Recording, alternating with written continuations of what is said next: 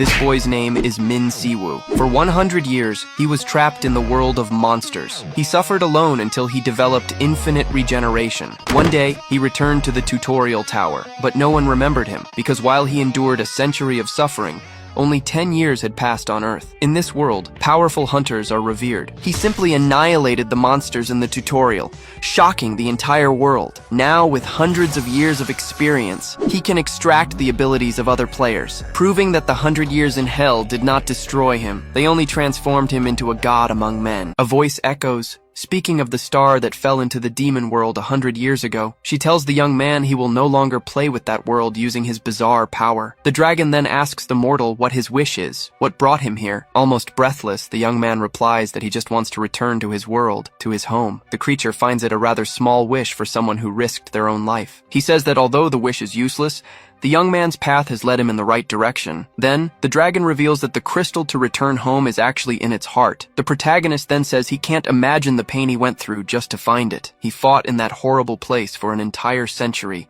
a century of pure suffering. With that, the dragon decides it will grant him a little mercy, and this mercy would be to simply end his pathetic life with a single, precise strike. But the young man smiles, agreeing it was about time to end it all. Suddenly, an immense light explodes from his body and rushes towards the giant creature. The dragon is hit head-on by the flash, reeling from the force of the impact. Startled, it wonders what kind of sinister and powerful light this is that envelops it. The young man notices his wounds are closing and wonders if this is healing power, but the dragon corrects him, saying it goes beyond that. It's actually regeneration. With his body healed, he dares the beast to rip out the heart, or he'll do it himself. He gives it 3 seconds, warning that he's not just some ordinary warrior. The creature is shocked by his healing power, trying to understand what's happening. Then, the protagonist mercilessly crushes the dragon's head in a swift, brutal blow. He counts to 1, saying he can't wait any longer to end this fight. And with a dull thud, the dragon's giant body finally falls to the ground, defeated. It's then revealed that his name is Xiu Min, a hunter of the healer class. He holds the crystal and complains, thinking it's a crappy reward for 100 years of fighting. A voice tells him to shut up,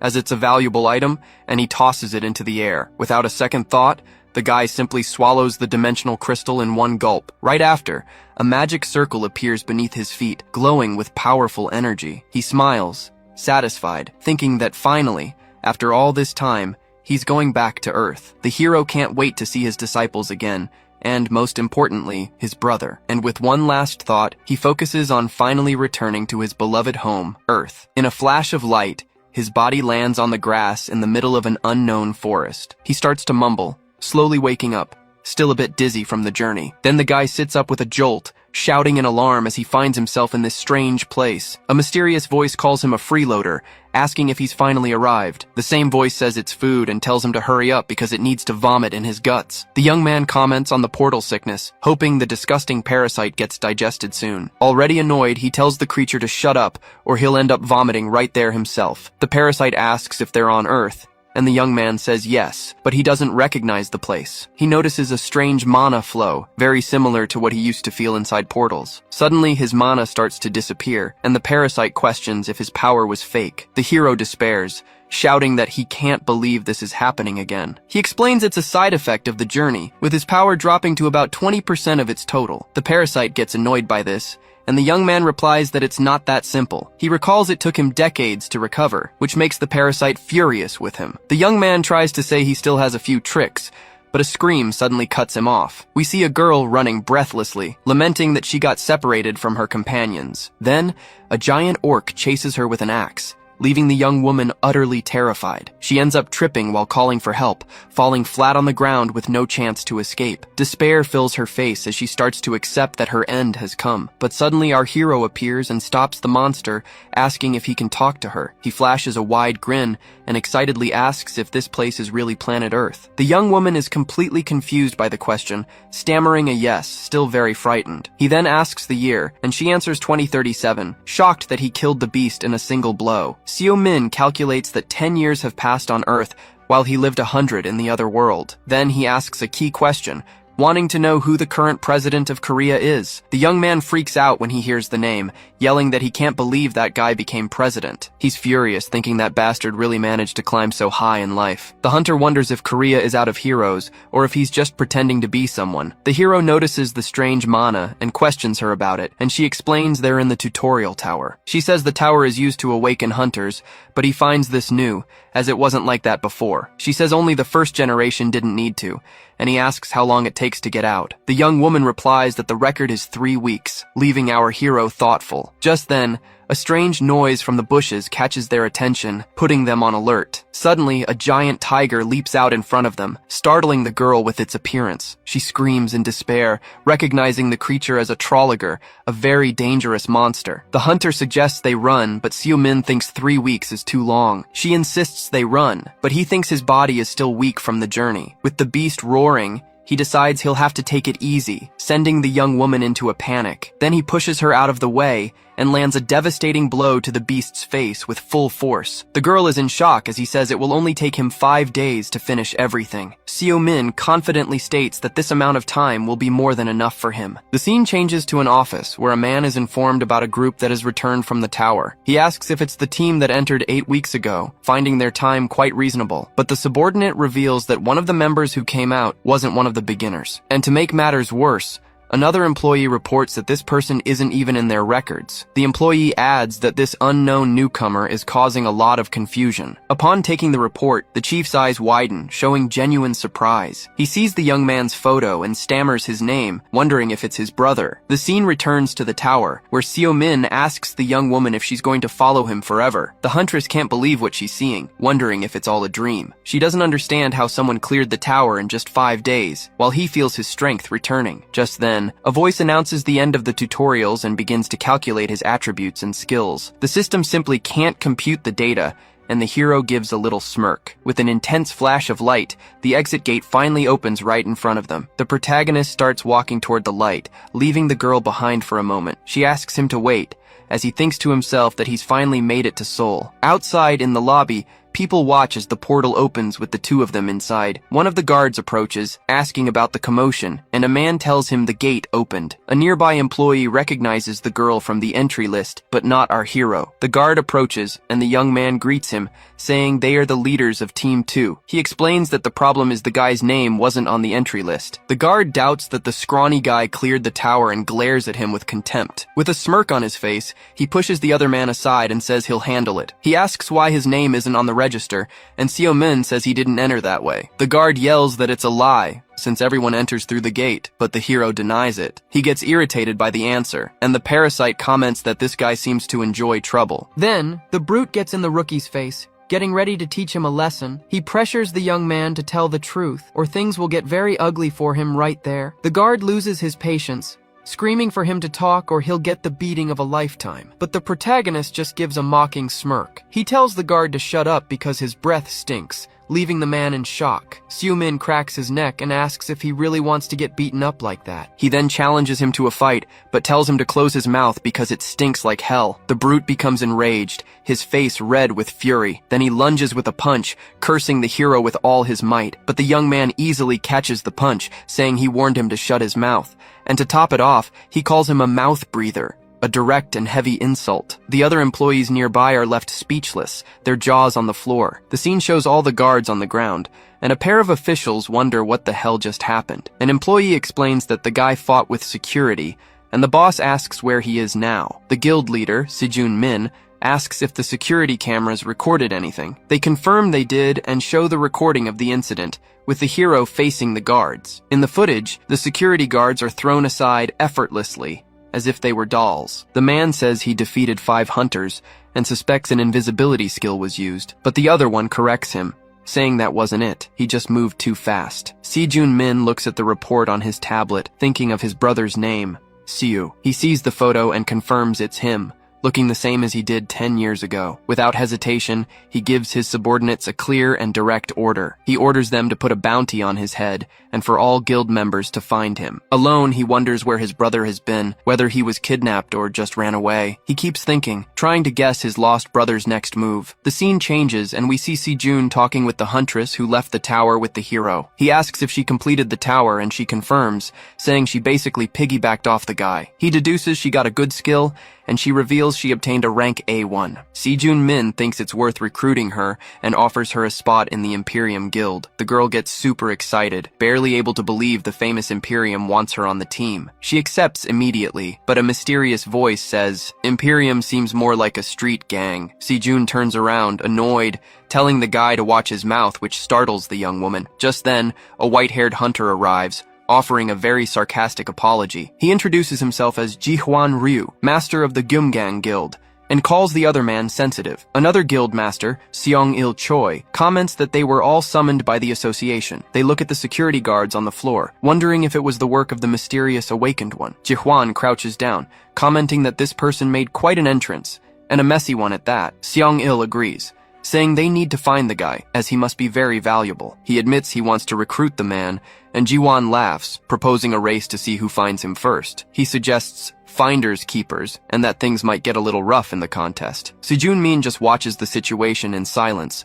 with a very unfriendly expression. Seong-il suggests they split up, and Ji-hwan hands his card to the girl, who looks surprised. He says goodbye with a wave, mentioning he'll be in touch with all of them soon. Si-jun Min scoffs with contempt, doubting he'll actually do anything. Outside, a young man with blue hair waits for his master, who approaches shortly after. The young man asks if the talk went well, and Ji-hwan tells him to gather the hunters to find someone. He then asks who exactly they need to find, and his master gives a mysterious smile. With a dark look, he reveals that the true target of the search is Si-jun Min's family. The scene then cuts to our hero, now walking alone through the bustling city streets. The parasite complains that after 100 years, the first thing he does is eat chicken, but the young man eats happily, telling it to shut up so he can recharge his humanity. Out on the street, the parasite asks what their next destination is, where they're going now. He answers seriously, saying the answer to that question is pretty obvious. With a distant look, the hero says there's only one place to go, his home. He stops in front of an old house, confirming that this was his former home. With some hesitation, he opens the wooden gate, which creaks as it moves. A voice then emerges in his mind,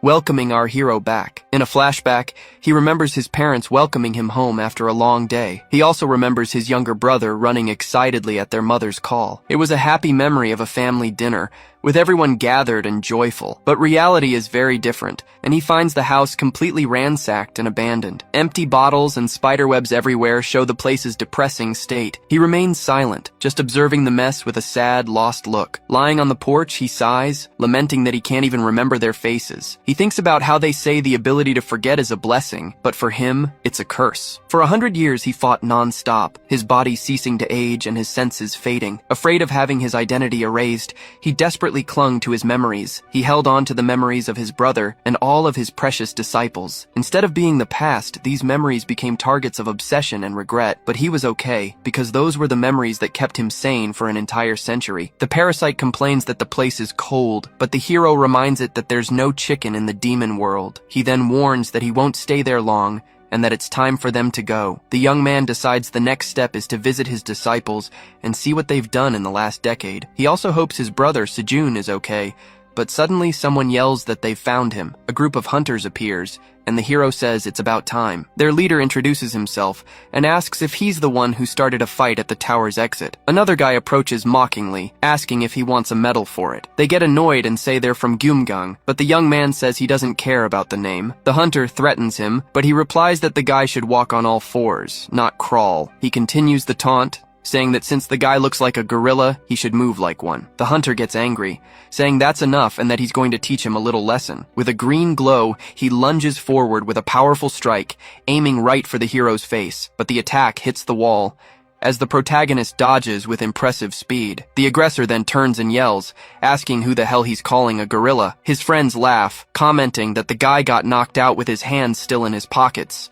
It's explained to us that his skill, Mercury, doubles the user's speed. The parasite asks if he wants to eat the skill, and the hero says yes, since it's the first one. At that, the protagonist jumps up, leaving the red-haired hunter quite confused. He appears behind the guy in the blink of an eye, who screams without understanding what happened, and with a precise strike, he hits the hunter with full force, throwing him violently to the ground. The man spits on the ground from the force of the attack, leaving his companions terrified. The hero then positions himself over the fallen body, preparing his next dark move. He extends his hand and commands his predator to consume the prey right in front of him. Suddenly, a dark magic circle appears, trapping all the hunters in place. The predator skill is activated, and he manages to extract the speed skill from the hunter. He's happy it works on Earth, but the parasite says the taste doesn't beat fried chicken. One of the hunters on the ground writhes in pain, showing the attack's power. One of them tells the rest of the group to attack, and the hero decides to use his new skill. He agrees with the parasite's suggestion, preparing to test his newly acquired power. With the Mercury skill, he moves like a blur and defeats several hunters at once. One of the guys gets angry and charges at him with a knife, using a dash skill, but the hero stops him with one blow, knocking the enemy out with a precise strike to the chin. He complains about the guy's dull blade and extracts his weak point strike skill. Another hunter takes advantage of the distraction to attack, but the young man says he's going to take that skill too. Suddenly, a desperate voice screams his name, causing him to stop his attack. The scene shows the hero holding one of the guys hostage, while the rest are on the ground. He faces his enemy with a serious gaze, the knife held close to the man's neck. Just then, his brother Sejun arrives, panting, as a memory from the past surfaces. He smiles in relief upon seeing his brother, who stares back at him with surprise and confusion. The protagonist recognizes him and asks what Sejun, his brother, is doing in a place like this. A flashback begins, taking us back 20 years, to when a gate appeared on Earth. Monsters poured out from within, spreading chaos and destruction across the planet. But the gate also awakened powers, creating the first generation of hunters. With his parents dead, Seo became a hunter to take care of his brother. Little Sejun then asks his older brother why he isn't going to school today. Seo replies with a smile, saying that from that day on, he would start working. The little boy gets sad and asks if it's all his fault, feeling guilty. But his brother comforts him, saying he just chose his career a little earlier than others. Sejun then asks if he'll be late coming home that day. The hero says goodbye, promising he'll try to come back as soon as possible, so he shouldn't worry. The scene changes, and we see a memory of the protagonist complimenting his brother's fancy new house. He's amazed by the place, and Sejun says he just followed his teachings to live by. In his thoughts, Sejun reveals he bought the house for when his brother came home. Seo gets excited about having a room, and his brother thinks it must have been tough for him. Sejun gets emotional and says that from the way he talks, he really is the brother he once knew. Sejun gets closer and asks where his brother has been, wanting to know why he only came back now. With a smile, Seo invites him to sit, as he has 100 years of stories to tell. Now sitting in the living room, the older brother begins to summarize his long journey. He explains he was sent to another world, where he found a parasite that extracts skills. With its help, he defeated the dragon and used the crystal to finally return home. He finishes the story while eating, and says that this pred now lives inside his body. Sejun gets scared, asking if he's possessed, but his brother says it's just a parasite. He tries to calm the younger one down, saying it sounds crazy, but he's completely sane. At this, Sejun says he trusts him and that, for now, he's just happy he's back. But then he gets serious and asks how that bastard Dae-soo Choi became president. His brother explains that the guy stole all the credit and used it to rise to power. Seo grinds his teeth in anger while Sejun wonders what their rival will do now. He then asks if the guys who attacked him were henchmen of that one-eyed rat, but his brother denies it, revealing that their guild is a different one and that there are 7 major guilds. It's shown that their guild, Imperium, is also part of this elite group. Sejun says Gyeomgang is one of those guilds, and the hero notices how irritated his brother is. He then takes the opportunity to ask how his former disciples were doing. His brother replies that they went their separate ways,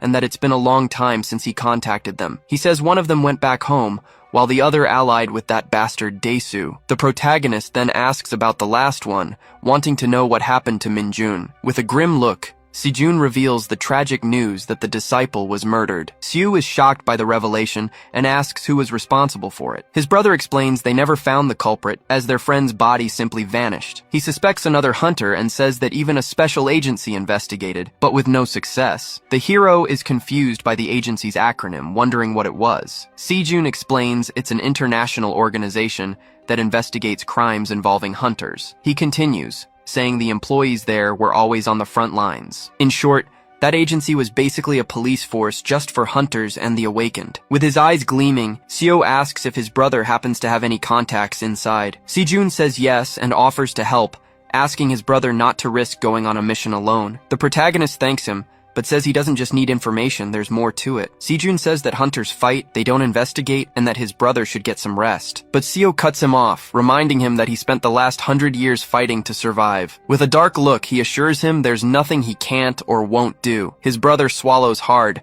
having forgotten what people used to call him. Seeing his determination, Sejun gives in and says he'll contact an administrator at the agency. He thinks his brother's aura is different, and Seo recognizes a face on the computer. Sejun identifies him, but the hero says that guy's real name is something else. The scene changes to 2 days later, with a man storming into the room, furious with the rookies. He complains that the bosses sent a new recruit without even doing an evaluation first. The guy starts grumbling, saying that back in his day, a hunter's life was much harder. The rookie has heard the story about 700 times, but the boss insists on telling it again. He brags, saying his team was devastated just thinking about losing their ace. But just then, a healer with incredible power appeared to save the day. He was remembering how the guy healed him, but he's interrupted by someone calling his name. The hero approaches and asks why the guy changed his name, which leaves him confused. With a smirk on his face, he asks if the man remembers him, his savior. The team leader stammers the name Siu Min, and shouts the nickname Mad Dog in shock. An image from the past appears,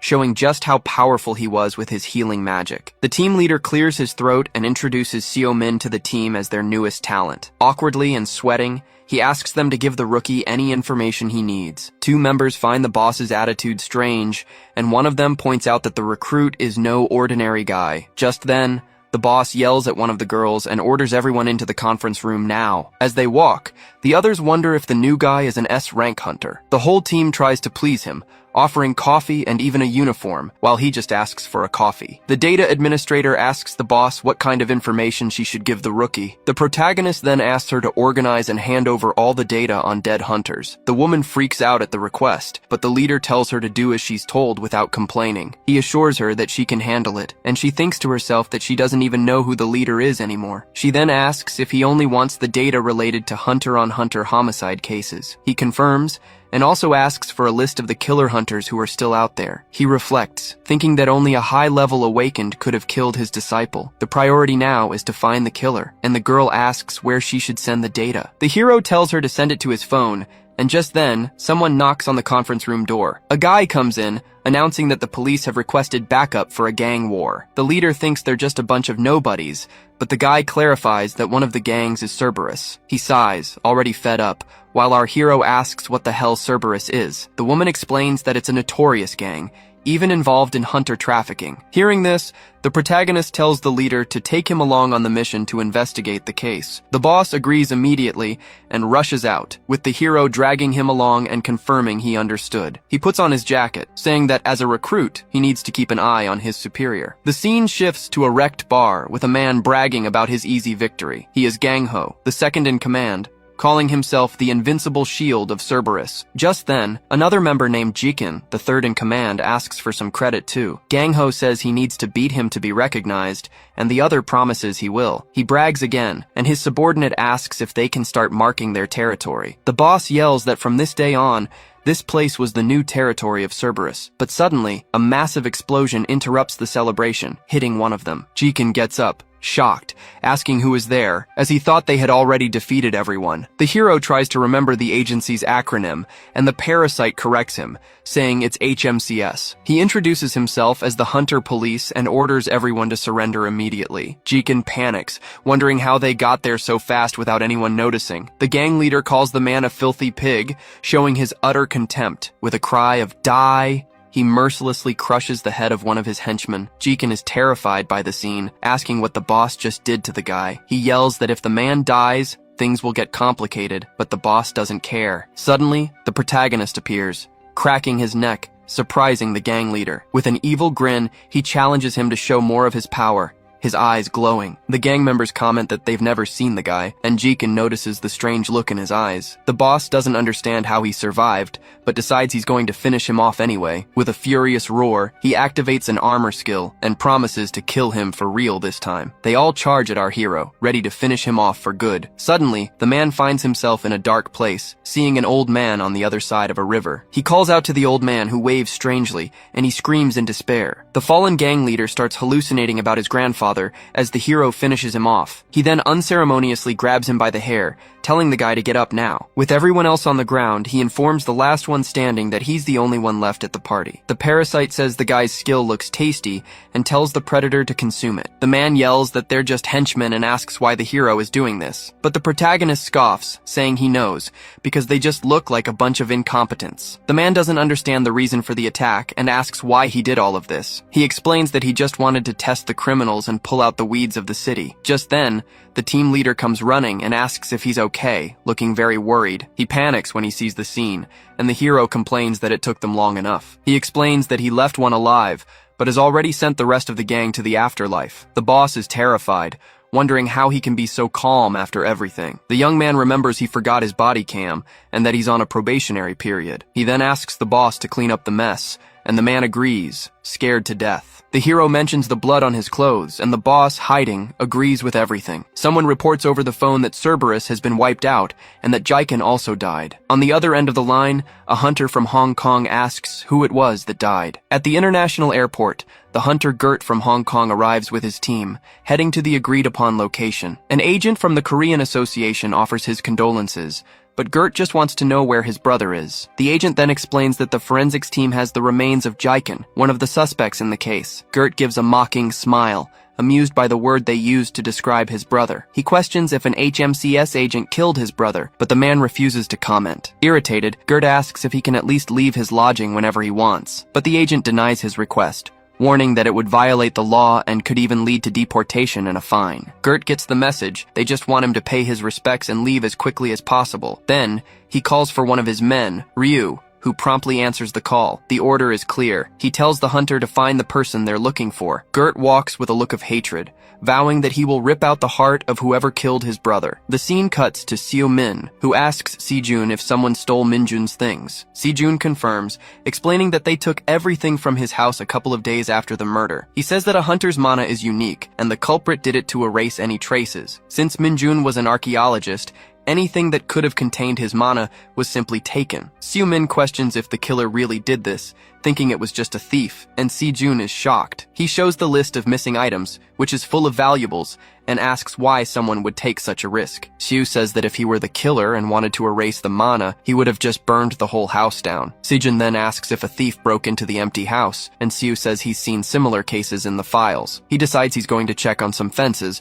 but his brother thinks it's impossible since the case is old. With a confident smile, Seo says he'll only know if he checks, and that he'll be back at night. But right after, he gets embarrassed, realizing he spoke with a little too much confidence. Then, Predator complains about the lack of results, saying he's taking control from now on. The entity yells at Seo Min, sarcastically thanking him for leading them to a dead end. Nearby, a henchman hears the noise and asks his boss if he heard it too. Seo Min quickly hides behind a post to listen to the two men's conversation. They mention that those bastards from the HMCS are raiding the fences and caught one yesterday. The henchman explains that they don't need a warrant, and can even kill awakened criminals on the spot. He suggests they hide the merchandise, since the main target is goods stolen from hunters. Just then, Seo Min suddenly appears, shouting that he's the one who's going to confiscate everything. The henchman panics, warning that he's the bastard from the HMCS who's been raiding the fences. Seo Min demands an answer, but the boss orders his man to attack, who replies that his skill isn't for combat. Suddenly, more henchmen come running, asking if the boss is okay and wondering what's happening. The boss laughs, saying Seo Min made a mistake coming alone, and that his body will end up at the bottom of the sea. Surrounded in the alley, Seo Min just stares at the men with a calm and serious expression, unfazed. He thanks them for saving him the trouble of hunting them down one by one, as a golden energy emerges. Seo tells Predator that vacation's over, asking him to load up the strongest one, and the entity negotiates for food. With a magic circle on the ground, he accepts the deal as the energy grows around him. The thugs are startled by a flash of light, and Seo Min unleashes a powerful shockwave in their direction. An immense blast of golden energy surges forward, completely filling the narrow alley. The light from the explosion is so intense it blinds everything, showing only the raw power of the attack. With the impact, objects in the area fly, and the henchmen are electrocuted by the skill. Lying on the ground and shaking, the man stares at Seo Min, who asks if he's going to show him the way now. Utterly terrified, the henchman stammers and asks what kind of monster he is. With a sinister smile, Seo Min just replies,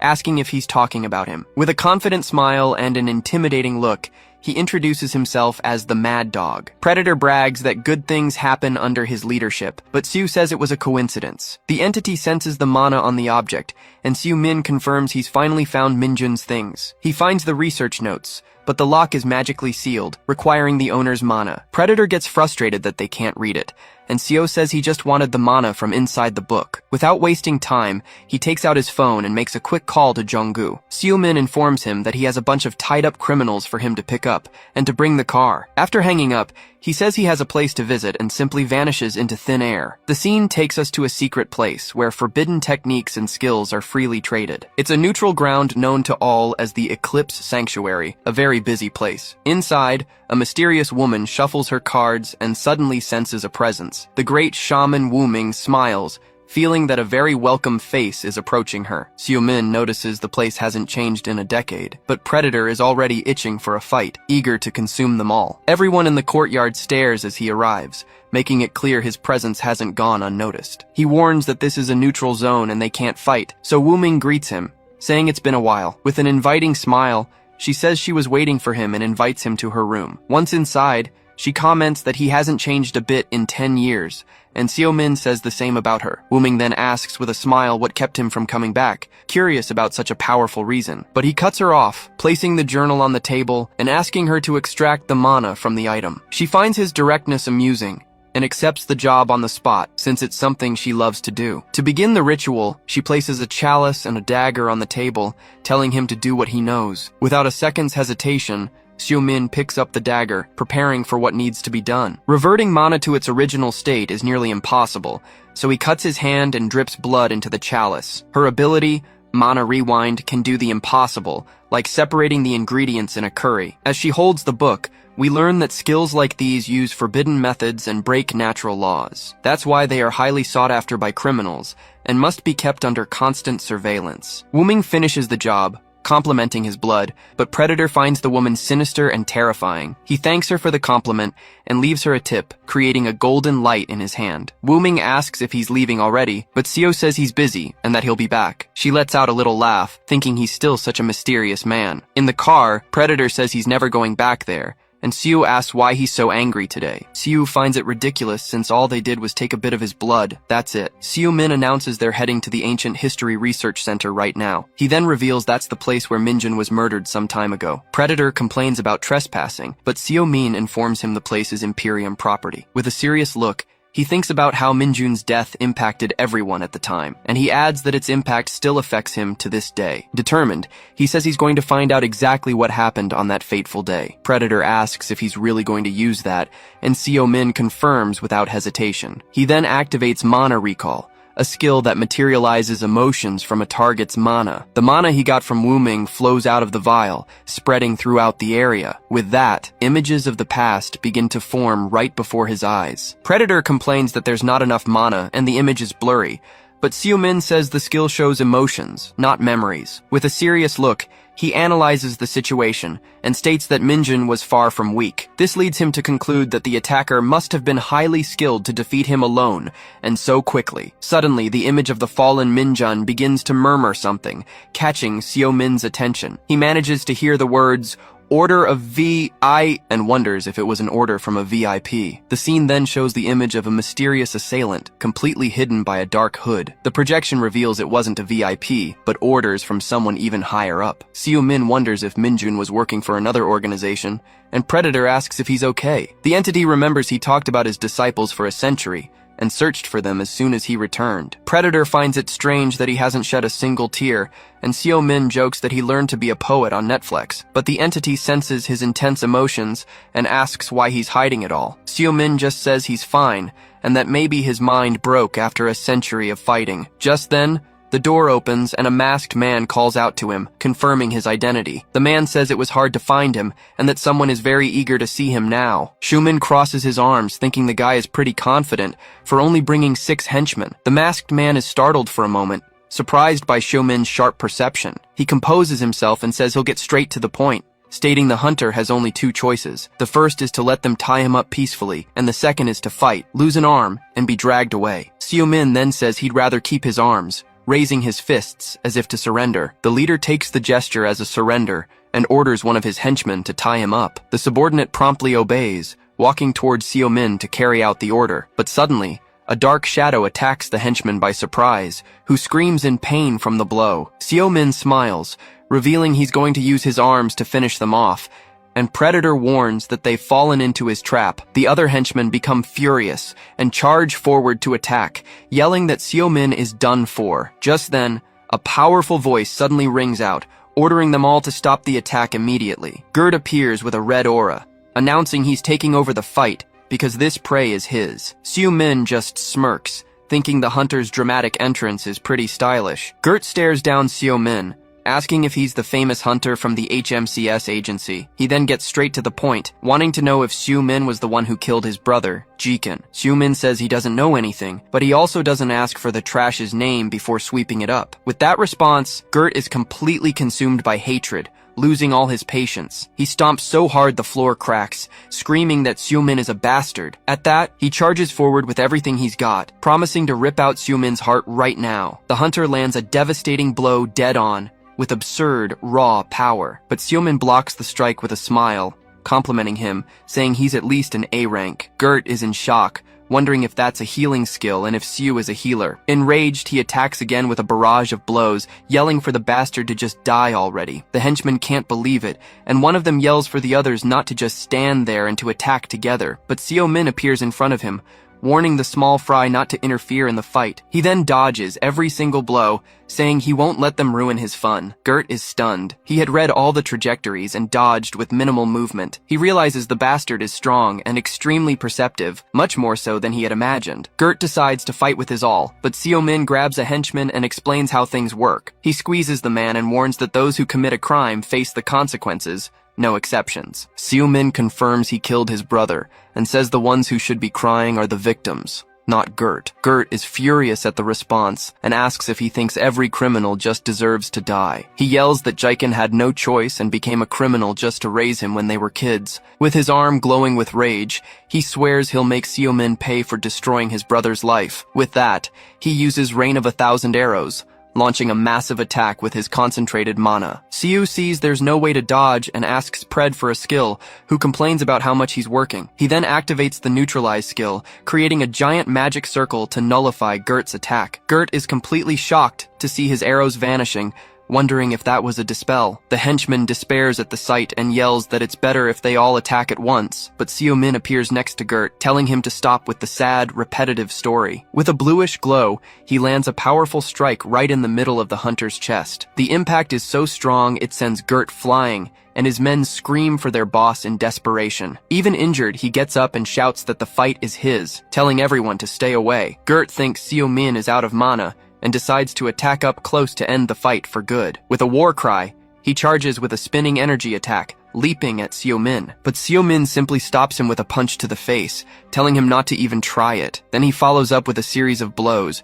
preventing Gert from using any skills he wanted. Seo Min even complains about the old building, asking if the criminal trash is going to pay for the repairs. Gert is thrown back by the impact, while Seo Min does a backflip in mid-air. Seeing his chance, Gert yells for his henchman, Ryu, to bind Seo Min as quickly as possible. Ryu complains about them only asking for help now, but activates his containment chains anyway. The red chains fly out and bind Seo Min, immobilizing his arms and body. Trapped, he hears Ryu shout that he's going to tear him to pieces so he can't heal, but Seo Min congratulates Ryu for following in his brother's footsteps and becoming a criminal too. With a golden magic circle, he activates his lifesteal skill, which drains the target's life force. Gert screams in pain, feeling his life being sucked away as his body withers and ages instantly. The henchman panics, yelling that this can't be the ability of a simple healer. Seo Min then explains that this was the first skill he awakened and that he's no ordinary healer. He explains that he does more than heal, as he controls life force at its very essence. With a confident, power-filled smile, he reveals himself as a life mage. Seo Min then turns to the last henchman, who becomes desperate and begs not to be hurt, but he simply says no, and knocks the guy out with a single blow to the head. With everyone on the ground, Seo Min glances around, wondering if he got them all. Then he remembers something and adjusts a camera on his belt, hoping it's on. He speaks to Jong-gu through the camera, warning him that the criminals attacked first and it was self-defense. The scene cuts to Jong-gu's team, who are watching everything in shock, spitting out their food. The problem is, the agent points out that he hit the live button instead of record. Elsewhere, the ministry is discussing the video, questioning since when the HMCS has been doing live broadcasts. A man explains that it's part of a recruitment project from the agency's international headquarters. He says the project was a failure because they couldn't create videos that grabbed people's attention. An official wonders why such an incredible talent joined the HMCS, but is interrupted. A woman points out that the important thing is that the person who died on the live stream was Gert from Hong Kong. The door opens and everyone stands up as an important figure apologizes for the delay. It was Dae-soo Choi, the president of South Korea, who arrives wanting to know what the problem is. A few days later, the scene shifts to the bustling cafeteria of the Imperium Guild. Sejun sits down with his brother and asks if he can hear all the chatter around them. But Seo-min is more focused on his food, and Predator tells him to just ignore it and keep eating. He praises the cafeteria's food, asking if he can have lunch there every day. Sejun then explains that the video from his live stream dealing with Gert went viral online. He mentions that luckily the camera was shaking so much that his face was unrecognizable, but he worries what'll happen if Dae-soo Choi finds out, asking Seo-min to keep a low profile for now. Seo-min calmly nods, picking up a piece of omelet with his chopsticks. He says he'll do as his brother asks and feeds him a bite, surprising Sejun. Sejun gets embarrassed, but Seo-min says that no matter how old he gets, he'll always be his little brother. Suddenly, a group approaches their table, greeting the guildmaster. A hunter, Jisoo Shin, bows and thanks him, saying she awakened an A-rank skill because of him. Sejun notices the hunter Seok is with them and asks if they're heading to the rookie seminar. He takes the opportunity to introduce the other hunters, Haman Chu of the White Lion and Yamato of the Frost Soul. Finally, Taiji Seok introduces himself, saying it's a pleasure to meet the famous Seo-min. Seok says he's heard about his achievements at the HMCS, and Seo-min replies that the pleasure is all his. But Hamin Chu interrupts, asking if he's the big-shot rookie everyone's been talking about. He questions if Seo was the one who killed his rival Gert in the video, but says he highly doubts it. With a mocking smile, he points and says that Seo-min looks weak as hell. The other hunters are shocked by his attitude, and Sejun scolds him by name. Sejun finds it disrespectful for him to just show up and treat someone so rudely. Haman defends himself, saying he just asked a question, but Seok tells him to watch his mouth. Sejun gets furious and threatens to tell his master, Seong-il Choi, what happened. But Haman isn't fazed, saying he's a direct apprentice of Xiaolong, the leader of the Black Lotus. Hearing that name, Seo-min immediately stops eating, his gaze fixed. He remembers his former disciple, Xiaolong, one of the young men he trained in the past. Haman was about to keep bragging, but Sejun claps his hands and says, "That's enough of this scene." Seo-min then challenges him, saying that if his master didn't teach him manners,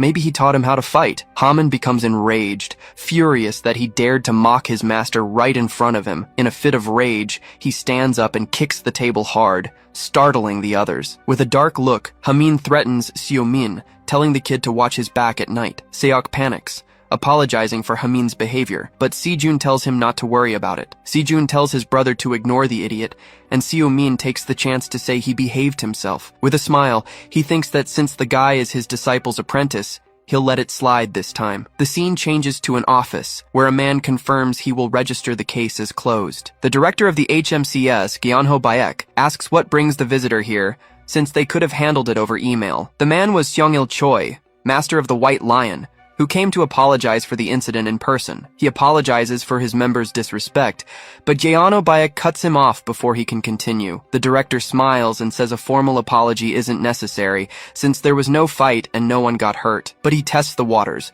saying unless his real intention is to poach the new recruit. Gyeonho explains that the rookie is valuable and has already been sent to escort an awakened criminal. Seong-il finds that a shame, commenting that it's rare for a correctional facility to ask the HMCS for help. The director agrees, saying that until now, such tasks were always passed on to the major guilds. He glances at a report, thinking that perhaps the winds of change are finally blowing. Seong-il stands up and asks if he can send Haman Chu to apologize in person instead. The director agrees immediately, saying that will give them a chance to sort things out. Seong-il says goodbye, thanking him for the visit, and the director wishes him a safe trip, but he's already seen through the attempt to hide the recruit and vows he'll find him no matter what. With that, He calls for Miss Seo and tells her to prepare Hamin Chu for a field mission. The assistant then asks to which location she should direct Hunter Hamin Chu. He reveals the mission's destination will be Incheon City, where the prison is located. The scene shifts to a guard complaining about the heat, wondering why the HMCS hasn't sent anyone yet. Another guard assures him they'll be here soon, and the first one complains about a new prisoner. He's furious because instead of behaving, the guy is just making more work for them. The prisoner's name is Sari Volka. He arrived quietly but then freaked out and took down 5 men at once. Inside the cell, the prisoner Kari Volka stares at his handcuffs, thinking about his situation. Suddenly, a rat approaches him, saying it has a message from the Bestia organization. The rat explains that his escape has already been arranged, as a task awaits him outside. But without a second thought, Sari simply steps on the rat, crushing the creature on the floor. The voice says the only thing he needs to do is simply cause total chaos. Outside the prison, Seo-min arrives in a light rain, observing the place. He then confirms if this is indeed his destination, the Incheon Correctional Center. Hamin Chu arrives at the prison furious, shouting that they just left with the prisoner. He complains about the sloppy transport and wonders why Xiang-il even sent him there. Just then, he spots the bus in the distance and asks if that's the one. The guard immediately confirms it. Frustrated, he gets in his car, grumbling that at this rate he'll end up in another province.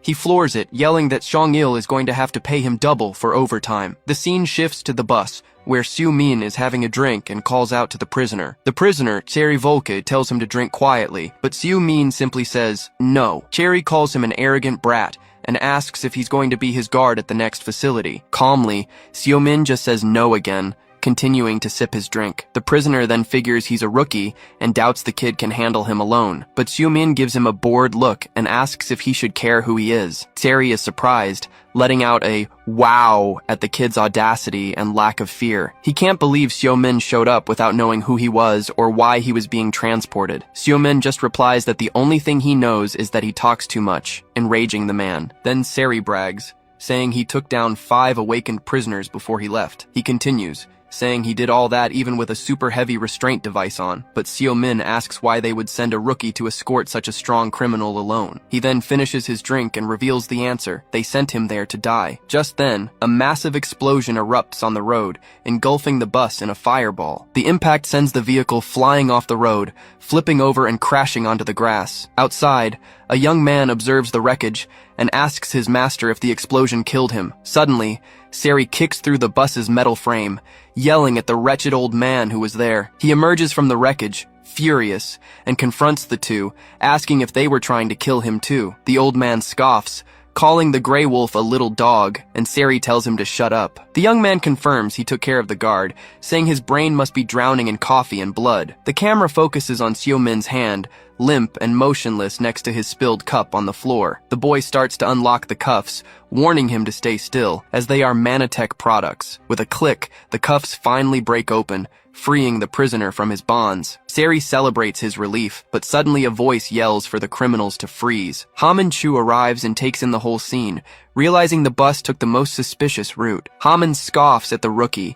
saying Sung-il bet on the wrong person this time. He then cracks his knuckles, demanding to know which organization the criminals work for. The young man recognizes his face, the A+ rank hunter, Hamin Chu, from the White Lion Guild. His master notes that he doesn't sense anyone else nearby, and Sari sees this as a great warm-up. Hamin charges forward, annoyed, but Sari glares back, asking why they should answer him. Then, Sari uses his skill and transforms into a giant, furious white werewolf. Hamin is surprised by the transformation, but says it doesn't matter if he's human or beast. He activates his relentless assault, covering his body in red mana armor. With the skill active, he rushes the werewolf with a sequence of brutal blows. The werewolf withstands the blows, thinking the fight would be much harder if he were alone. But Hamin doesn't understand. His hits are landing clean and dealing damage to the enemy. Even so, the creature remains on its feet, taking every attack without falling. He even mocks him, asking if this is a massage to celebrate his freedom. The old man realizes they can't waste time and tells the young man to end the fight now. The boy obeys,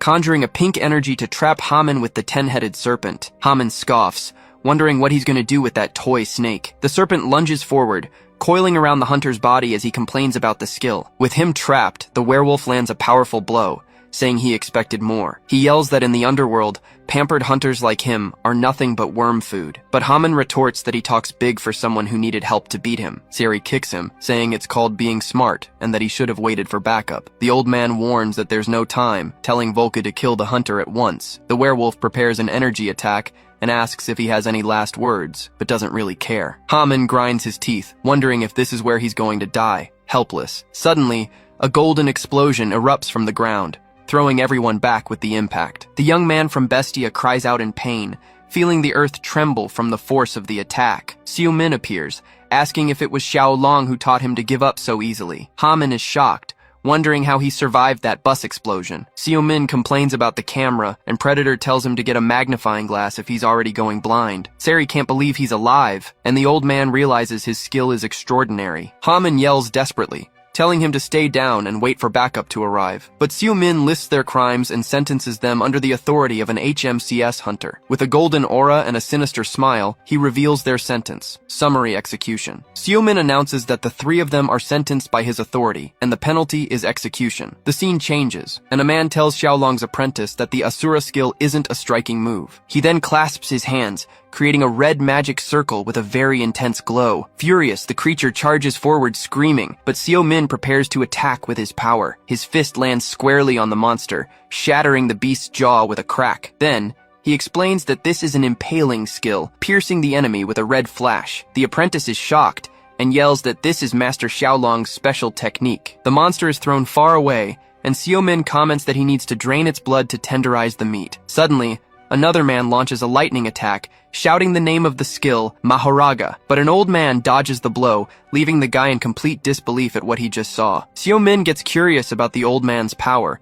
and Fred immediately asks if he can eat that. He then explains that it's just a magic scroll, and Fred complains that it's like frozen food. Outraged, the apprentice yells at Xiu Min, asking how he's using his master's skill. With no patience for talk, Xiu Min grabs his face, making the guy scream in pain. Just then, the old man appears with a sinister aura and warns the young man not to move a single muscle. The old man threatens to crush the apprentice's soul with his gravity field, putting him in a bind. But Xiu Min just smirks and asks if that's supposed to be a threat to him. So the old man proposes a deal, asking them to leave in exchange for the hostage's freedom. He tries to convince the young man, saying it would be good for both of them if he just left. Xiu Min cleans his ear and calls it nonsense, as he wants what this mission offers. He says the apprentice can escape on his own, but the boy shouts that he can't get out of there. The old man gets confused and asks if they aren't on the same side, but Xiu Min denies it. Hearing that, the old man's eyes go wide, realizing something is very wrong. Xiu Min walks toward him and asks which assassin organization he belongs to. The man tenses up and asks who Xiu Min is and what he wants,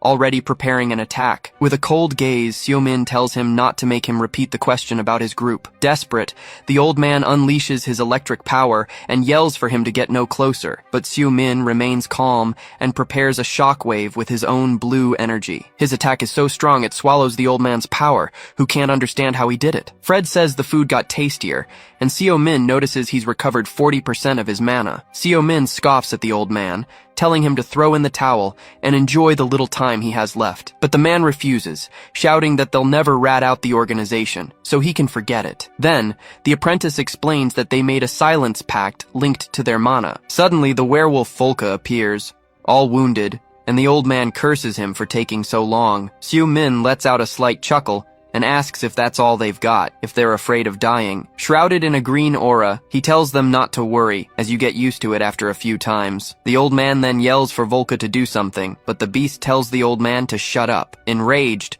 the werewolf warns that he doesn't care about dying because he's going to rip him to shreds. But the apprentice steps in front and blocks the attack, saying he won't let him pass. With a smile on his face, he comments that the fight has just gotten a little more fair. He yells that the monster should have stayed dead, but the creature replies that it's just getting started. With his face covered in shadows, Xiu Min whispers the name of his technique, Boreal Gale, and then a giant ice storm hits the beast and throws everyone far away. He grabs the old man's neck and asks in a cold tone what it feels like, and then he answers his own question, saying it feels like dying slowly. The old man screams in pain, being slowly suffocated by our ruthless protagonist's hand. With a sinister look, Seo Min asks how many deaths it will take for him to finally tell the truth. The apprentice despairs and asks what kind of monster he is to do something like that. Seo Min then breaks the boy's arm and says that apparently one death wasn't enough. In shock, the apprentice realizes that he heals his targets just to torture them again and again. He then moves on to the third attempt and asks once more which group they belong to. The apprentice can't take it anymore and begs the old man to talk, who finally whispers the name Bestia. With a satisfied smile, Seo Min confirms he heard the name of the organization he was looking for. Just then, the old man remembers why that skill seemed familiar, having a great revelation. He shouts that Seo Min is the Mad Dog, one of the 3 supreme masters who vanished long ago. Having gotten what he wanted, Seo Min crouches beside the body and says he'll get straight to the point. He then creates a manosphere and asks if the apprentice knows the scoundrel he's looking for. We learn that Bestia is an assassin's league, specializing in hunting and killing hunters. They are the most influential organization in the underworld, known for their skills and absolute success. The old man says that as a first-generation hunter, he had no choice but to accept their offer. He then talks about the Pact of Silence, a tradition to protect the secrets of their comrades. This is an unspoken rule that forces members to be loyal until the end of their lives. For 15 years, he served Bestia faithfully and thought he would die before betraying them. But the constant deaths at Seo Min's hands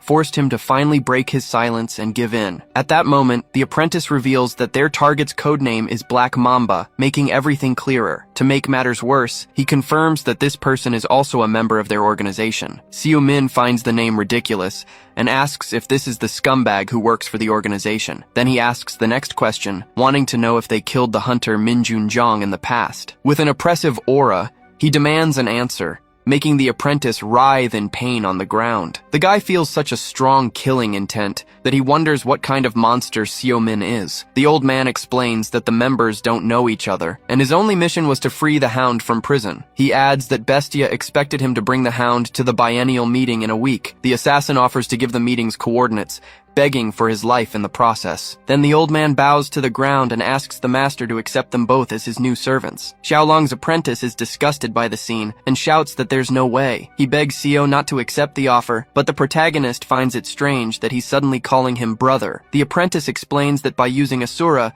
Seo Min met his master, which makes them close. The guy offers to be his apprentice, but an impatient Seo Min tells him to shut up. With a thoughtful look, he focuses on his goal, which is just to get information on Black Mamba, but he realizes that if he lets them go, Bestia might find out about him, which would be a huge problem. Suddenly, he changes his mind and says they have a deal, leaving the apprentice shocked. The old man thanks him happily, but Seo Min warns that there's a condition for this to happen. He says that to ensure their loyalty, they both have to take the Mana Oath. Volky complains that it's a slave contract, but the old man tells him to keep quiet if he wants to live. With little choice, they step into the magic circle glowing brightly on the forest floor. Seo Min then creates a mana disc and tells them to pool their energy and state their names. The old man introduces himself as Crimson Spectre, and the other says he is Carrie Volke, sealing the pact. Fred celebrates that the food servants are now his, and Seo Min names them his subordinates. In return, he promises total protection, and their contract glows brightly on a scroll. With little choice, the two accept the offer and bow before their new master. But Xiaolong's apprentice throws a tantrum, threatening to report Seo Min to the association. With a very sinister look, the protagonist asks what he just said, and the boy immediately freezes. He then picks up the scroll, confirming that Bestia's meeting will be next week. At that, Seo Min turns to the boy and invites him to be his new direct disciple. The apprentice is overjoyed and already calls him master, leaving Seo Min quite satisfied. Now, with his new team, he thinks 4 people are enough to turn everything upside down. But he smiles, thinking he'll need 1 more member to help with the cleanup after the mess. The scene shifts to a prison, where a guard yells that the prisoner has escaped from transport. An important man is furious, asking if HMCS's enhanced security was just for show. The hunter defends himself, saying Seo Min was so fast he couldn't even react in time. The director doesn't want to hear it, and yells that the HMCS recruit should come and apologize in person. But the hunter reveals there were 5 to 10 guards in the convoy, leaving the man shocked. He points out that for this transport, only 1 guard was requested, which is very suspicious. The director stands up, annoyed, but the hunter interrupts him with a bombshell. He reveals that the prisoner confessed to bribing someone high up within the prison itself, so he announces that HMCS will start a full investigation into both the fugitive and the facility. With a firm gaze, he asks for the director's cooperation, who is left with no choice but to comply. The scene changes, and we see a man with a forced smile, looking completely exhausted by the situation. Elsewhere, Seo-min hears that the investigation into the bribery case has already begun. Just then, Hunter Hammond Chu from the White Lion Guild appears, surprising everyone in the room. He also asks who the mysterious old man is, who's just sitting there drinking calmly from a mug. Then he points to the hooded Volka, who's in the corner sweating bullets from nervousness. But Seo-min smacks Jung-gu and tells him to sit down, warning that it's a long story. Now with the team assembled, he sits and announces he will go over the operation details. He explains they will infiltrate Bestia's meeting, an event with 8 elite assassins. Jung-gu is shocked and asks what the point is of invading the place with so few people. With a sinister smile on his face,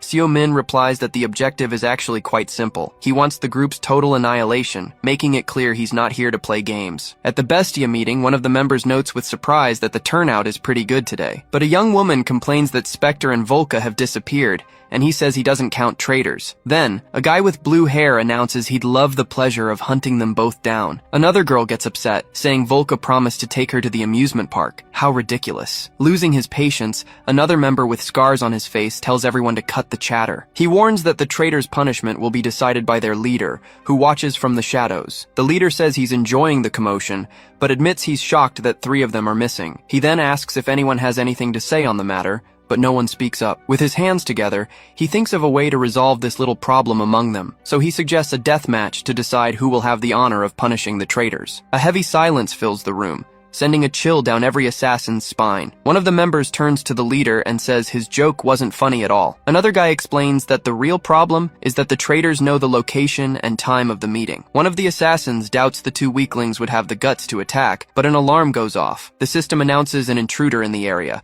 putting all members on high alert. The leader of Bestia asks them to repeat what they said, not quite believing the intruder story. A member then warns that they have company and tells everyone to take one of the 5 routes to investigate. The group splits up, but one of them finds it strange that Porcupine and Black Mamba are staying behind. At that, Porcupine says he takes no pleasure in killing the weak and will just stay here and play a game. The leader laments that he forgot to ask for the heads intact so he could identify them later. The scene cuts back to Jung-gu, who's complaining about life, having won the worst kind of lottery. 30 minutes earlier, Seo-min's team arrives at the meeting spot, finding the place well hidden. Spectre explains that there are 5 entrances with sensors, and the internal structure is always shifting, but he guarantees they all lead to the main hall, though the time it takes varies. Seo-min then decides they'll each take an entrance to surround the target from all sides. He asks Jung-gu if he brought the walkie-talkie, and the guy confirms he has it right here. Seo-min tells them to stay sharp, and if they find someone too strong, to call for him, and he emphasizes that they should be extra careful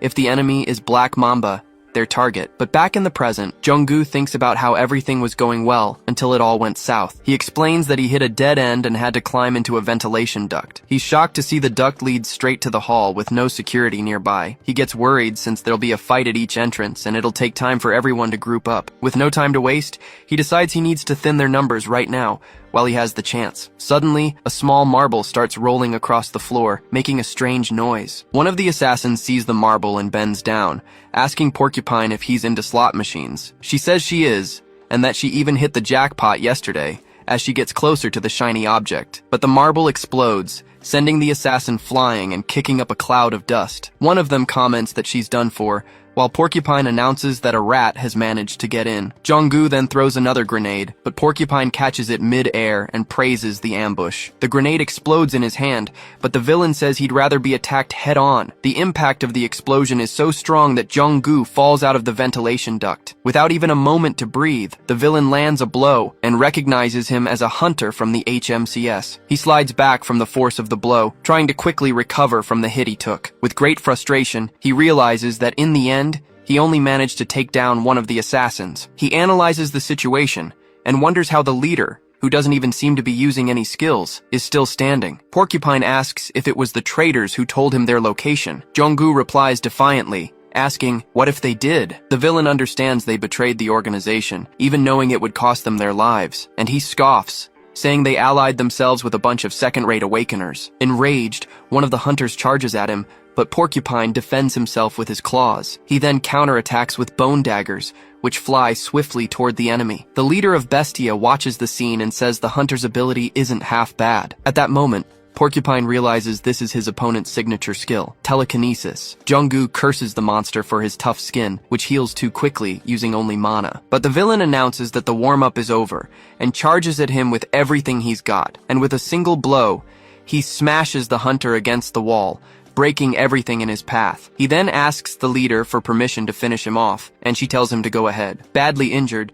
Jung-gu tries to grab his radio to report that he's found the target in the hall, but the villain strikes him in the face, stopping him from calling for backup. Lying on the ground, he hears Porcupine say that it's too late to call for help now. The villain gets curious and asks who's going to show up next to try their luck. He wonders if it'll be the director, Spectre, the pup, or maybe someone else. Or maybe the entire team has come for him all at once. The hedgehog prepares for combat, facing the team that invaded the main hall, but an explosion goes off, and he's surprised, not expecting them all to arrive. He's shocked to see that the Bestia assassins were defeated so easily. The leader complains that she was sure she chose the best, but they dropped like flies, huh? But the hedgehog finds it all very strange, since their wounds indicate there was a fight. The team holds their ground, showing they didn't escape the fights on the other routes unscathed. He then says it's hard to believe they defeated the tiger and the grizzly so quickly. With a powerful stomp, he cracks the floor and creates a blast of rocks to intimidate them. But Ha Manchu gets annoyed with all the talk and tells the bastard to shut his mouth right now. Surrounded by his red aura, he charges forward and attacks the villain with a furious blow. The hedgehog blocks the attack and recognizes him as the hunter from the White Lion Guild. He then slides back and asks why he's here, since he's not from the HMCS. As he does, he bumps into someone and apologizes, saying it was his bad. Lying on the ground, the Spectre coughs and remarks that this whole situation makes no sense at all. The villain says their teamwork is terrible, and their stats are too different for a team. The hedgehog wants to know who the leader is, the person who gathered this group for the attack. Then, we see Seo Min holding one of the assassins by the hair, showing his dominance. The scene changes, and Ha Manchu wonders how Seo Min got there so fast, but it's explained that the master appeared mid-fight and told him to run to the center. He figures the same thing happened with Volca and the old man, and now they need to hold the target. Volca complains that facing an A+ awakened without killing them is nearly impossible, especially that snake. The Spectre agrees, talking about the Black Mamba, a shapeshifter with brutal speed and strength. He suspects they've set a trap, or that the leader, the crow, is just watching from a distance. With that, he slams his staff into the ground, creating a luminous mark to track the mysterious leader. He then tells Volca to focus on capturing the snake, and the werewolf complains about the hard work. Ha Manchu leaps to attack, but the hedgehog slams him to the ground with a quick, powerful stomp. But the Spectre traps him with his magic,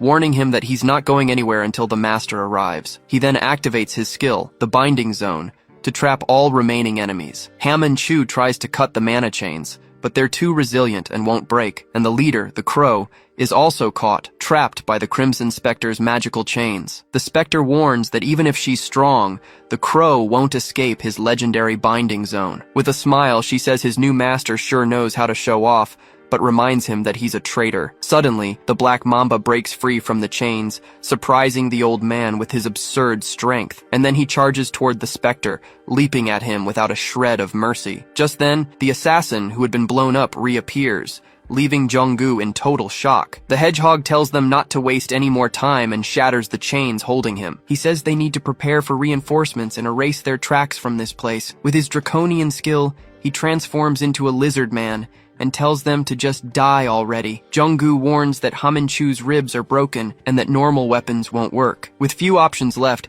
he yells that their best choice is to run as fast as they can. Ha Manchu realizes the monster's mana is incredibly high and it uses the ground as its territory. He understands he's the tank now and that he can only try to buy time because there's no way to win. To make matters worse, Volca is busy fighting the other assassin, so he can't help. He feels an enormous weight on his shoulders and admits this fight is going to be tough, isn't it? He manages to land a stab on the monster, which releases a green smoke and seems to feel the damage. Jung-gu is shocked to see the snake using elemental corrosion magic, filling the air with swords. Then, The villain spins and shatters the entire floor, launching pieces of rock toward the hunters. Ha Min-chu then yells at Jong-gu, warning him that a giant rock is about to fall right on top of him. The monster tells Ha Min-chu that if he were him, he wouldn't turn his back in the middle of a fight, and with a direct hit, the creature attacks and slams the hunter into the ground, creating a crater. He turns to Jong-gu and says, "There's one thing official hunters never understand." The monster chokes him and asks if he really thought their headquarters wouldn't have defenses against intruders. Across the room,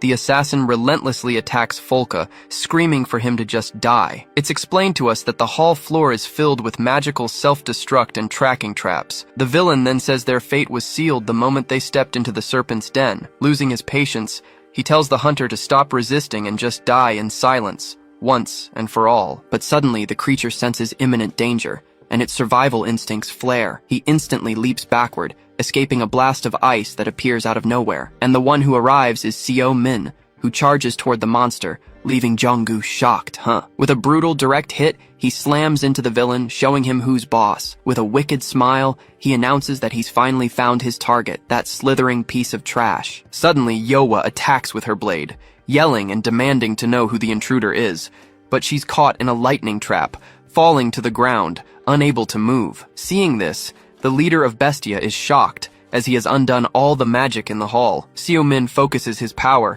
while Fred scoffs, saying their magic was way too easy. The leader is impressed, since he effortlessly nullified millions of magical traps. Just then, the porcupine appears and says that their noisy entrance caught him by surprise. He stares down Seo-min and says that now, everything finally makes sense to him. He then accuses him of being the villain who put together a team and defeated his assassins. Seo-min is outraged, saying it's incredibly bold to hear that from an assassin like him. The leader asks the Black Mamba if he messed with the wrong people, but he denies everything. But the monster quickly understands the reason, stating that this is definitely about revenge. Seo-min admits it's impressive that he was tracked, since he never leaves any clues. He confirms it's for revenge, but warns that first, the assassin needs to answer a question. With that, he attacks with immense power, sending the porcupine flying with the impact. The leader of Bestia lunges at him, starting to realize who he truly is. Even from the ground, Yowa tells the leader to be quiet, warning that the Supreme Master is about to speak. The leader of Bestia starts to laugh, saying she wouldn't dare interrupt and question such fierce loyalty. From a distance, an assassin watches the fight, wondering what kind of monster Seo-min is. The porcupine is in shock, having never expected someone to use his own magic against him. He doesn't understand how Seo found him, nor how he can use magic and move so fast. With a powerful blow, Seo-min hurls the porcupine straight into the wall. The assassin spits blood on the floor, admitting he's never met anyone like him before. He says he prided himself on knowing every elite hunter, but he has no idea who Seo is. Then, he unleashes a dark energy and screams, demanding to know what Seo-min wants with him. Seo-min simply jumps and stomps on his back, saying he still doesn't get it. He smashes the assassin's face into the ground, warning that he's the one asking the questions. With another stomp, he tells the guy to stay quiet so he doesn't end up dying by accident. The assassin gasps for air on the floor, desperately begging for Seo-min to stop. Seo then grabs his face and asks who is above the so-called VIP. With a furious look, he demands to know which bastard ordered Min-jun's death. The assassin panics upon hearing the name, remembering the face of Min-jun, the historian. He lets out a nervous laugh and realizes Seo-min must have some connection to the boy. Seo-min tells him to speak, unless his loyalty to the contract is worth more than his own life. With a final ounce of courage, the assassin confirms that his loyalty is worth much more. He reveals a magic seal on his tongue and says that even if he told the truth, Seo-min wouldn't hear it, as his ears would melt. Then he spits something at him. The assassin gives a sick smile, saying that a professional never gives up a client. Seo-min gets angry, wiping his face and yelling that the guy spat right in his face. He then says that if he won't talk, he'll be forced to, releasing a golden aura. Seeing this, the assassin is shocked, wondering if Seo-min is also a healer. He starts to panic and screams for help from his leader, but she's also surrounded. With no way out, the assassin gives in and promises to tell everything, starting to reveal the client's name. But suddenly his head explodes, and Seo-min is left shocked by the word pandemonium. From afar, the leader of Bestia gives an evil smile, as if everything went according to plan. With a single blow, she attacks and creates a shockwave, pushing everyone around her away. The leader of Bestia faces him with a smile, saying she already knows who he is. She reveals his identity, calling him Seo Min, the mad dog who vanished 10 years ago. Seo Min then asks directly if she is also part of this pandemonium, but she denies it, explaining that they are freelance assassins and don't work for just one client. She says she figured it all out from his power and the way he recognized the name. He insists, asking if she truly knows nothing, and warns that he'll know if she's lying. The leader confirms she doesn't know, and says she's sure he's already realized it's the truth. She wonders why everyone forgot about him, and with a snap of her fingers, she revives the fallen. Just then, a huge explosion occurs, revealing it was a self-destruct trap. In the sky, she and Yowa float and ask if the mad dog isn't coming with them. Seo Min refuses, saying it's fine since he already got the clue he needed. Seeing his refusal, the leader smiles, understanding the situation completely. Then she says goodbye, stating they'll see each other soon, and disappears into a magic portal. Junggu gets worried, but Seo Min explains that she would have activated a self-destruct spell. He then asks Junggu to clean up the mess, since they got what they came for. Stepping on the debris, Seo Min can now only think of the name Pandemonium. He stands there wondering what the hell Minjun could have discovered. In his room, Seo Min researches on his computer, while the name Pandemonium echoes in his mind. It's explained that when the first gate appeared 20 years ago, many things came out of it. Besides monsters and rare stones, mana, the source of all power, also appeared. And finally, the demons, beings from other dimensions who knew how to use mana and skills. They took the chance to invade Earth, which was in complete chaos at the time. With that, they declared themselves supervisors, took control of the gates, and treated us like trash. And in the midst of all this, some humans created a group to worship the demon lord. This organization was called Pandemonium, a cult dedicated to serving the invaders. But fortunately,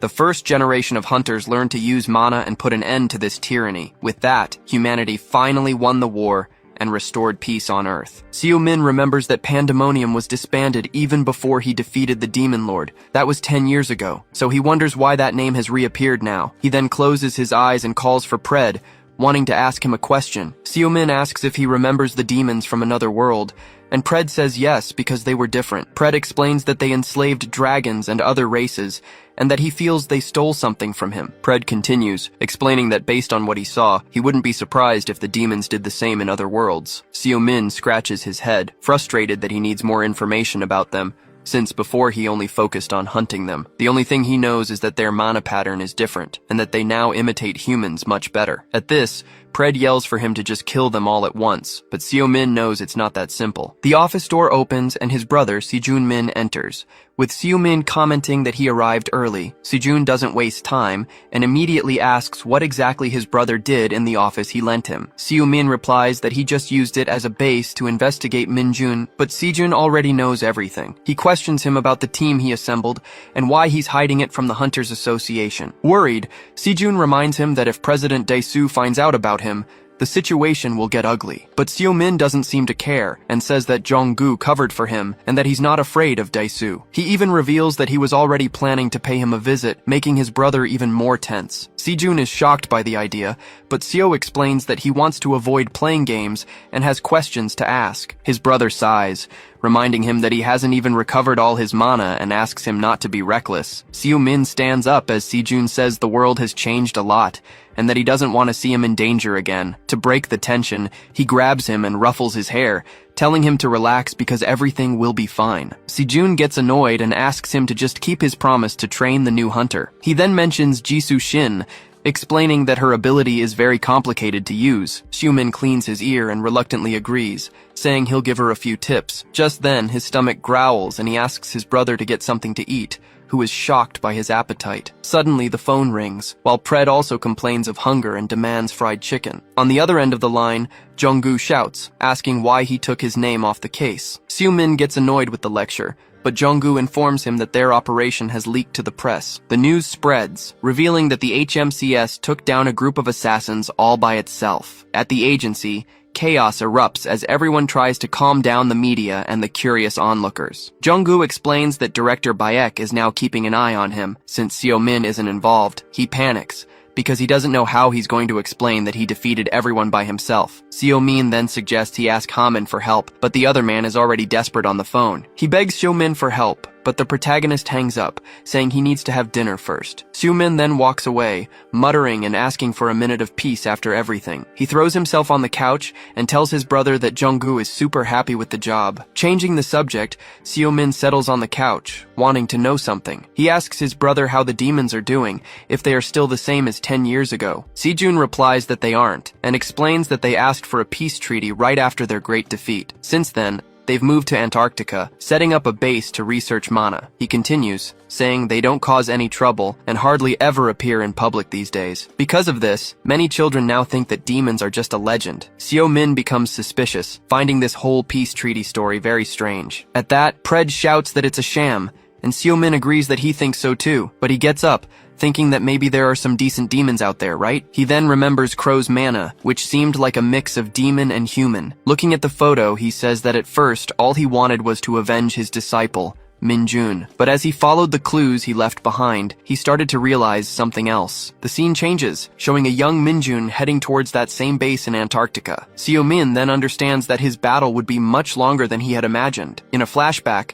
Seo-min tries to teach his disciples, telling them to focus their mana on their center. Hawkman is completely confused, not understanding what it means to cycle mana. He then complains to his master, saying that skills are just adrenaline and that meditating is a waste of time. Seo-min smacks the other guy on the head, annoyed that they asked for help only to get lazy. He explains that using skills is like running, and that hunters today don't learn the basics. Seo says he'll teach them what the Tower of Tutorials didn't, and tells them to pay attention. He says mana is fuel, and that Hawkmoon can't feel his center because he doesn't know the basics. Seo begins to explain about the mana reservoir, which is called the center, or the core. This is where mana gathers to generate power, which then manifests as a skill. He touches Hawkmoon's chest, showing that the strength of a skill depends on controlling this flow. Seo-min continues the lesson, saying that with training, it's possible to open even more power centers. Hawkman gets very curious about the term Earth Time as his hand begins to glow. Seo tells them to stop asking questions, but Pred scoffs, reminding him it took him a century to learn. He warns them that tomorrow's training will be very physical,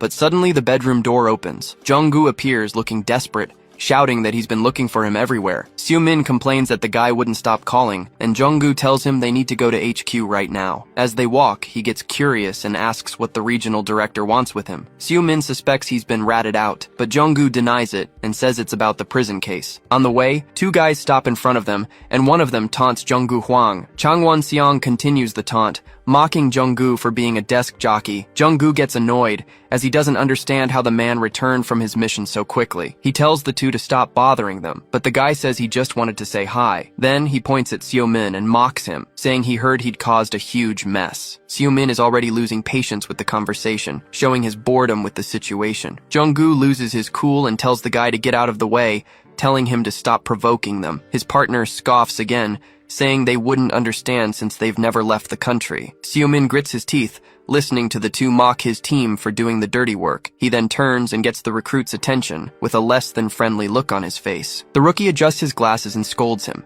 saying he should introduce himself to the veterans. But Seo-min snaps back immediately, telling Four Eyes to buy new glasses and get out of the way. Seeing his response, the two taunters give a sinister smile, ready to start a fight. With that, Yunta's hand begins to tremble with pure rage at Seo-min's audacity. He then releases his mana, asking for permission to educate the insolent rookie right then and there. But Jung-gu stops him immediately, telling him to cut it out since they're inside the main building. Changwon gets angry and yells, saying Jung-gu has no right to order his team around. Jung-gu pretends not to hear, and Seo-min jokes that his ego is so big he's hearing things. Furious, Changwon loses his patience and swears he'll crush them both to show who's in charge. The shouting ends up drawing everyone's attention, and they start whispering about the conflict. He prepares to attack, but a voice interrupts him, saying that everyone already knows who's in charge. Just then, Regional Director Gyeonho Bayek grabs him and says that the answer to that question is him. Upon seeing their boss, Changwon and his partner turn pale, completely shocked by the scene. The director then walks over to Seo-min, scolding Jung-gu for not handling the situation. He puts his arm around Seo-min,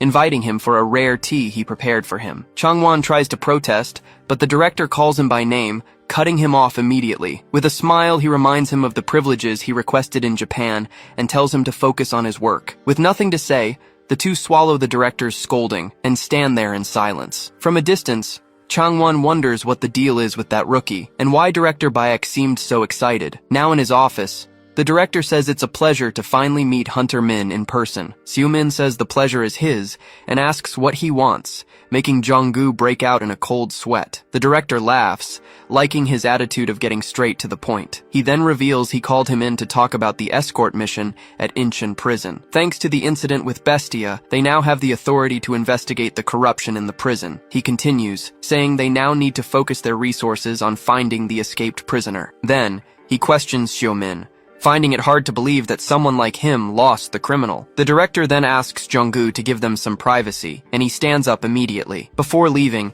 he mentally apologizes to Shu for having to leave him alone in that situation. Alone with him, Director Bayek says he's a man of reason and that he knows the truth. He reveals that he believes Seo-min is connected to Bestia's elimination and the fugitive. Seo-min just listens as the director says they can't let an awakened criminal run loose. Suddenly, he says he's invited a hunter friend who knows him and was eager to meet him. Seo-min is surprised by the news and slowly turns toward the door. The director then introduces him to a first-generation legend, one of the 3 supreme masters, and in the room appears Gyung-hoo Do, the master of the Saolabi Guild, with an imposing presence. Gyung-hoo Do pours a drink, commenting, "It's been a long time since they last saw each other." He confesses he thought it was a joke, since all their friends believed Seo was dead. Seo-min says it's a long story, while Pred wonders who this friendly man is. We're told that he is Gyung-hoo Do, an old battle companion of Seo's. The guild master is impressed, as Seo-min hasn't aged a single day. He then asks where his friend has been, since his disciples searched everywhere for him. With a smile, Seo-min just suggests they get another drink to continue the conversation. He warns that it's going to be a long night, preparing to tell his whole story. After hearing everything, Gyung-hoo understands that he was trapped for 100 years in another world. Seo explains it was due to the Demon Lord's magic, but he's interrupted by some shocking news. The hunter is stunned, unable to believe what his friend just revealed. He slams his fist on the table furiously, questioning how they made a peace treaty with the monster still alive. The master tells him to calm down, explaining that the Demon Lord is like a living corpse. He says the demons proposed the treaty, blaming only the former lord for the war. Seo-min says they were just scared, but Gyung-hoo reminds him that humanity couldn't take any more fighting. He recalls how the world was in ruins after the first gate and the monster attacks. On top of that, there was the war against the demons, so everyone was exhausted. Surprisingly, they offered to help rebuild the world and teach them how to close the gates. In return, they only wanted to retrieve their Demon Lord's remains and stay in Antarctica. Back then, people just wanted peace and to quickly adapt to the new power of mana. That's why the nations accepted the treaty, and Dae-soo Choi was the one who represented Korea. Since then, the demons have kept to themselves, only coming out to help. But some first-generation hunters didn't like the treaty and simply disappeared. Gyung-hoo admits he didn't care anymore either, but now something feels very wrong. He then reveals why, saying that Seo-min's name and title have vanished from history. All records of him from the last decade were erased, and rumors point to Dae-soo Choi. It was done so well that even he only managed to remember Seo's face today. To him, it's very strange that a war hero like Seo could be forgotten like that. Seo-min then asks if he thinks the demons and Dae-soo made some kind of deal. Gyung-hoo confirms, saying Dae-soo always did everything to surpass him, and that hasn't changed. Pred is disgusted by the betrayal, while Seo-min processes the idea of Dae-soo Choi working with the demons. He wonders why that bastard would ally with them just to erase his existence. Seo-min questions what the demons would gain from this, besides avenging their former leader. But Gyung-hoo says it's just a theory, and ultimately, they need more information. Seo-min gets angry, remembering that the demons started the war in the first place. At this, Gyung-hoo suggests he look for his old disciples, as they might know something. Seo-min hesitates, explaining it's not that easy, since they've all gone their separate ways. His friend then reminds him that Yeohwa is in Korea, and she's become an S-rank hunter. The scene shows how the young Yeohwa grew into a strong woman and the leader of Azure Bloom. Seo remembers she used to be attached at his hip, and finds it strange that she now works for Dae-soo. He takes a sip, saying that people change and she must have her reasons. Suddenly, he complains about the drink's taste, and Gyung-hoo teases him, saying he needs to grow up. The guildmaster regrets not calling Sejun, but Seo says it's better this way. Without them noticing, someone snaps a photo of Seo-min, a suspicious smile on their face. The scene cuts to a man who informs his boss over the phone about Seo-min's meeting. On the phone, a mysterious woman praises his good work and tells her agent to return. Suddenly, Yeohwa's phone gets a notification, leaving her with a dark expression. She looks at the screen and is shocked, confirming to herself that it's him. The photo reveals Seo-min's face, and she can't believe he's still alive. With this, she finally understands why so many strange things have been happening in the tutorial tower. Her legs give out, and she slides down the wall, stammering that her master has really returned, and she starts crying right there, completely overwhelmed by emotion. We're told that she always suspected something, as Sejun had been hiding things from her from the very beginning. Yeohwa recalls that she never gave up looking for him, even when everyone else had lost faith. She looks at the photo again with a smile, realizing he hasn't changed at all. Determined, she jumps to her feet,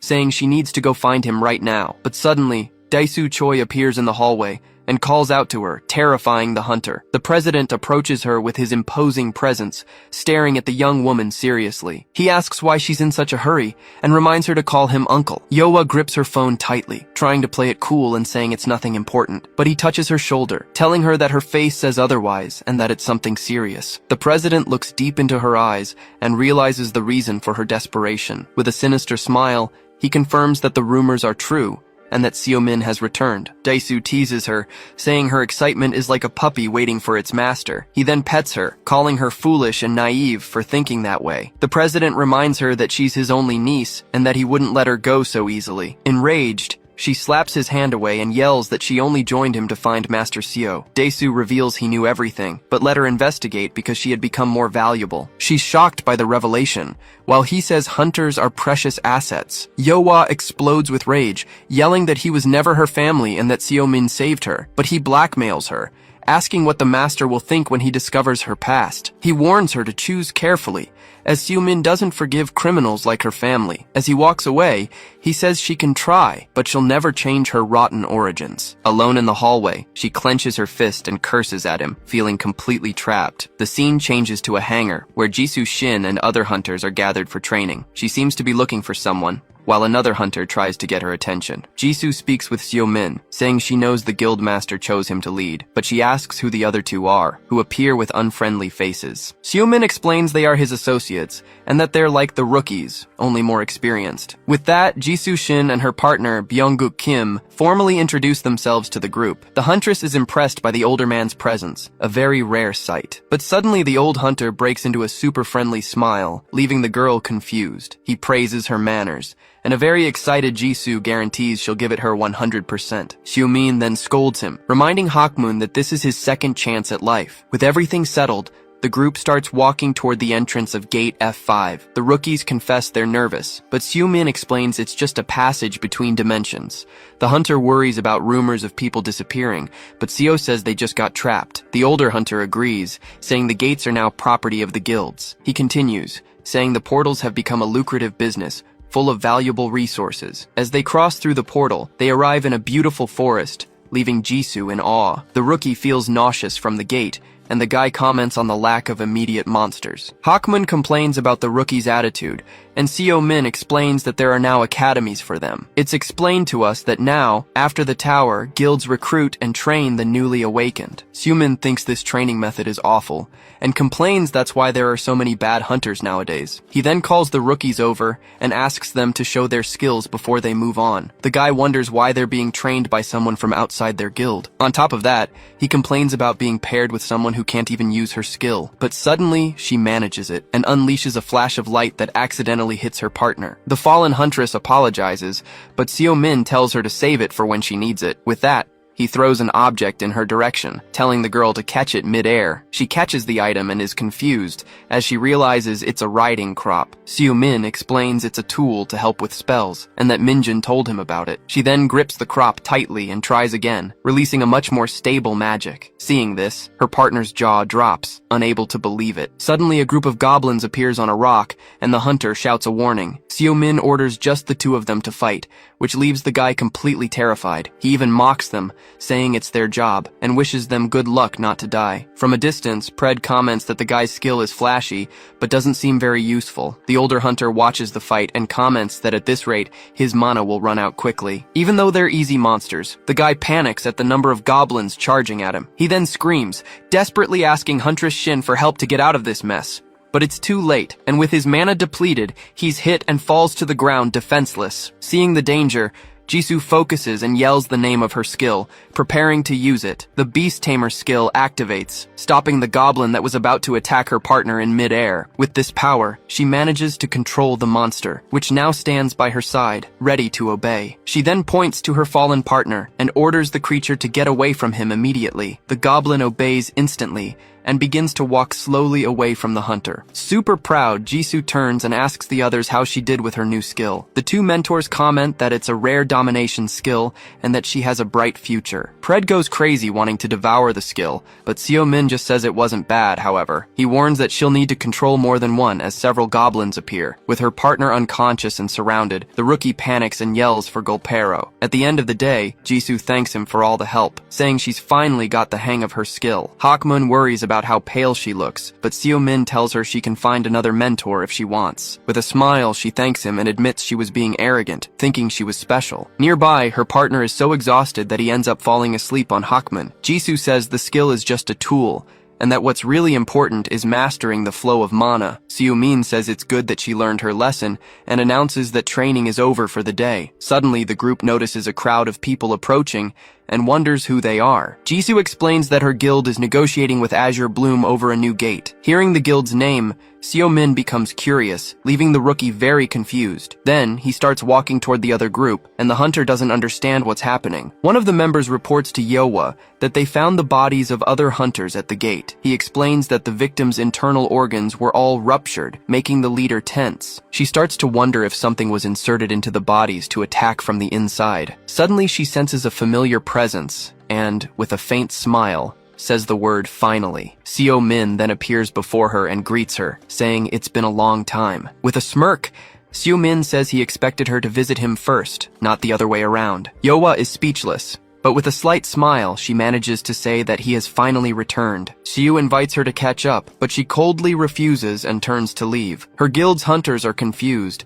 not understanding why their boss is acting this way. Pred scoffs at the situation, while the older hunter asks if that's his disciple. Seo-min confirms it, but something bothers him and he starts to wonder. He notices her eyes were watery and asks himself if she cried. In a flashback, we see a young Yeowa crying and hiding as Seo-min finds her. He sits next to her and asks why she's crying, teasing her about her defeat. Seo-min gently strokes her hair and tells her that if she's going to cry, she should just cry openly. She gets angry, complaining that he teaches Sejun better things just because he's his brother. The young girl says she's just a nobody he picked up off the street and that she's not important. She thanks him for saving her but asks him to leave her alone to cry. But he ignores her request and starts ruffling her hair to cheer her up. With a smile, Seo-min says they can at least decide who to call family. He says that from that day on, she would be his little sister and he, her big brother. Embarrassed, young Yeowa refuses the offer, saying she doesn't need a brother like him. Seo-min then threatens her, saying that the next day's training will be even worse. We're told that back then, she didn't want to be seen as just a little sister. She wanted to become his partner,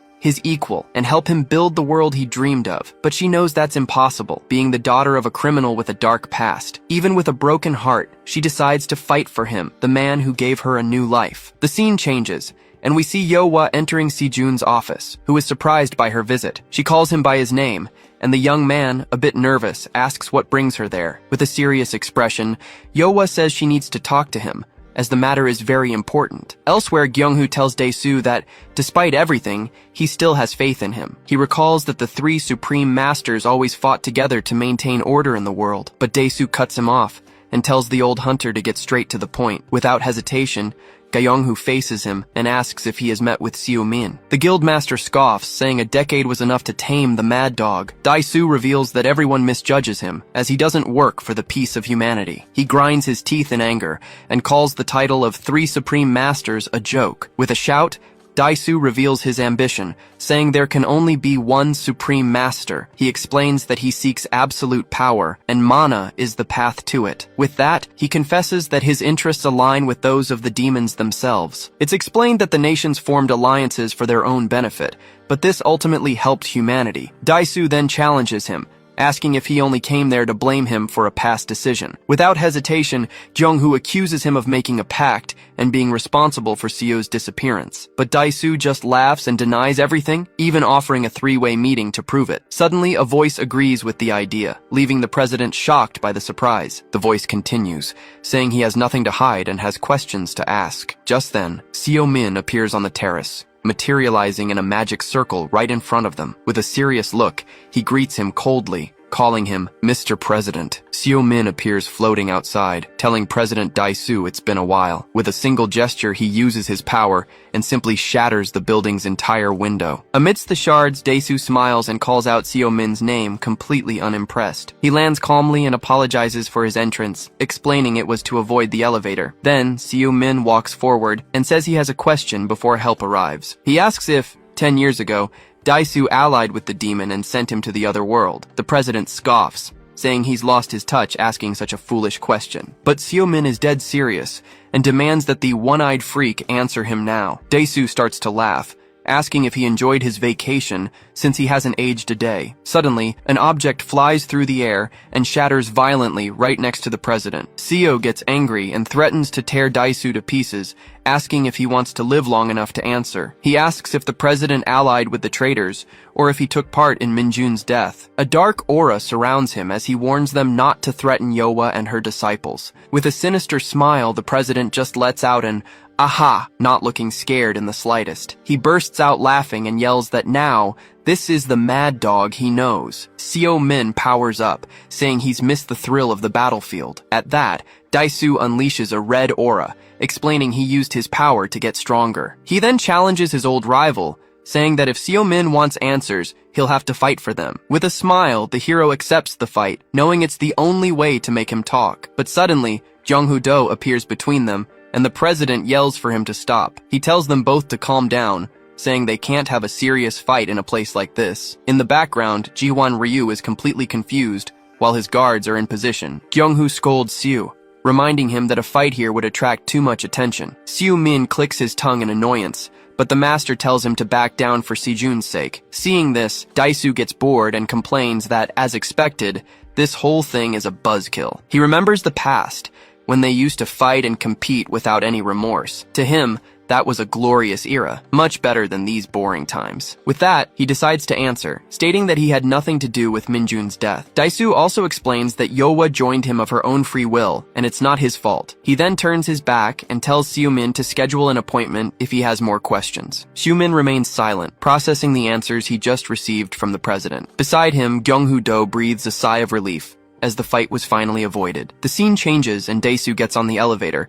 telling his assistant to shut up and mind his own business. The young man cringes in fear and stammers an apology to his boss. Then, the president orders him to prepare an A-rank gate and to bring Yowa to him. The scene cuts to a full moon night, in a flashback from 7 hours earlier. We're shown that Yowa went to Sejun and questioned him about the IZ Guild. She says the hunters found at the gate had all their internal organs disintegrated. Yowa explains that it was either a unique skill or they all ate the same thing. She reveals they were all connected to a mysterious guild called EZ, which no one had ever heard of. Sejun listens intently, then shares a rumor he discovered about the place. He reveals, shocked, that he heard this guild is led by a demon master. Sejun asks where she heard that, and Yowa says he's free to use the information. She turns to leave, saying she'll continue to investigate and will keep him informed. But before she goes, she asks him not to look for her, because Dae-soo is watching him, and she's worried. She asks Sejun not to tell the master she was there, as she doesn't intend to go back to him. Sejun then confirms he was right. Yowa joined Dae-soo to track Seo, but he's confused, as he sees no reason for her to stay with him now that Seo is back. He remembers that Seo trusted his disciples blindly, but to him they always seemed full of secrets. Worried, he sighs, and wonders what Yowa and Xiaolong are really up to.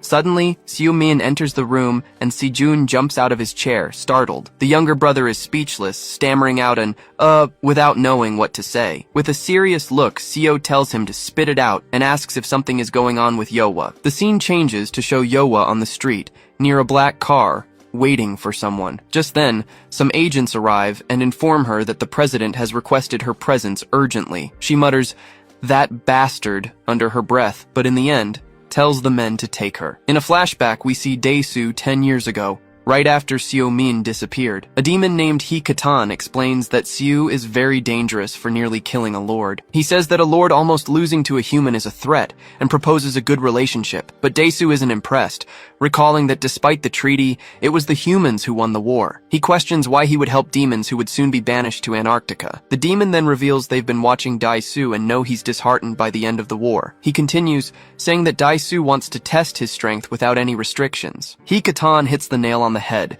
saying the hunter's only desire is to fight stronger enemies. With that, he offers to help Daesu reach his maximum power and completely master mana. Daesu clutches his stomach, realizing the demon wants more than just to erase history. He asks if the demon has considered that by becoming stronger, he would become a threat. But He-Katan explains that the demons only want to unravel the mysteries of mana and the portals. He turns and leaves, saying he will eagerly await Daesu's answer. It becomes clear that there, South Korea's strongest hunter made a crucial decision. The scene returns to the present, with Daesu at an F-rank gate, a completely empty and desolate place. An assistant appears through a portal and informs Daesu that they've prepared the gate as he commanded. He explains that the location is now his guild's property and that no one alive is there. Daesu praises their good work, then asks if the invitation he requested was sent. The young man confirms, but reminds the chairman that the summit is happening tomorrow. He cuts him off, says he already knows, and tells everyone to get out of there. The assistants withdraw, and one of them sighs at being dismissed so coldly. Just then,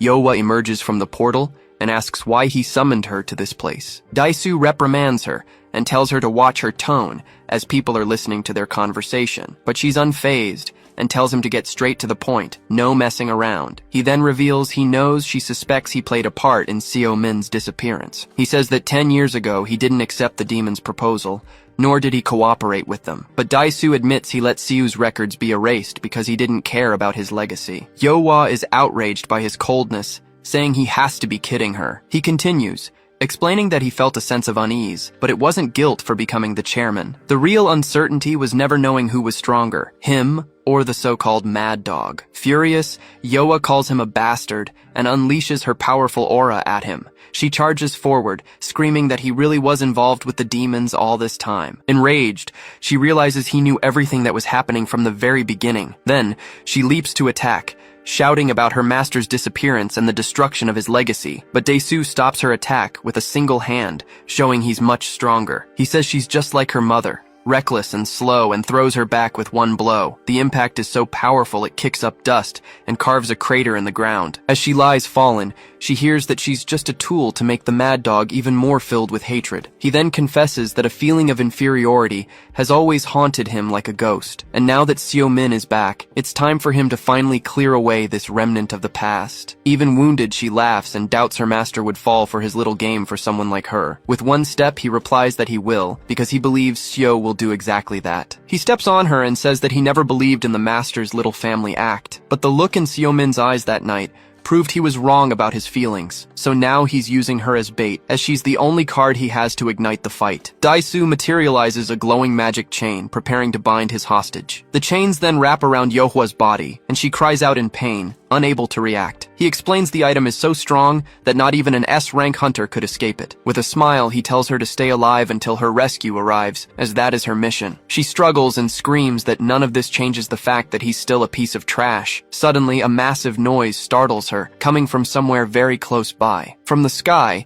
Seo Min descends like a meteor, hitting the ground with a violent impact. The collision causes a massive explosion, sending dust and rocks flying everywhere. But Daesu shouts excitedly that today, history will finally be set right. He boasts that everyone will witness the death of a relic and hail him as the strongest. With a dark smile, Seo Min appears and says that this is all a bunch of nonsense. He then attacks with all his might, shattering the ground and rushing the chairman with full force. Daesu manages to defend himself and laughs, but the force of the blow pushes him back. He calls Seo mediocre, saying that the 10-year absence has created a power gap between them. The predator warns they can't fight like this, but Seo Min simply replies that he doesn't care. With his power at its peak, he tells the predator that they're going all out for this fight. Seo tells Pred they're going all out, but he warns that Daesu is a monster. The parasite continues, warning that if he goes past his limit, there will be nasty side effects. But Seo Min calculates that 50% of his strength is enough to win. Then,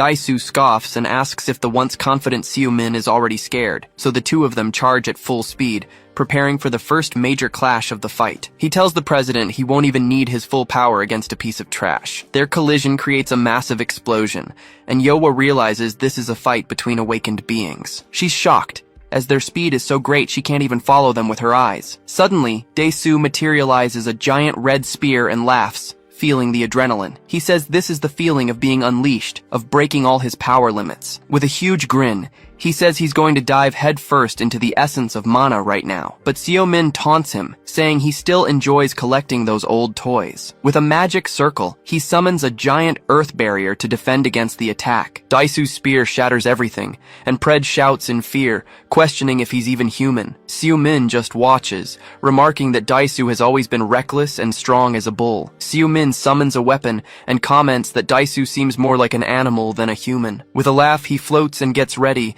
as the president charges forward with his red power. Daisu throws several swords, but Seo-min calmly prepares to counter the attack. Then, the president yells that he's going all in, launching a wave of energy at him. The blow hits an energy shield and Daisu scoffs, saying the defense is too weak. The barrier begins to crack and he taunts, asking if this is the best Seo can do. Then, Daisu summons a giant hammer, wanting to see how many hits the shield can take. He strikes with all his might, and the hammer blow makes the shield start to shatter completely. Seeing this, Seo-min prepares a counterattack and shouts, summoning several ice spears. A shower of ice flies toward the president, who doesn't even have time to dodge the power. The spears converge and explode right in his face, creating a large blue energy ball. The hammer falls to the ground, and Daisu admits that the mad dog still has a pretty strong punch. Slightly tired, Seo-min tells him to shut up and release the hostage, if he doesn't want to die. He says he knows Yowa was a bait and that her job here is done. But the president smiles and says that's not good enough, as he knows he can do better. Dae-soo warns that Yowa still has her uses,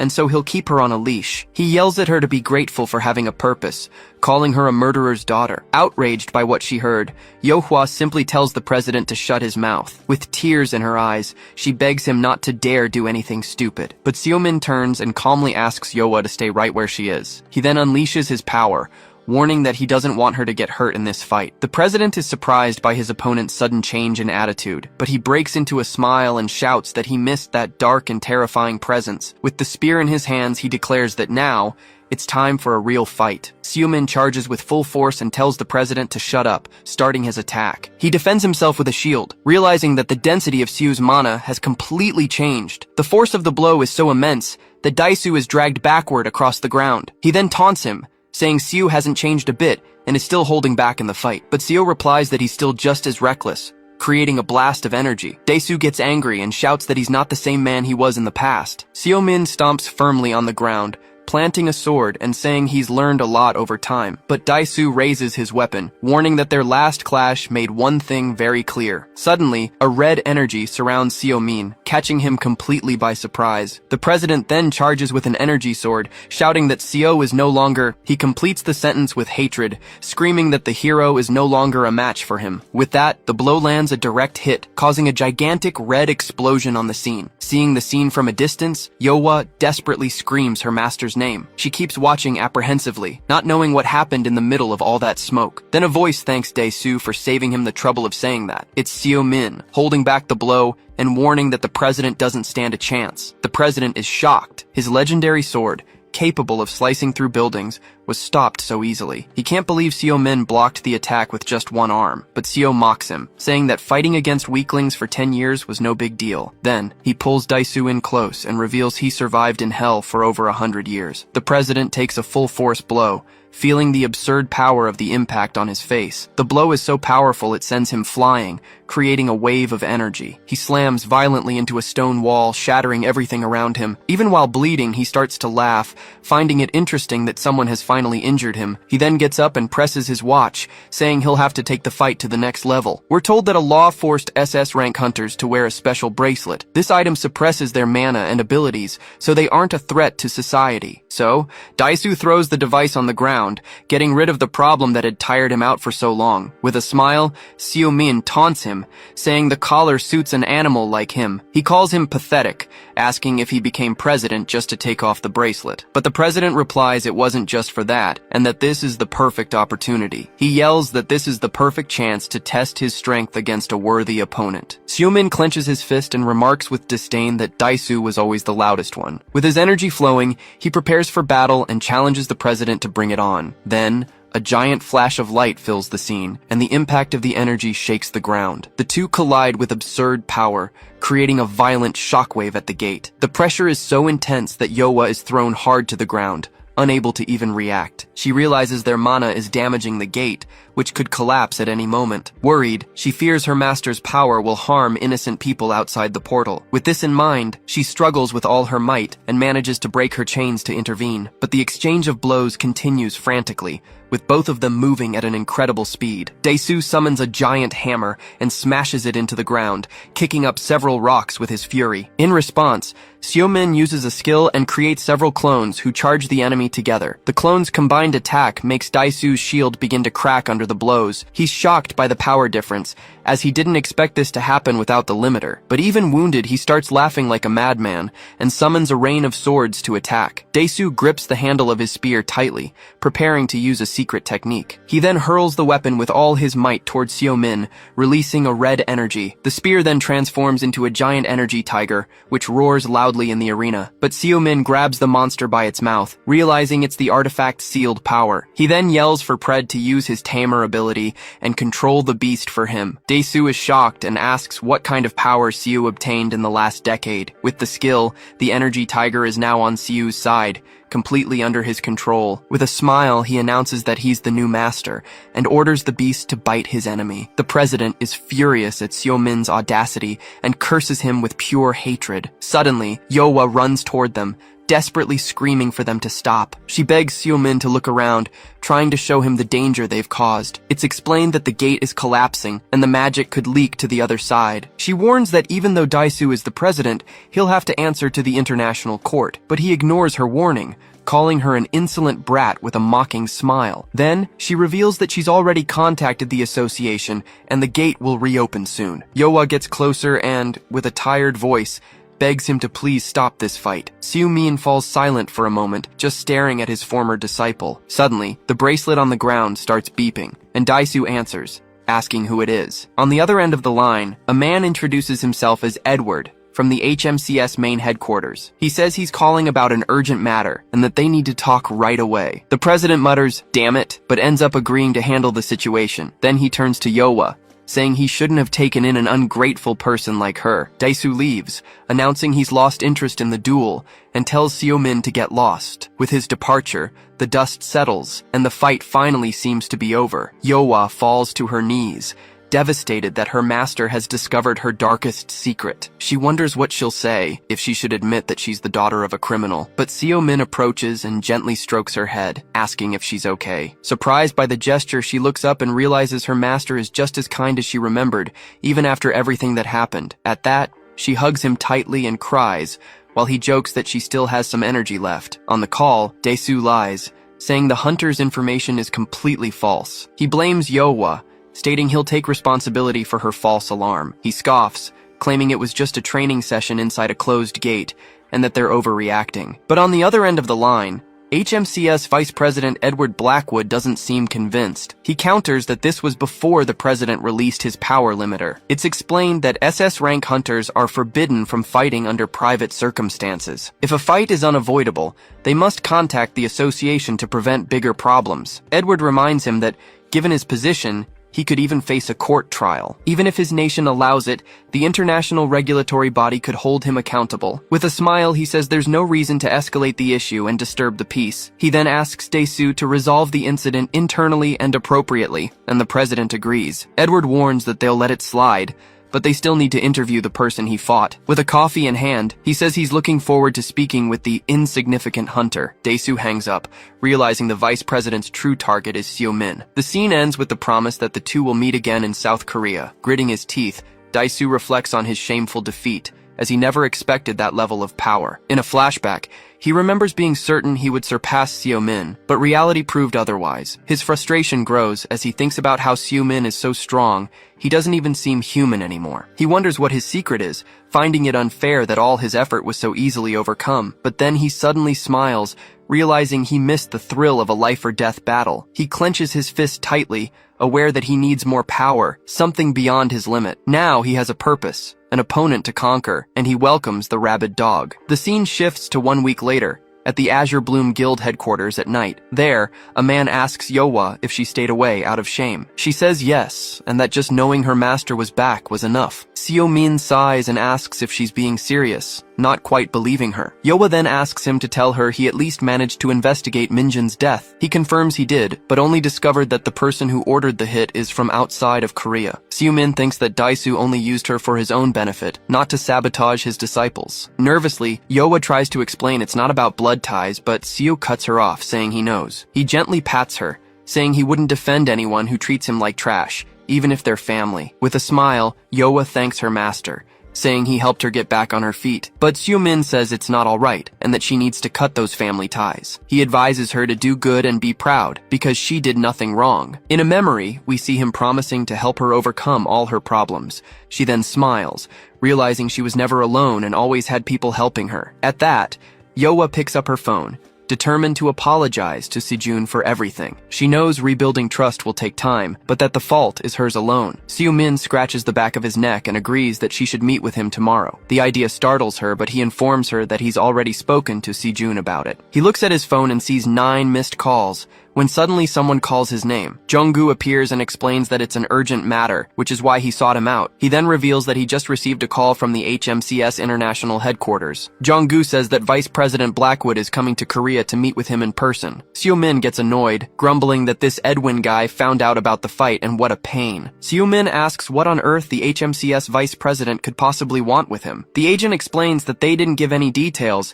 and Jung-gu is shocked that he knows this Edwin. Jung-gu says he came looking for answers, as Seo-min's name came up in connection with this important visit. Seo-min then stands up and says he'll spare him the details, since he's under a gag order. The man asks him to wait in the office, as they will call with the visit's schedule. Meanwhile, their boss is freaking out on the phone, telling Jung-gu to drag the information out of him. Yeowa advises him to do as he was told and stay off the radar until the dust settles. Later, he's surprised that she's walking with him, but she says it's her way home. He takes the chance to ask her what her next step will be from now on. Yeowa offers to help with the investigation, promising to use her guild's resources. But suddenly, a black car screeches to a halt in front of them, honking loudly. The two are confused by the situation, but Yeowa immediately recognizes the car. A voice from inside mocks him, finding it annoying that he took her in even after knowing the truth. The window rolls down to reveal Daisu, who stares at them with a very serious expression. Inside a car, President Daisu Choi calls for Seo-min, the mad dog, to get in. Yeowa is outraged by his audacity and asks why Seo should obey. The president then threatens him,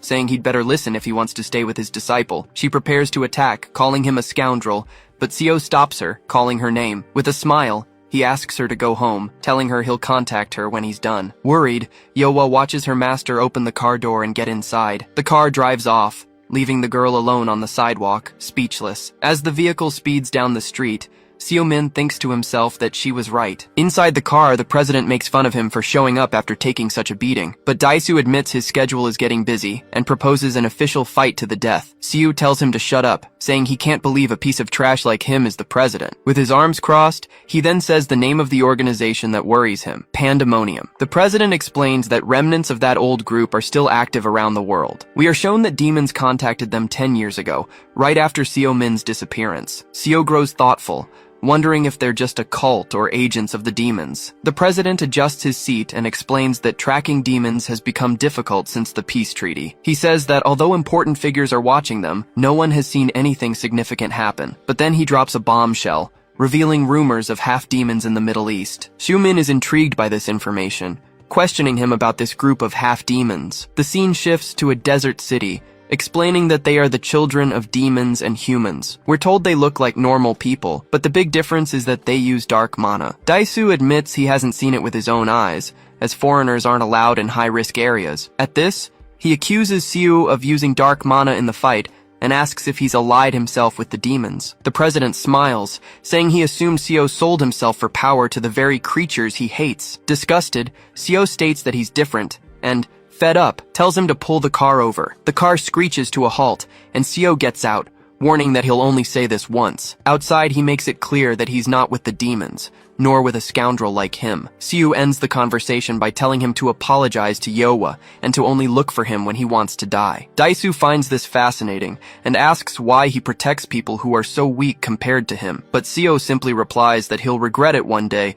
and tells him to mind his own business. The car drives away, leaving Seo Min alone on the sidewalk, lost in thought about their conversation. The image of a half-demon with a sinister smile comes to his mind. The scene shifts to the HMCS headquarters, where employees are surprised by a visit from the international head office. The staff starts gossiping, commenting that they're here to inspect the branch and that there's something new every day. At the door of Director Gaeonho Bayek's office, he welcomes a Mr. Blackwood. The director then introduces Seo Min, explaining that he is the branch's new hunter. The blonde man, seated, formally greets the newly arrived hunter, but Seo Min gets straight to the point, asking the director what Edwin is plotting. With a smirk, Edwin politely asks Director Bayek to leave them alone. The director is very curious about the situation, but he knows he needs to please the executive, so he leaves the room saying he'll wait outside in case they need anything. As soon as the door closes, a huge shout echoes, making Seo cover his ears. In an instant, Edwin grabs him by the collar, demanding to know where he's been for the last 10 years, and without waiting for an answer, he punches Seo in the chest, calling him a bastard. After calming down, he says it's good to see him in one piece and asks him to tell him what he's been up to. Sighing, Seo Min seems to have expected this, and asks his old friend to sit down. After hearing the story, Edwin understands that he survived in a dimension where time flows differently. He laments that many have forgotten the hero and confesses that even he was starting to forget. But Edwin gets worked up, remembering that Seo was his savior, pulling him from the brink of death multiple times. Seo Min finds it disgusting to be called a savior and changes the subject, asking about Yowa. Edwin then explains that the agency's head office is collaborating with several guilds on a case. Her guild, the Azure Bloom, is one of the partners, and he got her contact information from them. Seizing the opportunity, he invites Seo to the head office, since he's at the Korean branch. The answer is a blunt no, leaving Edwin shocked and confused. He insists that Seo is a big fish in a small pond and that he needs a partner. He also argues that with the head office's authority, Seo's investigation would be easier. Seo says he'll think about it and then asks about the huge case involving the guilds. Edwin reveals they found a portal in the desert, with several hunters dead from poisoning. The autopsy concluded that the drugs they took were illegal enhancers. Seo Min questions the existence of illegal enhancers for the awakened, clearly surprised. Edwin confirms, but says headquarters has been investigating deaths around the world for over a year. He reveals that the forensics team discovered the victims' organs ruptured at a cellular level. That's why they didn't go public, since the victims were criminals and they couldn't find any traces of the substance. But fortunately, a witness from a similar case in China came forward to help with the investigation. She testified that the awakened inhaled a black powder, went insane, and self-destructed. Seo Min then connects the dots, realizing the black powder is related to the bodies in the desert. Edwin says related is an understatement, as they've designated the area as Ground Zero for the case. But Seo finds it strange, since the portal was just found, and the cases are over 6 months old. That's when he explains that the Master of Azure Bloom found the original form of the powder at the site. She also saw a vehicle from a mysterious guild called Eyes, which seems very suspicious. Hearing this, Seo throws himself into his chair, lamenting what his disciple has gotten herself into. Edwin smirks, revealing he knew all along that Yowa was his disciple, and now that she's involved as the first one to find the substance, there's no way out for her. He finishes by saying that Seo can help with the case and in doing so, make her life much easier. Edwin pressures him, asking if he's really going to ignore the mess his apprentice is in. With a grim face, Seo Min's reputation as the mad dog seems to speak for itself. He sighs, admitting to himself that this was, without a doubt, checkmate. So he agrees to help, saying he had business in the Middle East anyway. Clapping his hands, Edwin celebrates and offers to handle the dispute with Chairman Choi. But Seo leans back and says that Scoundrel is just a power-hungry addict and nothing more. Despite all his anger, he concludes that, in the end, the chairman is still only human. The scene changes and Sejun finds his brother packing, asking about the new case from headquarters. Seo confirms it is, revealing it was a specific request from Edwin himself. Sejun is surprised and wants to know how the two of them suddenly started talking. His phone rings,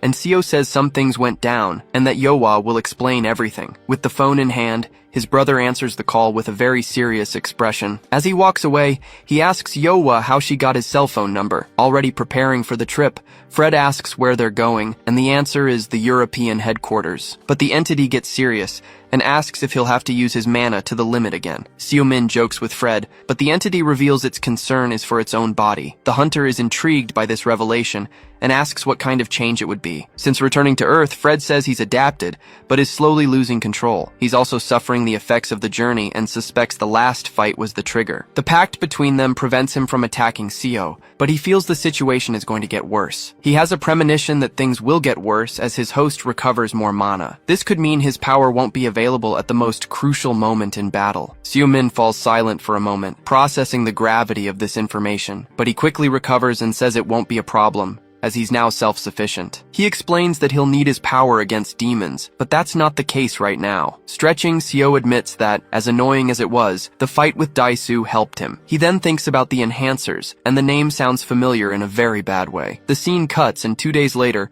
we're taken to the international headquarters of HMCS. There, two hunters are talking about Blackwood bringing someone new for a classified investigation. One of them says he just needs someone from Asia and asks for Hikari Hayakawa's opinion. A hunter starts praising Hikari, saying she's the most beautiful and competent leader of them all. But out of nowhere, Lila, the leader of Team 1, appears, saying she'd rather work with the Korean Yoa Kang. Hikari gets furious and warns that she heard everything, telling Lila to say it to her face. Just then, a man enters, apologizing for being late, and announces that the director wants everyone in the meeting room. With her arms crossed, Hikari mockingly comments that the nepotism hire has finally arrived. The young man looks embarrassed and asks them to hurry as he just landed at the airport. Lila reflects that this hunter must be very special for the vice president to pick him up personally. And then he reveals his name is Seo-min, as we see him walking through the airport with Blackwood. In the meeting room, Blackwood thanks everyone for coming and gets ready to introduce the new guy. He then introduces Seo-min from the Korean branch, announcing he'll be joining the team starting today. The camera focuses on Lila and Stefan,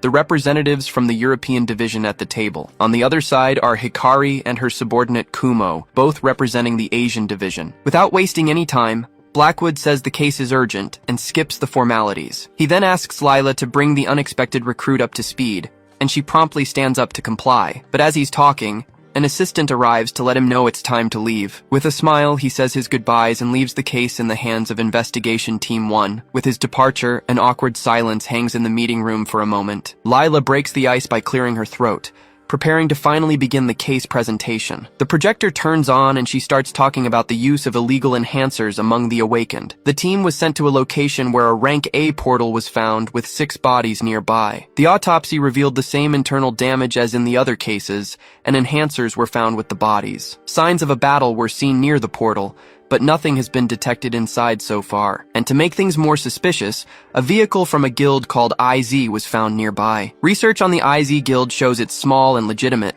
with nothing of interest. Given this, Lila explains that the main plan is to explore the portal and investigate the area. She finishes the case presentation and then asks if anyone has any questions. But Seo-min interrupts her, saying his question isn't about the case itself. He then asks if they have any information on a group of half-demons. Lila is surprised and asks if he really believes demons are involved in this. Seo says he's not sure yet, but it would be a good idea to keep an eye on them. He argues that if humans had created the drug, they would have already found its original formula. That's why he's asking for any information they have, past or present. Hikari butts in, asking why he's looking for something unrelated to the case. He replies that he just shared what he heard, and questions how she can be so sure. The girl lets out a mocking laugh, finding his suggestion completely ridiculous. She asks if they should follow a lead based on what some random hunter heard, and she adds that if the half-demons were important, HQ would have already warned them. Hikari finishes her tirade by pointing out he's an unranked hunter, hired purely through nepotism. Hikari gets angry and reminds everyone of the peace treaty with the demons from 10 years ago. The argument heats up, but Lila stands up and puts an end to the fight at once. Stefan tries to calm things down, asking everyone to maintain their composure at the start of the investigation. Lila agrees, saying they are all the best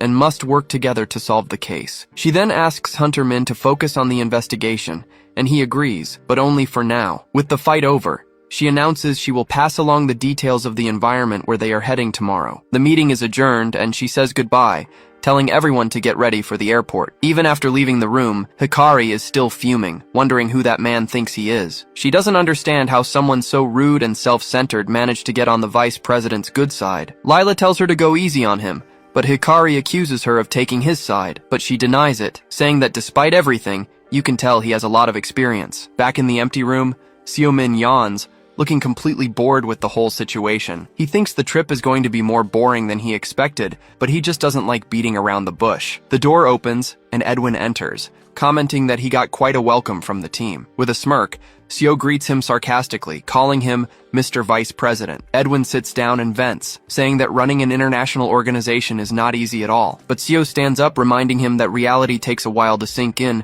and with great power comes great responsibility. Curious, Edwin asks him what he thought of the investigation team he just met. He replies that some of them are annoying, but it's fine as long as they stay out of his way. With a smile on his face, Edwin comments that this is the same old Seo-min who hasn't changed a bit. He then warns him not to cause any trouble, as he's carrying HQ's reputation on his shoulders. The scene changes, and the team arrives at the HMCS headquarters in the Middle East, where they are greeted. A man welcomes them, informing them that their rooms are ready for them to rest. He also mentions that a vehicle has been prepared for them to use at the site the next day. While Lila expresses her thanks, Fred complains to Seo about the unbearable heat of the place. Seo scans the area and sees no sign of demons, hoping that Dae-soo didn't mislead him. Just then, he approaches Hikari and says he's going to say what he couldn't before. She cuts him off and tells him to keep his guard up, unless he wants to die a stupid death. With his hand on his head, Seo already realizes that this girl is definitely going to be a pain in the ass. Alone with a local, Seo-min begins his private investigation by asking about the half-demons. The man says he's only heard of them, and that their village is deep in the desert. Another young man on his phone denies knowing of the Eyes Guild, or any other guild run by demons. A young woman explains that they look like humans, and only a mana analyzer can tell them apart. She continues,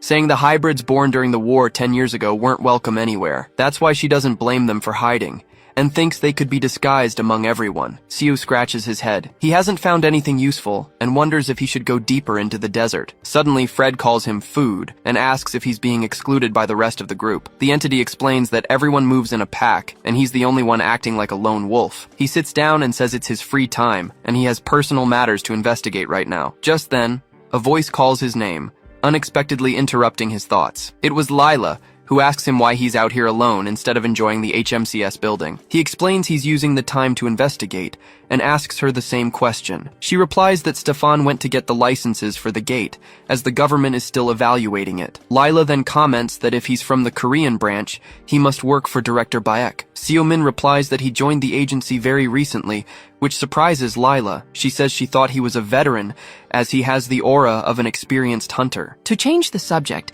he mentions that Blackwood said she made a name for herself. She laughs and says it's not true, that she's just an ordinary investigator from Northern Europe. Hearing this, he remembers a hunter from that region named Hans Schroeder. Her expression changes instantly, and she repeats the name Hans Schroeder in complete surprise. He then takes out his phone to show a picture, asking if she meant this man. The photo on the screen shows a man with a mustache and a very cheerful smile. She confirms it's him, saying she'd recognize that face anywhere, even older. At that, he asks if they're related, and she reveals that Hans is actually her uncle. She's surprised he looks so young, and Seo awkwardly says he's just aged well. With a sad look, she says her uncle would be happy to see him if he were conscious. And she reveals that Hans has been in a coma for 2 years because of the portal syndrome that got him. Seo-min grows thoughtful, a concerned look on his face upon hearing about portal syndrome. Mana and portals are still a mystery, as are the infections they cause. She explains that her uncle went deep into the portal to find a friend and stayed too long. The rescue team had a hard time finding him, but he was already unconscious when they did. Since then, she's been raiding high-level portals in her spare time,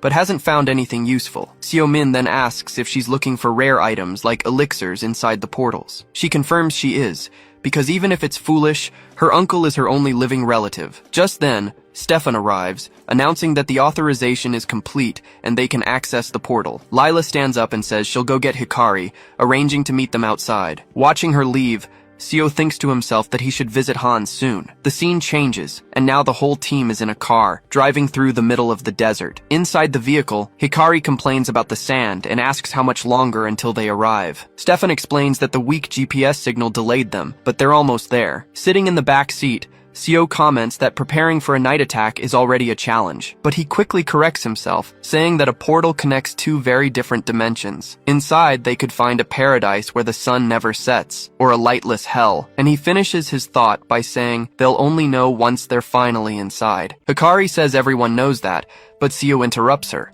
saying it's not true. He explains that portals affect humans, which makes Lila very worried. Hikari then mocks him, asking if he's going to talk about portal syndrome now, but Seo retorts that they're all veterans, and that only happens to real rookies. At that, Lila steps in and firmly tells everyone to calm down. The car finally reaches its destination, stopping in front of the portal in the middle of the desert. Hikari comments on the portal's size, and her partner confirms it's estimated to be rank A. Stefan observes the area and comments that it looks like they've already cleared the entire scene outside. The marks in the sand show that the local mana pattern disappeared a long time ago. Seo doesn't sense anything strange, but he gets the feeling that someone erased the tracks. Lila asks Hikari to stay with the team, but she ignores her and says there's nothing to see. Without waiting for anyone, the two from the Asian team announce they're already entering the portal. Seeing this, Lila gets very irritated with their attitude and asks what the hurry is. So the rest of the team has no choice, and they all head towards the orange portal. But from a distance, three mysterious figures watch the hunter group's every move. One of them,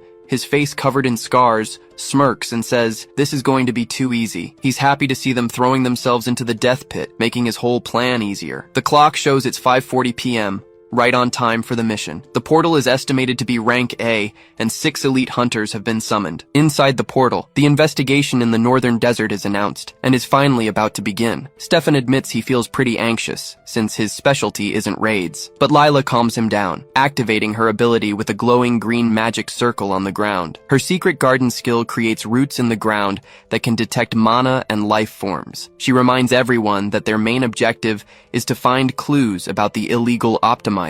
The roots spread out over a huge area, and the others are surprised by her power. After a while, she stands up and reports that she hasn't detected any monsters nearby. Still, she tells them to stay alert, as her detection ability weakens with distance. Her recommendation is for the team to split up and investigate calmly for today. She asks them not to start any fights or do anything rash, which annoys the Asian duo, but Hikari ignores her and sends Kumo ahead to scout the entire area. Seo-min makes fun of her for just giving orders, and she yells that she's too valuable for manual labor. Seeing the mess, Lila decides to start the investigation and expand the search areas. The team spreads out, and Kumo sarcastically responds to Lila's request to stay in touch. Seo-min stands there, wondering what the point of forming a team was. At that moment, Fred provokes him, saying he's being left out, but Seo tells him to shut up. Suddenly, he stops walking abruptly, as if he noticed something on the ground. He crouches down and analyzes a dark stain on the dirt, a clear sign that something is wrong. Fred complains about the filth, and Seo agrees that someone brought it from outside the portal. Taking a bit of the dirt in his hand, he wonders if the energy he feels is demonic. Without wasting a moment, he shoves his hand into his pocket to quickly grab something. The scene changes, and an old man answers his cell phone, taking a call from his master. The master, a bald man, asks from outside the portal if there's any news. He replies that he saw a suspicious group near the portal, and the master asks how many there are. The servant confirms there are 5 people, as we see the team entering the orange portal. The master is revealed to be Seo, and his servant offers to come in and help with the mission, but Seo tells him to stand guard to prevent them from calling for reinforcements or blocking the exit. Fred is shocked to learn the old man is here, and Seo says he arrived with them. Seo recalls telling his servant to keep his distance, and he was very discreet at the airport. Fred accuses him of bossing people around, but Seo says that if someone commits a crime, they must pay. He scuffs the dirt with his foot, trying to find what was planted with that tainted mana. Seeing the sun set, he realizes the night will make everything much harder. In another part of the desert, Kumo returns to Hikari to give his report on the search. He says, out of breath, that he didn't find anything, no monster tracks, and definitely no optimizer. Hikari is outraged,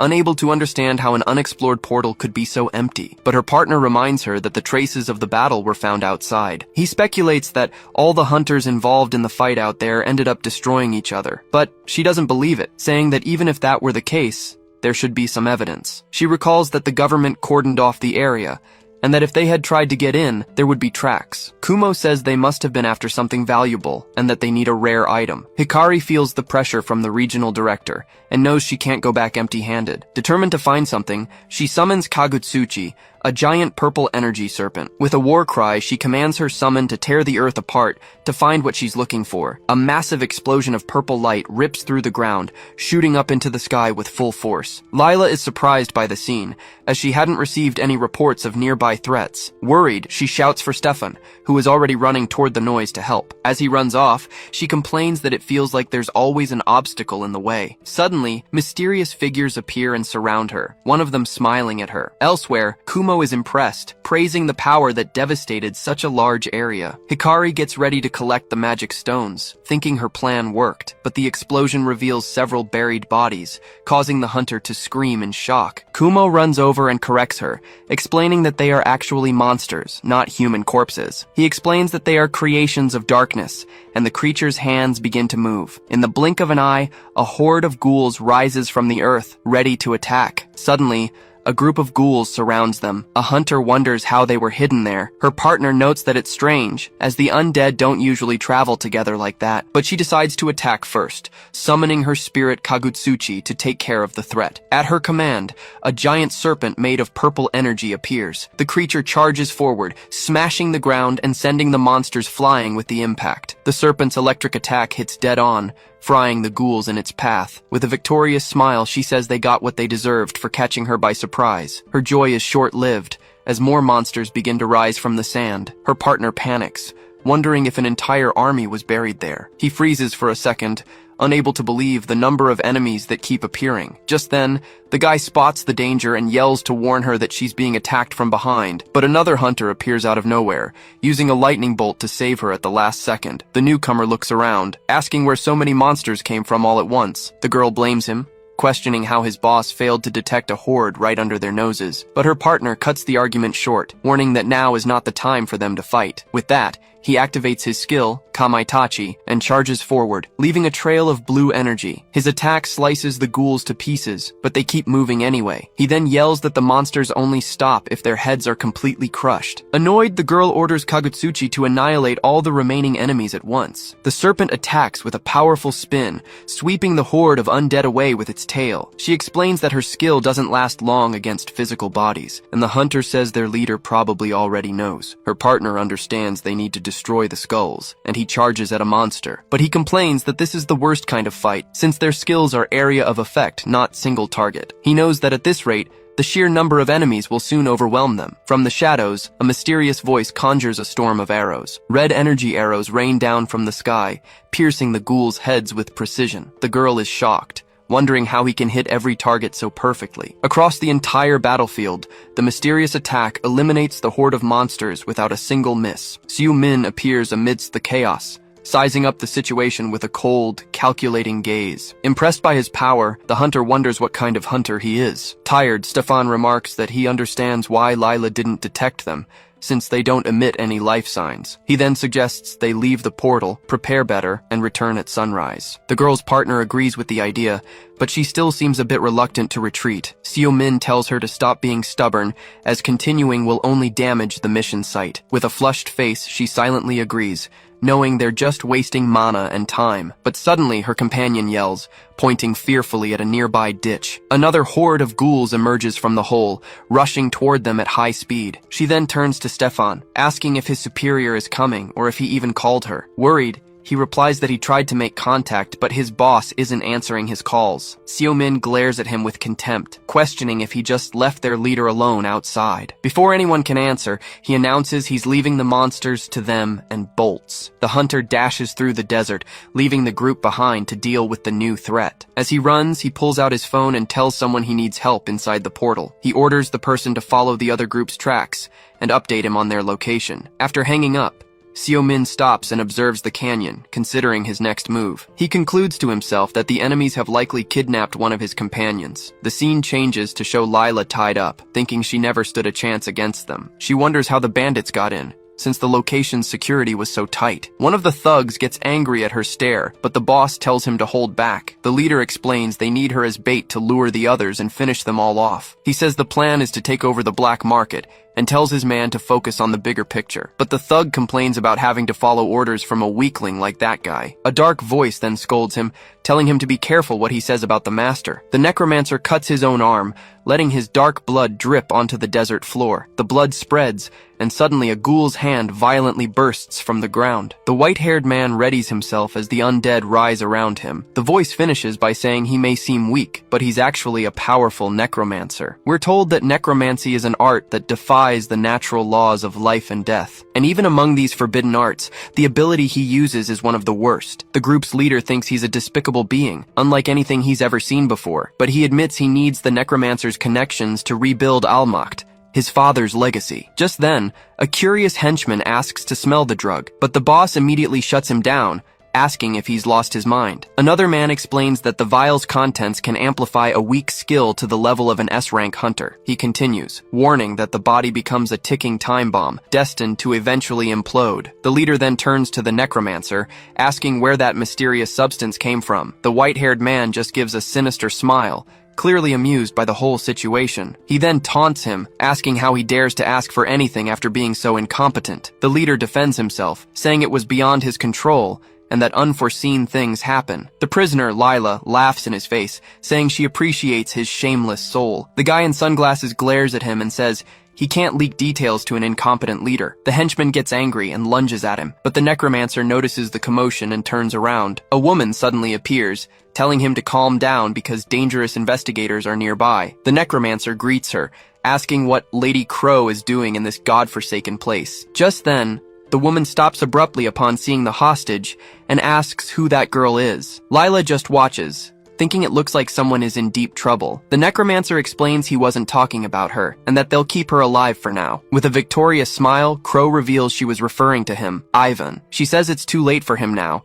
and then begins to slowly fade away. Before vanishing, the woman asks him if he truly believes they are on his side. Filled with hatred, the necromancer grinds his teeth and curses her for only knowing how to hide in the shadows. The henchman asks who they were, but the boss tells him to shut up and pretend he saw nothing. With a serious look, the leader declares that neither the woman nor the investigators will see the sunrise. The trio comes across a trail of bodies, and Stefan comments that Hunter Min's path is filled with ghouls. He says that if it weren't for Seo Min, they'd be in serious trouble and suggests calling for backup. But the huntress refuses to give up, saying they must follow him, though she nearly collapses from weakness. Her partner catches her immediately, worried about her condition. Suddenly, she's surprised to see Seo Min has returned and asks why he's there. The hunter just stares at the group in silence, with his usual cold expression. Stefan asks if something happened to their leader, Lila, but the girl cuts him off, annoyed. Seo Min explains he found signs of a battle and can sense her mana in that direction. Her partner then asks if she was kidnapped by whoever summoned the ghouls. Desperate, Stefan says that can't be, as Lila wouldn't be defeated so easily. Seo Min ignores him and says he can stay and fight the monsters if he's scared. Watching him leave,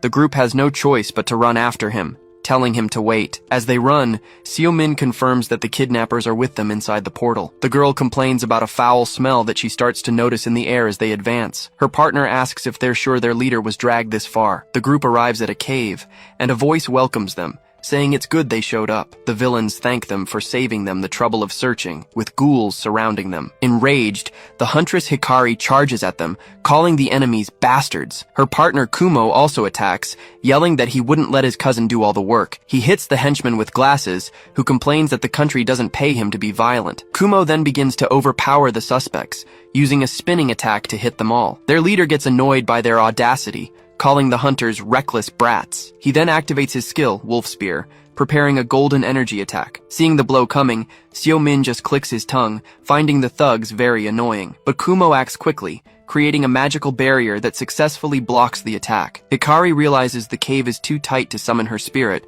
without risking everyone's lives, so she decides to use the chaos to search for the missing hunter, Lila. But the necromancer appears out of nowhere, saying he knew a rat would try to flee during the fight. Angrily, she tells the scum to get out of her way as her body becomes covered in lightning. The white-haired man calls her unbearable and strikes her with a powerful attack. Kumo falls into despair and screams, "No!" as he sees his cousin thrown far away. With a serious and worried look, Seo Min shouts his companion's name, Hikari! Amid the chaos of battle, Seo-min screams Hikari's name as he sees her get hit. He then reaches out his hand, and a golden magic circle appears to try and save her. The light envelops the hunter's body, swirling around her with a mysterious energy. Surprised, Hikari feels the light and says she's never seen anything like it before. The necromancer, Ivan, notices the scene and identifies it as a life manipulation skill. He finds it interesting, as he's never seen anyone use this technique, which is ironic coming from him. Furious, Kumo charges at the necromancer, shouting and calling him a bastard, but the henchman with glasses stops him, telling him not to be so hasty with his attack. The villain blocks the strike and warns that their fight isn't over yet, kid. Meanwhile, Fred warns that the man's power is on another level,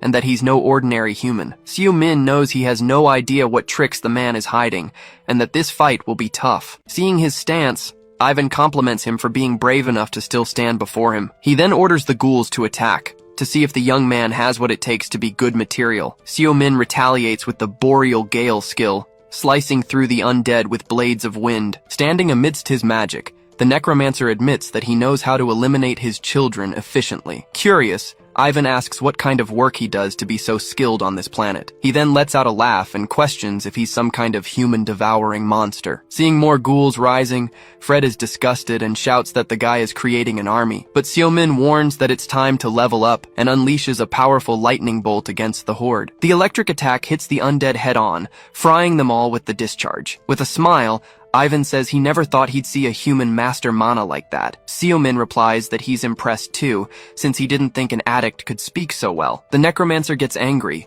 repeating the word addict with a look of pure hatred. He then denies using the powder, calling humans wretches who can't live without the portals. Mockingly, the villain reveals that the client for the mission is human, and that the species devours itself. He explains that he took the job to give the useless a chance at a glorious rebirth. With a malicious smile, he says that humans look elegant when dead, and they make for great material. Seo-min realizes he's not lying, and wonders if he was the one who created the enhancers. He then calls him disgusting, saying that raising corpses is a revolting and shameful act. But Ivan doesn't care, and says he can create more children as long as the moon gives him mana. While the brawl rages on, the rest of the group turns to fight the henchman. A ghoul attacks Stefan, who realizes he's overwhelmed, having to fight and protect the others. But Seo-min effortlessly crushes a monster, wanting to see how long the enemy can last. With a smile, he reveals that he knows half-demons use demonic energy, not mana. The necromancer Ivan is shocked, and asks how he could possibly know something like that. Seo-min then confirms that he knows he's a half-demon, a creature of cursed blood. Ivan is a being shunned by both demons and humans,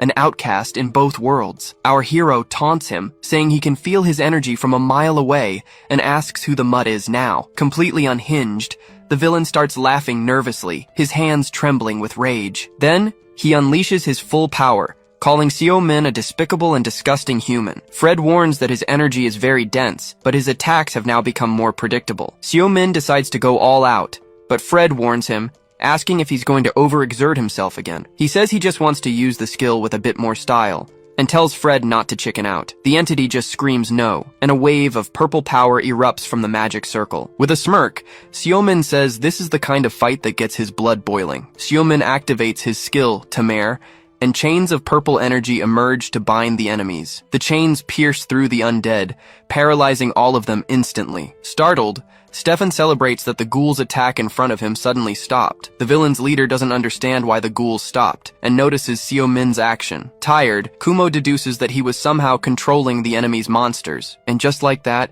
the ghouls slowly turn around and begin to surround their former masters. Terrified, the henchmen scream for them to stay back, unable to believe what's happening. Their boss panics and yells at the necromancer Ivan to do something to help. But it was too late, and the horde of monsters devours the two thugs without mercy. Ivan stares at Seo-min, saying he's actually controlling the undead with domination magic. He finds the whole thing ridiculous and is impressed by that dark and powerful mana. Shrouded in his aura, Seo-min faces the villain, who asks what he really is. The necromancer Ivan asks if he's even human, shocked by the power of the chains. Seo-min feels the skill's effect, and Fred complains that he's dizzy and about to throw up, but he tells the entity to rest, preparing to handle the rest of the fight alone. Out of control, the ghouls charge at Ivan, who screams for them to come to Daddy. Annoyed, he's forced to destroy his own creatures with a blast of energy. The attack causes a massive explosion, blowing a hole in the cave ceiling. With the path cleared, Ivan declares he'll now fight using his full power. But Seo Min appears behind him, asking if he has any tricks left up his sleeve. Ivan is in shock, not understanding when he used a speed skill to get there. From the hole, a man thanks them for their help as he could finally get out. The guy then flies out of the cave, causing a second explosion of golden light. Suddenly, Crow appears with an unconscious Ivan, saying it's been a while. She faces Seo Min with a mysterious smile, keeping the villain protected in her barrier. Seo Min asks if he can't just kill the guy, since he thought she wouldn't interfere, but she tells him to let it go because the man is important, and she doesn't want to fight. Seo Min thinks Ivan is connected to the enhancers, and it would be best to finish him here. But he looks at his injured friends and decides he needs to sort out his priorities now. Besides, the hero knows Crow is much stronger than the necromancer, so he backs down. He then questions her, asking why the half-demons are doing this dirty work. With an air of mystery, she replies that he knows a lot, but has it all wrong. She explains that the moderate party is in charge, and Ivan acted on his own. With a smile, the woman adds she has no idea who his client is. Seo Min doesn't believe her, saying it's a lie since she was helping him the whole time. Flustered, she denies it, and says she only intervened because her group needs Ivan alive. The woman admits he has questions, but swears she doesn't know much. The hunter then turns his face away, trembling slightly from the exhaustion of the long battle. In the background, the rest of the group starts to get up, still recovering from their injuries. He sighs and decides to let him go, but warns that next time, there will be no mercy. Surprised, she asks if he trusts her, and he explains that he read her mana patterns. Crow finds this quite annoying, but before leaving, she decides to ask one last question. Seo Min questions her, wanting to know who she's referring to when she keeps saying, we. With a smirk, she says that's at least one thing she can reveal now. She then says the name is, and vanishes into thin air, taking the necromancer with her. Watching the scene, he concludes that the half-demons were just pawns in this whole plan. After all, no human would hire them without a greater motive, since they hate humans. That substance had a sinister power, but it wasn't demonic energy like that from the other world. Thinking about it, he decides he should probably investigate this IZ organization as well. Lila thanks everyone for saving her and suggests they finally leave the portal, but Hunter Min thinks he first needs to tie up the loose ends left behind. Hikari asks about the necromancer, and he explains the villain escaped while he was fighting someone else. At that, Lila apologizes to the team, saying she shouldn't have let her guard down like that, but the girl tells them to be grateful no one got hurt and that they need to get out of there soon. Looking at the group, he thinks this is why he prefers to be alone, but that he never truly was. With a smile, he asks if that isn't right, referring to his partner, Pred. But when he calls out, our hero gets no answer and is left alone in the vastness. The scene changes to the HMCS headquarters 2 days later, and Edward C. Blackwood seems shocked by the news about the ghouls. He then asks about the necromancer, and Seo Min confirms that from the way he spoke, this was just the beginning. Regretfully, Edward blames himself for being careless, and apologizes for putting everyone in that situation. But Seo Min says it's fine, since no one expected it, and the important thing is that everyone made it out okay. Edward thanks him, saying that because of him, the team can get back to work, especially Hikari. With a smile, he says the Mad Dog is still active, but Seo Min is already turning to leave. He cuts off Edward's farewell, saying he's busy and is heading back to Korea. Outside, he stops on the street when called by a familiar voice waiting for him. It was Hikari, who came to thank him for healing her and admits her performance was terrible. She then promises that next time, he'll be able to count on her for real. Not paying her much mind, he just says, sure, and continues on his way, leaving her behind. He thinks about how Pred has been silent since the fight, but his skills still work normally. Looking up at the sky, he wonders when his little partner will finally wake up again. At the HMCS headquarters, an agent reports that the Middle East Division has discovered Almacht. She explains they weren't the ones creating the drug, and the network was dismantled after its leader's death. Vice President Edward then asks about the gate's condition after the fight. The agent informs him that it's badly damaged and will be closed, which leaves them vulnerable. Tired, he sighs. But the woman warns him that the former president's people have taken over the headquarters. She says that Inspector Juan Cargill has a lot of power and is eyeing his position. Just then, the door opens and a man walks in without knocking, saying he forgot. It was Juan Cargill himself, greeting Vice President Blackwood with a mocking tone. He immediately asks if things with the enhancer case aren't going so well. Cargill then says he's heard rumors about some random hunter from Asia being involved in the investigation. He even taunts him, saying the team came back empty-handed and left the place in ruins. Angrily, Edward corrects him, explaining that the team was attacked and had no other choice. But the inspector says that doesn't change the fact they failed to find the drug's creator. He concludes that, at this rate, no one can deny the investigation has stalled. With a sinister smile, Cargill then proposes they make the case public. Edward scoffs at the idea, finding Inspector Cargill's proposal completely absurd. He explains that if the case leaks, civilians will find out about the drug, and demand will skyrocket. But Cargill doesn't care, saying they just need to track the supplier and shut them down. He adds that with the investigation dragging on, everyone will find out eventually. With a victorious air, he announces he'll consult the others, but he already knows whose side they'll take. Alone in the room, Edward is left thoughtful and worried about the blackmail he just endured. The scene shifts to Seo Min, who says on the phone that the case might go public soon. He admits he wanted to solve it alone, but the root of the problem was deeper than he thought. Elsewhere, an old master asks a young man if he really saw an awakened necromancer. Back on the phone, Seo Min hears that the search for Pandemonium and IZ has yielded no results. The person on the line then says there's more important information about that gate. It was Edward, who explains they ran another evaluation and the portal has become useless. Seo Min deduces the portal was misclassified because of the number of bodies at the site. He explains that empty portals have usually been cleared, but it was strange not to find a single monster. Edward then asks for his opinion, and the image of the villains flashes in our hero's mind. Seo Min thinks about the portals, wondering if the villains anticipated an empty portal to use as a base, but he gets a new idea and raises the hypothesis that the portal might not even be real. He then theorizes it could be an illusion, created just to distribute the enhancers. On the other end of the line, Edward laughs, finding the idea completely impossible, but he promises to investigate and asks Seo Min to keep helping with the case, and he agrees. With a sigh, our hero hangs up the phone after the long, tiring conversation. A hunter then invites him to train, suggesting a 3-on-1 fight, but Seo Min accepts the challenge, saying he could really use a good warm-up. Meanwhile, the old master pulls another young man aside, saying that without him, they would all be doomed. He then stretches, hoping a good workout will help Pred finally wake up. The scene changes to night, in front of a fancy club with a large crowd outside. Inside, the party is in full swing, with loud music and many people dancing at the bar. We see a man with a neck tattoo, who seems to be the center of attention. He stops in front of the VIP area, telling the security guards he has business inside. One of the guards then gives the password, saying that shadows carry no color, and the man completes the phrase, replying that their blood is red all the same. With the password confirmed,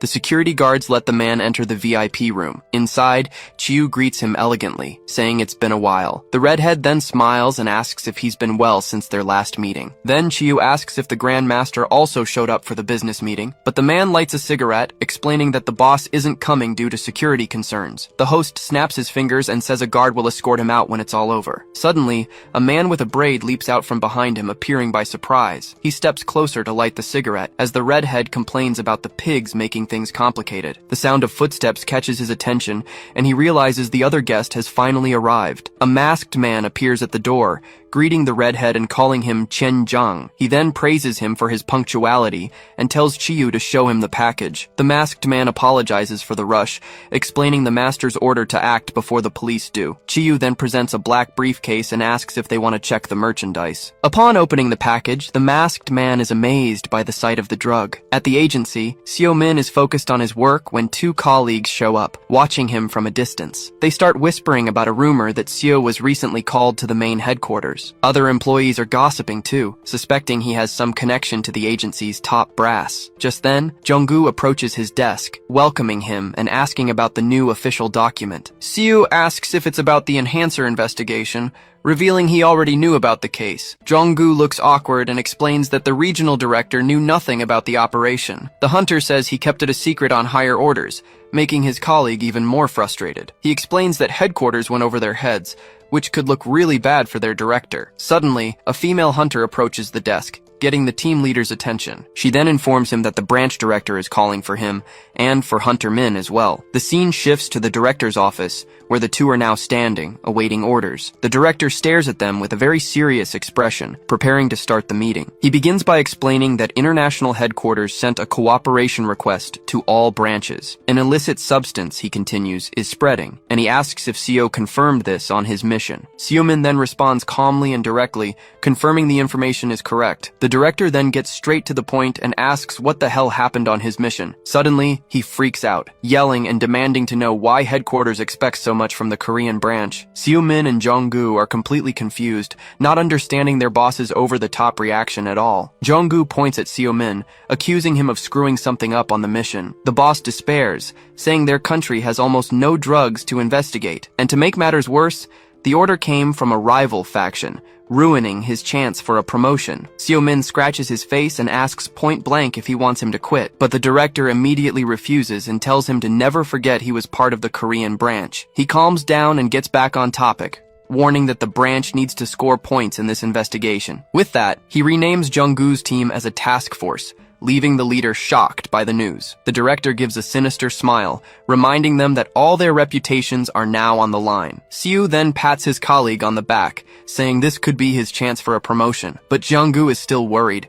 questioning if the other teams won't complain about this. The boss doesn't care and already authorizes Seo's next mission, but demands results first. Satisfied with the deal, he claps his hands, ready to assign the new team's first case. A giant pile of papers appears, and the director tells them not to be surprised by the case. He explains that the analyst, Seung-ah, pulled an all-nighter preparing the paperwork, poor girl. Seo and Jung-gu start reading the report, which points to an abandoned warehouse on Manhwa Island. The director explains the place used to be a spot for users, but now it's become a distribution center. To make matters worse, a nasty fight broke out there between the awakened, and the atmosphere has been tense ever since. Jong-gu gets worried about the scale of the case, but the boss already went ahead and called for backup. He got approval to bring in private guilds, and tells the team to just focus on results. Seo-min becomes thoughtful, wondering which private guilds would be involved in this. The scene shifts to the abandoned warehouse, where Seo is already waiting for two familiar figures. It was the people the director had called, two very familiar guild leaders. The guild master jokes that the big cases always end up landing in Seo's lap. Seo questions why the leaders came,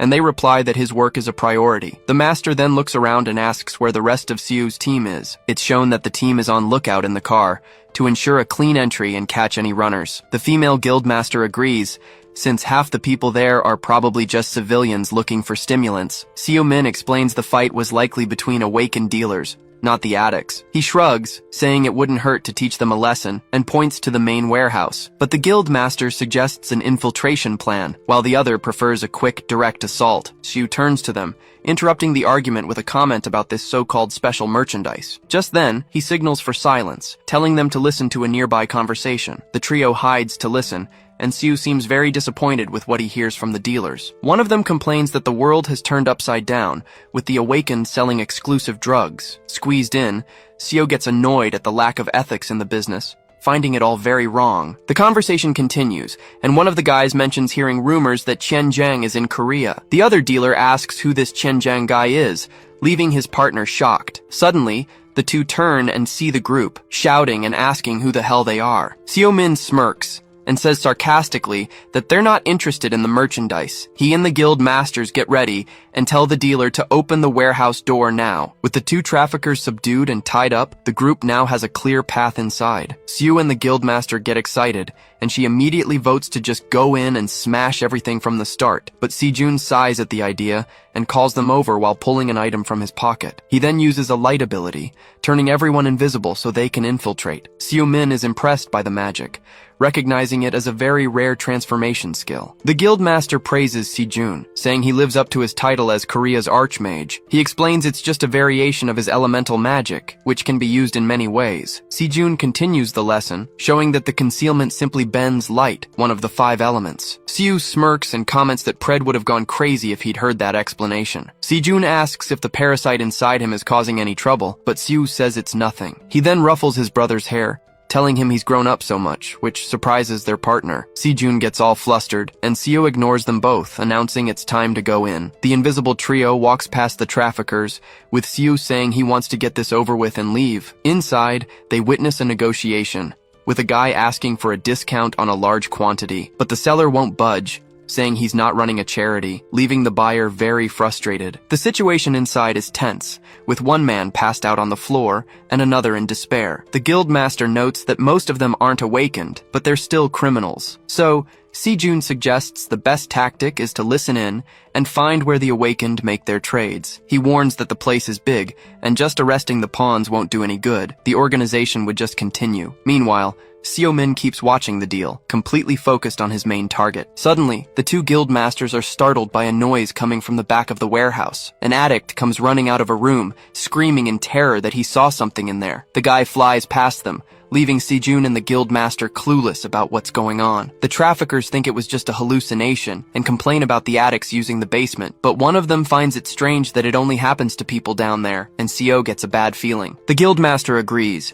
saying the place gives her the creeps and feels like a nest of pure evil. Seo-min then stops in front of a door and tells the other two to stand guard outside. Si-jun wants to go with him, but Seo cuts him off, telling him not to make him repeat the order. He reinforces the command with a serious look, making it clear they are to stay and wait. With that, he walks away, leaving them behind with no choice but to obey. Seo-min enters the basement, which looks more like a sewer, and wonders if it's an escape route. He keeps walking through the dark place and starts to feel a mysterious energy in the air. Suddenly, a bizarre figure with long hair appears, and he notices the energy isn't mana. The feeling is similar to that of a summoned creature, something that is definitely not alive. The creepy thing appears right behind him, and Seo wonders if it could be a heroic spirit. He prepares a mana attack, but realizes that if it were a spirit, it would have already taken damage. With that, the apparition transforms into a much friendlier and less scary little ghost. Seo understands that it's unaffected by mana and doesn't seem hostile. It can only be one thing. Just then, a little girl appears out of nowhere,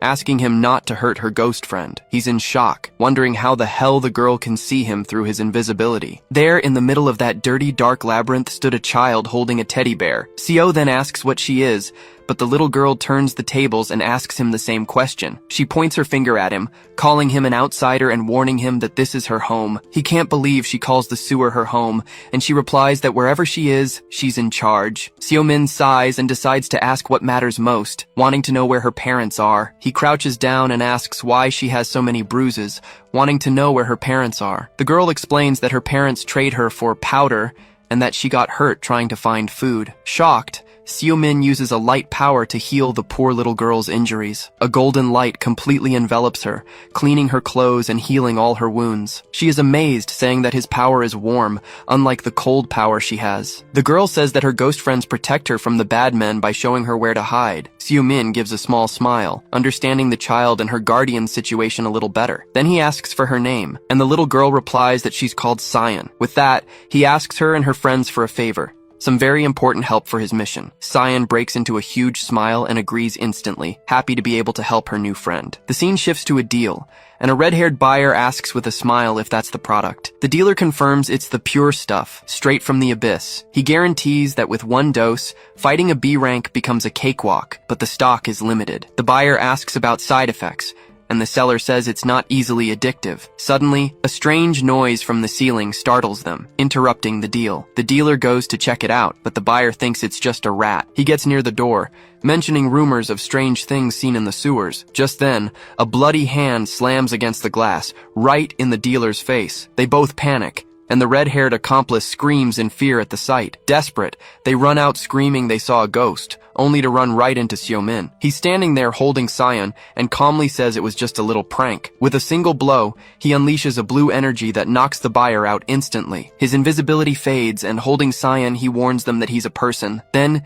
he puts the girl down and tells her to go hide until he's finished. Seo-min gently strokes her hair, thanking her for finding the dealers for him. With the dealers on the ground, Seo Min wants to see what's so special about their product. He nudges the guy with his foot, telling the drug dealer to wake up and talk, but it seems they're out for good, and Seo even wonders if he went too far. As he picks up the drug, he remembers this stuff has been in Korea for a while. Suddenly, a mysterious blonde man appears, crashing violently to the ground. The scene cuts to a new enemy, a man with a stitched face who is wary of the intruder. He doesn't understand how he was found, and wonders if the rumor about the product has already leaked, but he quickly dismisses the idea, concluding there must be a traitor among them. So, he orders a henchman to get rid of Seo's body, thinking the fight is already over. But Seo, lying on the ground, whispers the name of a technique, preparing a surprise counterattack. Just then, a purple magic circle explodes beneath him, catching everyone off guard. Several energy beams shoot out in all directions, hitting the boss's henchmen head-on. The stitched-faced leader barely dodges,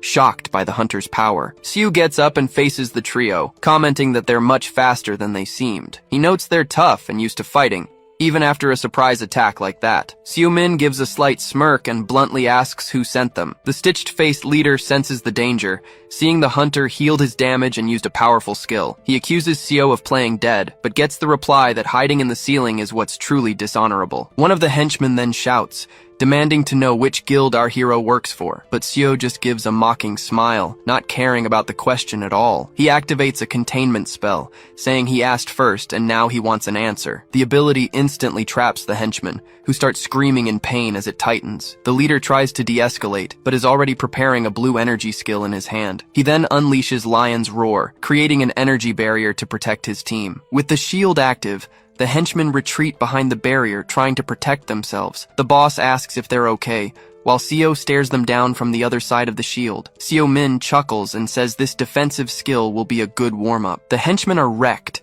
and one of them complains that Seo broke 3 of his ribs. Suddenly, a whip of fire pierces the barrier, shattering the leader's defense. Seeing the situation, one of the henchmen desperately crawls over and grabs the drug from the floor. With no choice left, the henchmen take the drug, warning him that he'll regret this. The substance takes effect instantly, and their muscles begin to swell with power. The two get up, panting, and with psychotic smiles they yell that they're going to demolish Seo Min. One of them lunges forward, launching an energy attack and screaming for him to die. Seo Min easily dodges, noticing their power has definitely increased significantly. The other henchman doesn't waste time, launching a cross-shaped attack at the hunter, but he dodges again, and notes that the attack's potency is also much stronger. From the air, Seo taunts them, asking if they'll quit drugs after this. He prepares an imprisonment skill, joining his hands to trap them both at once, but suddenly, the hunter finds himself trapped inside a blue energy cage. With a small smile, he realizes his mistake, remembering there was one more enemy. The stitched-faced leader lets out a crazy laugh and orders his henchmen to finish the intruder. Suddenly, a female voice is heard as she prepares a fire arrow to save the day. With that, a perfect shot hits the leader right in the head, who never saw it coming. The guildmaster appears through the smoke, complaining that Seo always rushes ahead. She and Sejun arrive as backup, announcing that this time they'll help their master. Sejun adjusts his suit and remarks that the henchmen actually fought pretty well in the end. The guildmaster stretches, saying the power from that substance is completely unnatural. But even with the extra power, she says, they were no match for S-rank hunters. Seo Min then turns to them and asks how they knew where to find him. Sejun starts to say that his partner came running down, but she denies it, embarrassed. She changes the subject, explaining that the little girl guided them through the sewers. Just then, Sion appears at the door, commenting that a 3-on-1 fight wasn't fair. Seo pats her head, thanking her for making the fight more balanced in his favor. Sejun and the guildmaster grow concerned,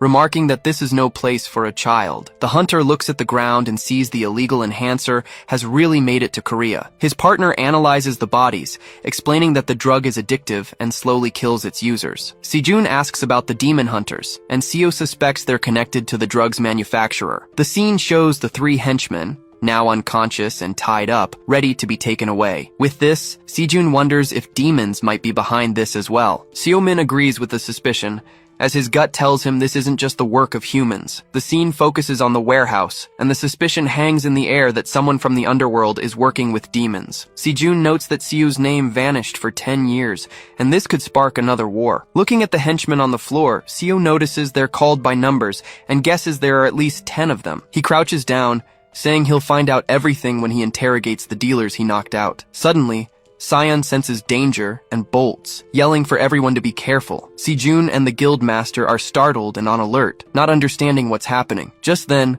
a massive explosion erupts, but Seo shields Sion with his body at the last second. The two dealers who were unconscious die in the blast because they hadn't been tied up yet. From the smoke, a new group of enemies emerges, revealing themselves as the ones truly responsible for the mess. Seo-min immediately realizes it's the rest of the squad, and Sejun uses his magic to protect the group. He warns that their mana capacity is huge, at least A rank or higher. A new enemy approaches, saying they've saved them the trouble of having to hunt them down. The trio of hunters prepares to fight, and Seo-min asks if he's the leader of this group. The guy in sunglasses instantly recognizes the two guild masters, showing he's well informed. He then gives the order, telling his henchmen to kill the two S-rank hunters and their lackey. Vials of the drug shatter on the floor, spreading blue powder all over the warehouse. The leader smirks and warns they'll be leaving in body bags, then charges in with everything he's got. Sejun says he'll cover the rear while the guildmaster provides support with her bow. Seo-min steps forward, and the fight begins with an exchange of blows right in the middle of the room. He recognizes the enemy's martial art, but scoffs, saying his master must have been terrible. The leader is enraged by the taunt and prepares a full-power energy attack. The two then clash in a flash of power, with arcs of energy flying everywhere. Seeing the clash, the guild master despairs and yells for him, preparing an arrow. The shot hits the leader square in the shoulder, who feels the impact and pain of the attack. Enraged, he creates a sphere of energy and launches it at the archer in revenge. The guild master is confused, wondering if he used her own power to strengthen the attack. Just then, one of the henchmen appears behind her, ready to strike while she's distracted, but the blade stops against a magic barrier, protecting the huntress at the last moment. Sejun tells her he'll handle the small fry and neutralizes the other henchman. He yells for Seo to get a move on, but the hunter is on the ground, feeling the effects of the strange skill. Seo scratches his head and tells Sejun to stop nagging him with the lecture. But with a small smile, he says his body now remembers what it's like to fight as a team. A flashback shows his old team, and he narrates that in the end, they fought in perfect harmony. Sejun then adjusts his glasses and asks if the two of them are done with their warm-up. At this, Yoa also smiles confidently,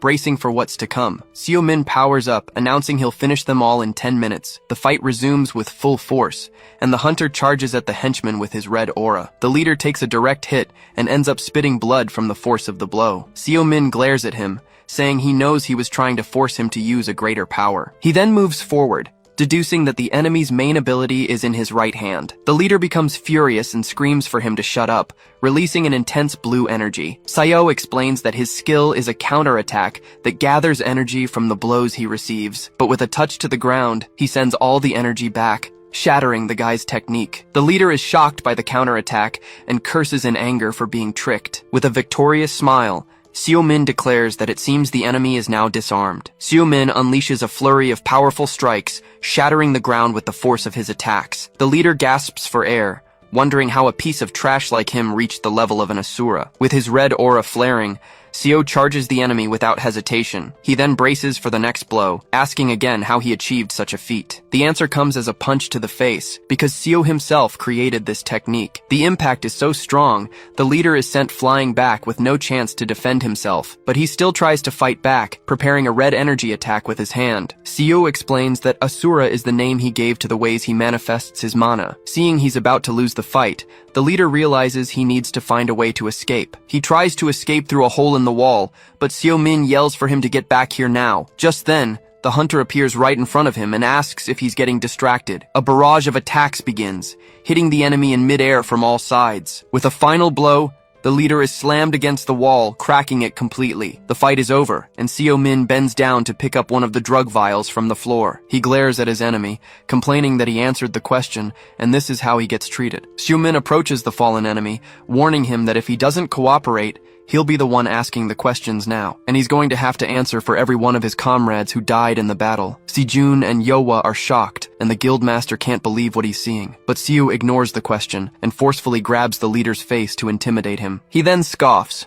asking why he chickened out after forcing his henchmen to use the drug. Seo knows he didn't use it because he knew the risks, and demands to know who the manufacturer is. But the leader calls him a pig, saying he's wasting his time and it won't change anything. He explains that this is the law of the jungle and only the power of the awakened matters. That's why people will do anything to get stronger, and attacking dealers is useless. He yells that the drug is a gift to the weak, letting them shine for a moment. Seo-min loses his patience with the nonsense and grabs him forcefully by the neck. With a sinister mask, he says that to the master, the leader is nothing but a weakling. The leader starts spitting up a black goo, feeling the hunter's dark power. Seo-min gives him one last chance, telling him to answer before he's eaten alive. He asks who made the drug, and a scream of pain echoes through the darkness of the warehouse. The dust settles, and Si-jun watches from a distance as Yeohwa holds little Sion in her lap. He gets his partner's attention, who seems deep in thought with the little girl in her arms. Si-jun asks if she doesn't think Seo has changed a lot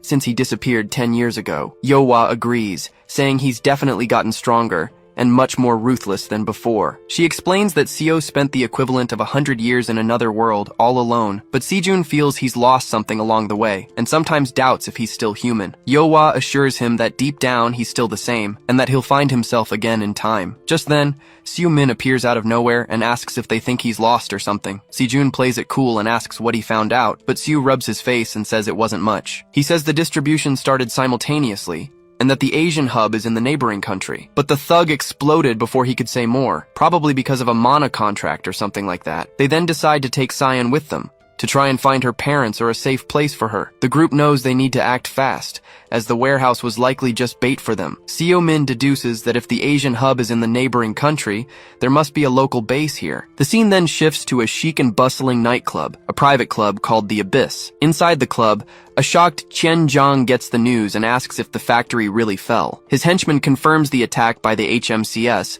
and reports that they've lost contact with the team there. Seeing the police surrounding the warehouse, he gets worried and asks what happened to Chio. It's explained that he's shaken by his brother's disappearance, but is still firmly following the master's orders. Chen Zhang is pissed off by this setback, since his return flight was already booked. Suddenly, his phone starts vibrating on the table, startling him even more. He answers the phone awkwardly, stammering as he speaks to the Grand Master on the line. On the other end, the boss calmly says his men reported a small problem in Korea. Chien confirms that he followed orders, and that the simultaneous operations drew attention. But the master reveals with a smile that they were the ones who leaked the information to the hunters. He explains to a shocked Chen Zhang that the factory was just a decoy to distract the HMCS. The boss then orders the clown to handle the distribution and to ignore the risks. Chien is still worried about the agency's advance and the loss of contact with the team, but the master assures him they won't talk and that the strong hunters are already dead. He ends the call with a confident smile, saying they just need to protect the Abyss. A superior reports that Seo-min rounded up a bunch of dealers and addicts in an abandoned factory. He dismantled their entire distribution center. In theory, he should even be praised for it. The problem is,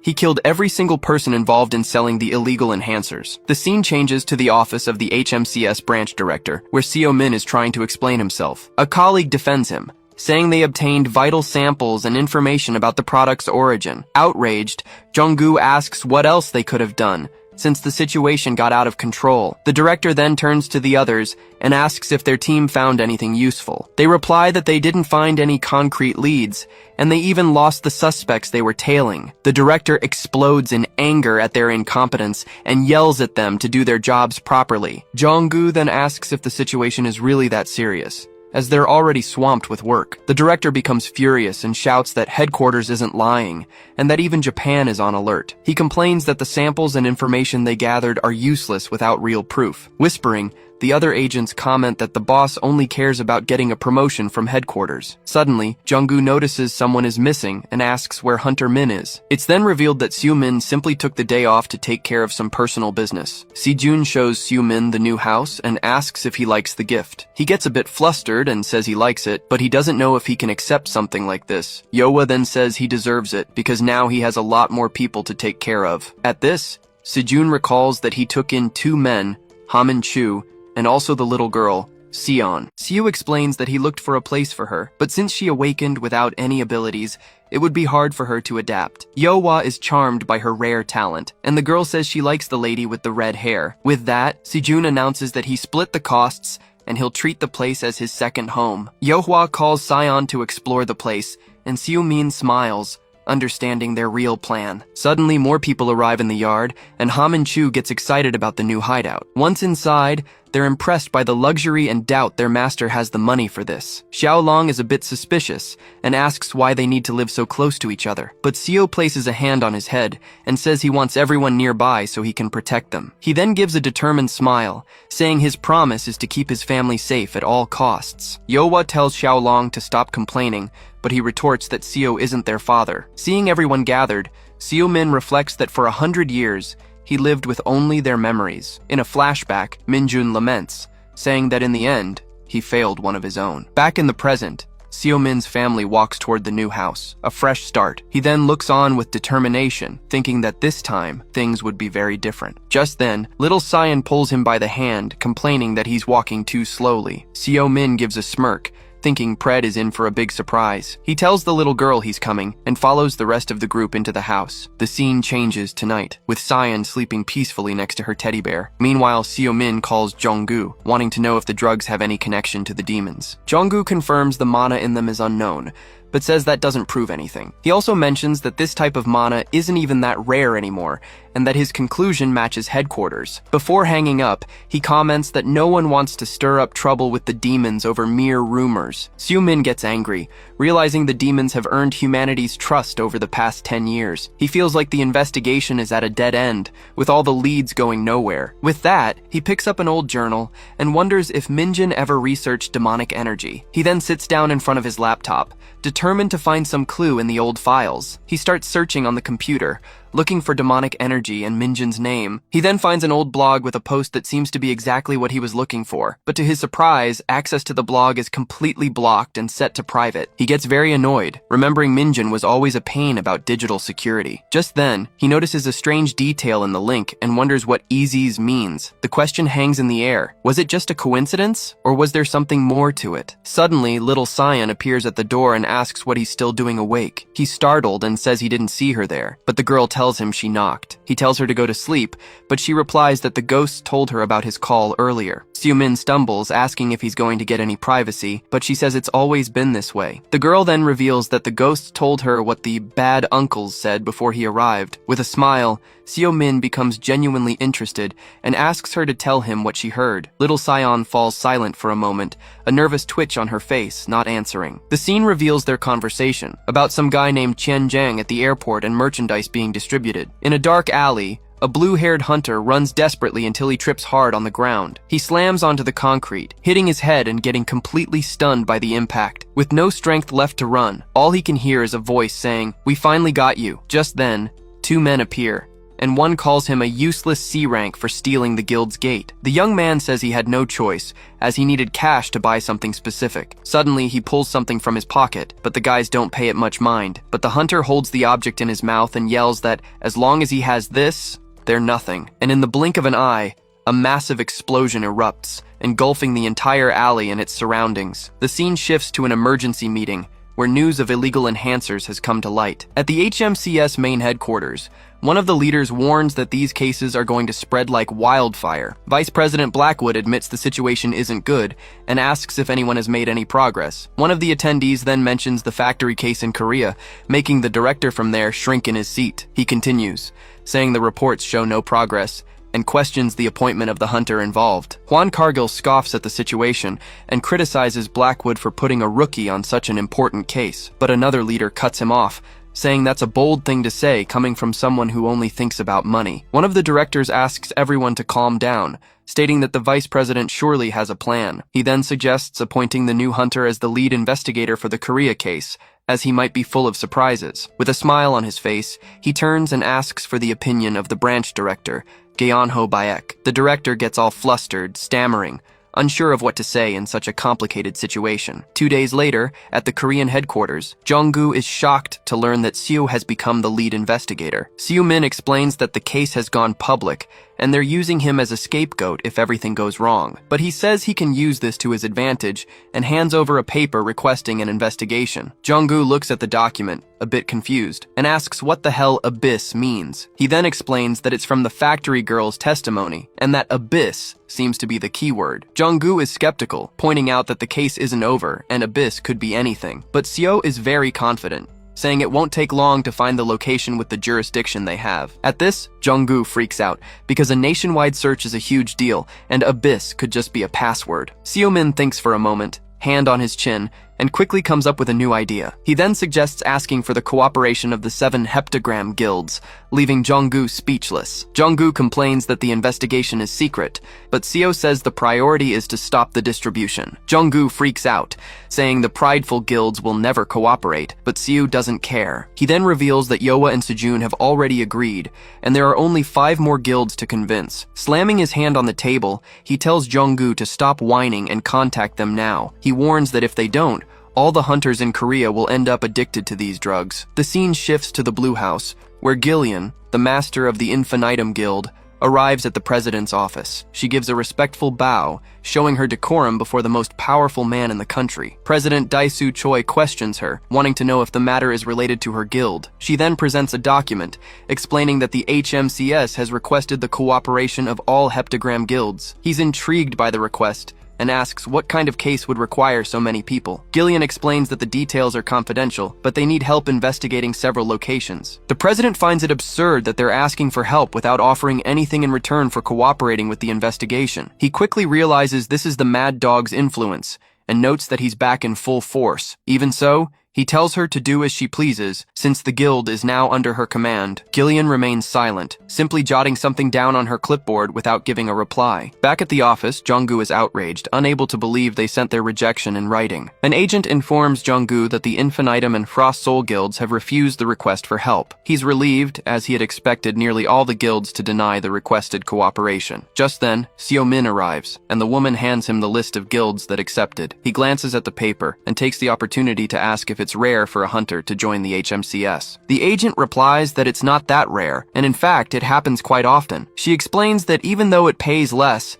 the agency offers stability and attracts people with a strong sense of justice. Seo-min then reads the names, noticing that the Gum Gang, White Lion, and Salabi guilds have agreed. With that, he tells the 2 of them to keep an eye on the hunters from those guilds, as there might be a spy. Jung-gu is confused and questions what one thing has to do with the other right now. Seo explains that the operation is massive, and a major guild is likely behind it all. He continues, saying the request they sent offered no advantages to those who helped. Therefore, he concludes that they agreed because they saw an opportunity to make some money. Jung-gu is lost in thought, but suddenly Seung-a Kim comes running in, shouting for her boss. She appears out of breath and tells everyone that she finally found what she was looking for. And then she reveals that she has discovered the location of the place she suspects is the so-called abyss. The scene then shifts to a dark, empty street where a man is walking alone on the sidewalk. Elsewhere, a henchman informs his boss, Chen Zhang, that the HMCS has found the abyss. He's furious, as he thought the Korean branch was useless and wouldn't uncover a thing. So, Chien orders the henchman to find out what they're planning and when they'll make their move. He pressures the man,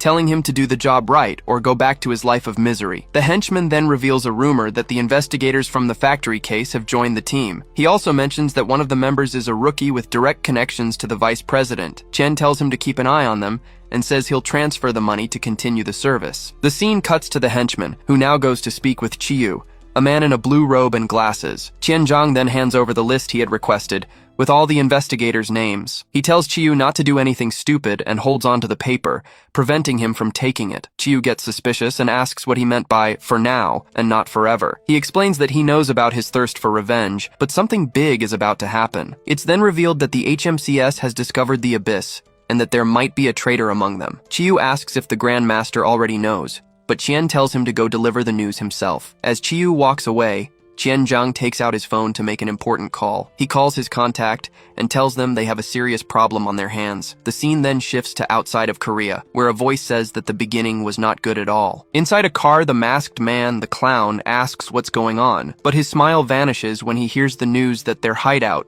the abyss, has been found. Chien explains that the HMCS is on their tail and asks if the clown can lend a hand. The clown scoffs, saying it's a big risk with no guarantee, and that Chien has a lot to lose. To this, Chien retorts that the clown has more to lose, since the abyss is their best spot. The clown then makes a proposal, demanding the next shipments at half price at the abyss. He hangs up the phone and gets out of the car, telling Chien not to even worry about the boss. With an air of superiority, he announces he'll ask the Grand Master about the deal in person. He enters a luxurious room and greets the Grand Master, complimenting his appearance. The long-haired man just watches the city through the window, in complete and utter silence. The clown then reports that the abyss has been discovered and that the Korean HMCS is quite competent, but the Grand Master cuts him off immediately and, in a firm voice, tells him to shut up. The Grand Master scolds the clown, saying he already knew everything that was going on. He then reveals that the clown is part of the same group that asked to distribute the illegal drugs. The Master states he doesn't care about his objectives, as all paths in the underworld lead through him. With that, he explains the deal is simple. They pay a fee and can proceed with their plans. The clown gives a satisfied smile and says he expected nothing less from the sovereign of Asia's underworld. He then says their objective is quite simple, just distribute the substance and nothing more. But he warns that the Korean HMCS is not weak, and it'll be a huge problem if they get caught. To make matters worse, he adds that the agency asked the 7 guilds for help, but the Master tells him to get to the point. The clown then suggests holding a meeting, gathering the largest criminal organizations at the abyss. With the idea on the table, he and his followers prepare to put the crazy plan into action. He says no one would refuse the invitation, and that they could even give out some free samples to promote the business. The Master thinks for a moment and admits this might attract some idiots who don't know what they're getting into. But the clown assures him that, with this, they'll have enough people to crush the investigation team. He defends his plan, saying it's better to strike with everything they've got before their base is destroyed. With that, he says his goodbyes and leaves, stating he eagerly awaits the Grand Master's participation. The Grand Master remains silent for a moment,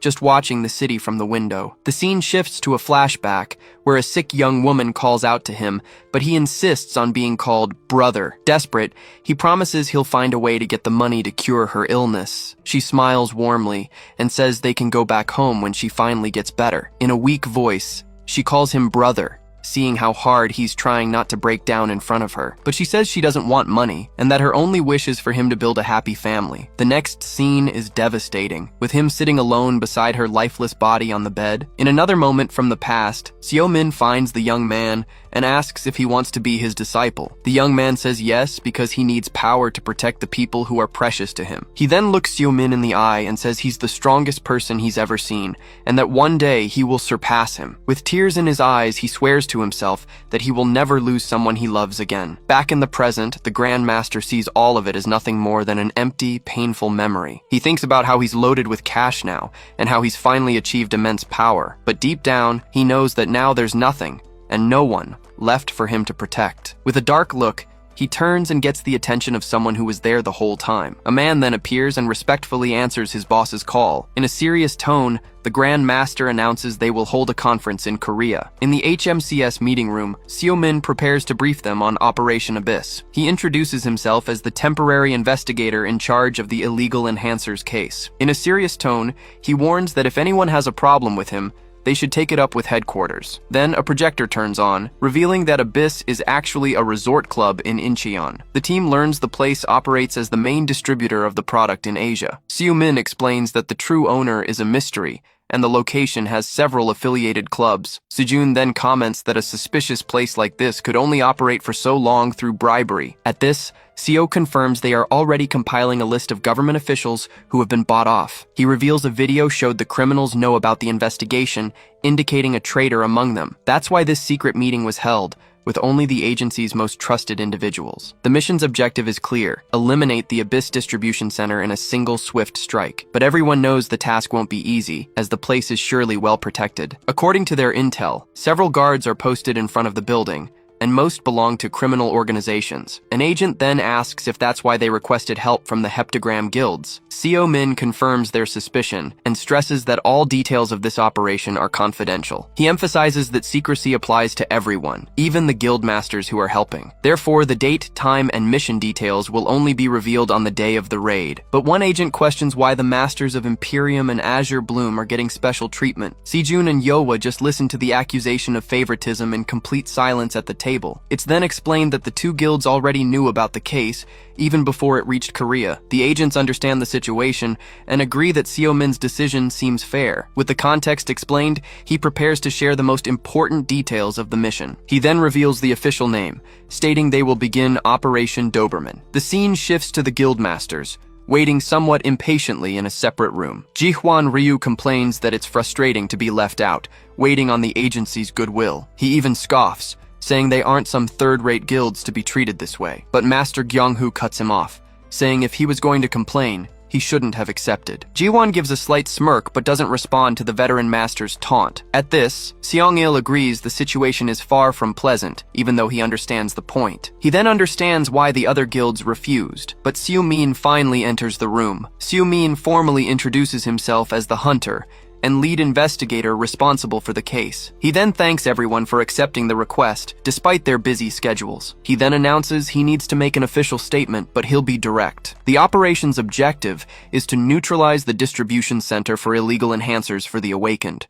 With that, Seo-min asks them to form teams and, if possible, lead them personally. He says he expected large guilds wouldn't have a problem, but they can refuse at any time. But Ji-won Ryu smirks, saying his expectations were low, but this is too much. He then starts talking about Seo-min, the rookie who cleared the tower in just 5 days. The Gyumgang master asks if it's true he's a hunter who vanished a decade ago. He continues, saying the records were erased, but Seo was one of the 3 supreme masters. With a curious smile, he asks why Seo-min disappeared and has now returned as a rookie. Seo-min replies that it doesn't matter, and his past has nothing to do with the case. The other masters are confused, wondering what the hell the title Supreme Master even means. Suddenly, a memory from 10 years ago flashes into the mind of the White Lion's master. Back then, the world was in chaos due to the portals and the war against demons. Seo-min turns and asks them to get in touch as soon as they're ready. He then leaves the room talking on his phone, leaving the guild masters behind. Ji-won Ryu finds it fascinating that a legend like him could be forgotten by the world. The scene then shifts to Japan, at the local HMCS headquarters. An agent approaches the team leader, Hikari Hayakawa, to deliver a message. Another agent reports that an illegal enhancer was found in a recent riot case. She grows worried, because if they don't act fast, it will spread like wildfire. She asks about the culprit but is informed that the leader of the Akai Kitsune is out of the country. This makes her find the situation very strange, and she becomes suspicious of the information. She thinks about how several crime leaders have left Japan and wonders if there's a connection. Suddenly, Kumo comes running in with an official document from international headquarters in his hands. He explains the paper is a direct order regarding the investigation into illegal enhancers. At this, Hikari tells Kumo to pack his bags, because they're catching a plane right now. With a mischievous grin, she says it's finally time to settle an old debt. The scene changes to the airport, where Lila is complaining about being sent there in the middle of her work. On the phone, Seo-min complains about having to pick up reinforcements he didn't even ask for. Just then, Lila and Hikari arrive,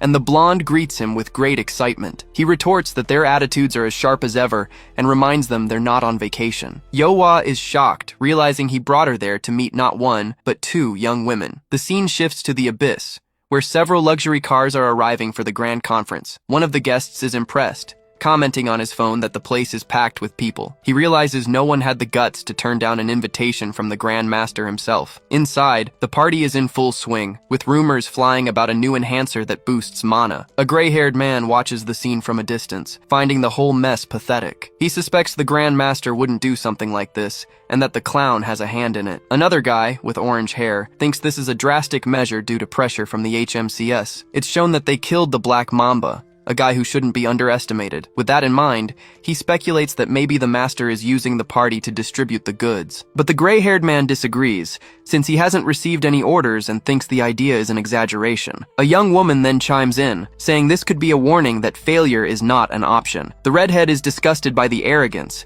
and swears he'll crush the master when he's no longer useful. Suddenly, a man approaches their table, with a not-so-friendly look on his face. He walks up intimidatingly, and asks what organization they're from. He then warns them that this is Akai Kitsune territory, and no place for mutts. Before he can even finish his sentence, the guy gets punched square in the face. Then, the man in black kicks the aggressor, commenting that the place is full of idiots. The head of Akai Kitsune is enraged by the attack, and his henchman cries out for him in desperation. Another member of the group smashes a chair, calling them low-level awakened trash. With a woman with electric powers right behind him, he tells the guy to shut his mouth or he'll regret it. Suddenly, Chiu appears and orders them to stop fighting, threatening to kick out anyone who continues this nonsense. The man asks who the hell they are, and finds out they are the hosts of the conference. One of the henchmen is outraged, but Seo-min, who was there the whole time, just watches. He remains silent, analyzing the whole mess unfolding in the middle of the hall. The redhead wonders what Seo is doing there,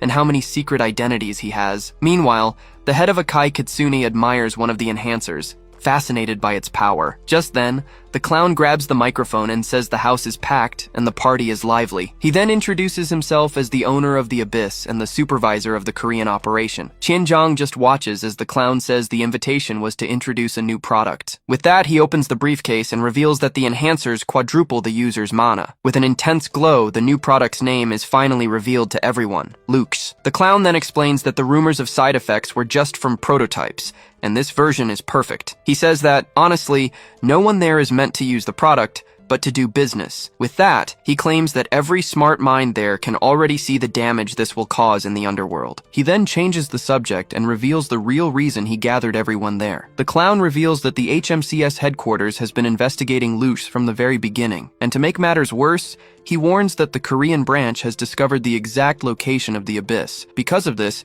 he needs everyone's cooperation to make the launch a success. One of the guests scoffs, having heard that the Korean branch of the HMCS is just a bunch of losers. Another guy gets worried, but his partner tells him to stay quiet and just follow orders. The clown admits they are weak, but they've been causing trouble and have even called for reinforcements. With that, he concludes that a major attack from the agency will happen within a week. He then fires up the crowd, calling on everyone to unite and show them who's boss. And as a bonus, he suggests that their own henchmen use Luch to get a taste of its power. He ends the speech by guaranteeing they will crush the HMCS and make them scurry away like rats. One of the guests stands up and questions the speech, wanting to know what's in it for them. The clown then makes an offer, promising double the loot to anyone who supports their plan. He adds that the order comes from the Grand Master, a chance for everyone to make a name for themselves. The men are startled by the audacity, realizing that Lux will truly change the entire world. At that, the henchmen begin to distribute the boxes, and the clown announces that the time to choose has come. He reminds everyone that power has always been the rule ever since the portals appeared. With a smile on his mask,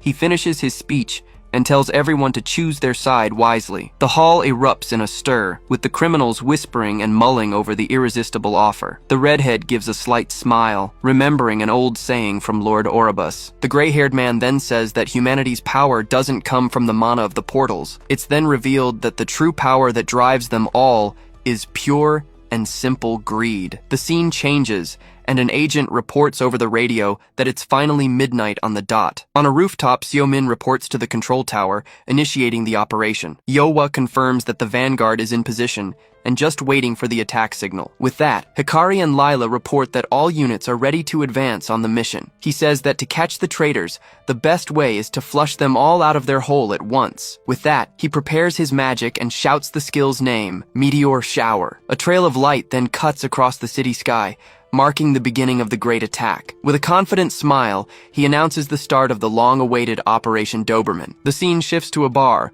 where two men are toasting with beer, celebrating a successful conference. The boss says it's time to make some cash, and tells his partner to go ahead and contact the merchants. We see the face of the man with a neck tattoo, Qian Zhang, who looks very serious and focused. Elsewhere, a masked man is praised for hiring mercenaries and infiltrating a spy. The masked man, nicknamed the Clown, laughs and says he only managed it with the help of the Grand Master. Just then, Qianzhang says his goodbyes, and the clown wishes him luck cleaning up the mess. Qian then explains that he's already delivered everything he needed to, so there's no reason for him to stick around. The clown warns Chiu that his brother's killer is coming, but Chiu says he'll be right back. In a serious tone, the masked man asks him to try to be back within a week at the latest. But suddenly, a huge explosion goes off, startling everyone in the meeting room. The clown is on high alert and asks what that noise was, his eyes gleaming in the darkness. A woman runs desperately down the stairs, screaming that they have a huge problem. She arrives out of breath, warning that an unknown enemy is bombarding the building from the outside. One of the men is shocked, wondering who would have the nerve to do something like this in the city. The clown grinds his teeth in anger, unable to believe his plans were interrupted like this. On top of a building, Si-jun Min gets a call and is surprised by the sudden summons. On the other end of the line, someone from the White Lion Guild complains that this operation is hindering their cooperation. Si-jun hangs up, understanding the situation, but focused on solving the problem at hand. His subordinates then report that the tracking barriers have already surrounded the infiltrated building. We see the team of hunters activating magical barriers, ensuring no one can escape the area. With a smirk, Si-jun notes that the enemy spy failed to leak the operation's details. He complains that only the Salabi Guild showed up to help, but his team says it's more than enough. With the enemy's escape route cut off, the plan now is to pressure them until they come out on their own. Inside the building, A red-haired hunter, Yowa, readies her bow and arrow. Her team has already secured the lobby and is moving to the upper floors, with everything under control. A hunter informs her that the enemies are weak,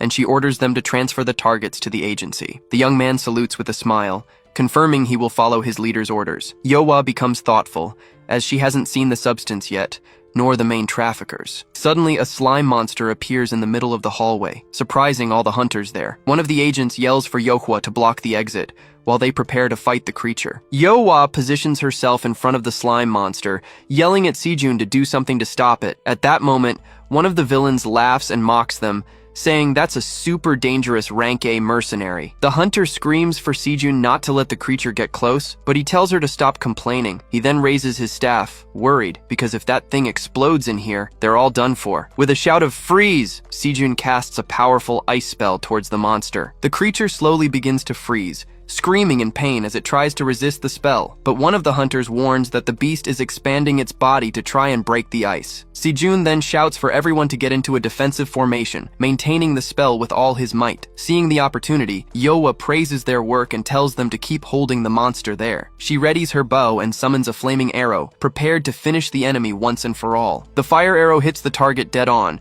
causing a massive explosion that lights up the lobby. The villain, who was watching whistles, looking very impressed by the attack power he just saw. From an upper floor, a man comments that he didn't know Korea had such good hunters. It's explained that she is Yohwa Kang, a global rank hunter on the same level as the strongest. The man then asks if the other one is the spy, but he denies it, saying he's there for personal reasons. A long-haired man observes the defeat and wonders if the clown's plan went wrong. The other replies that it was the clown's mistake, and their orders are not to get involved with the agency. The scene changes, and an agent kneels, reporting that he was tracking the clown as instructed. He says the clown is moving the merchandise through a secret passage, which they can use to escape. The long-haired man then announces that their organization, Pandemonium, is out of the case. With that, the orange-haired guy decides to leave, but his boss questions him for abandoning him. Hooded, he looks down and thinks this seems to be the end of the line for the Akai Kitsune gang. The villains are terrified, having realized their enemies are Korea's S-rank hunters. One of them suggests retreating,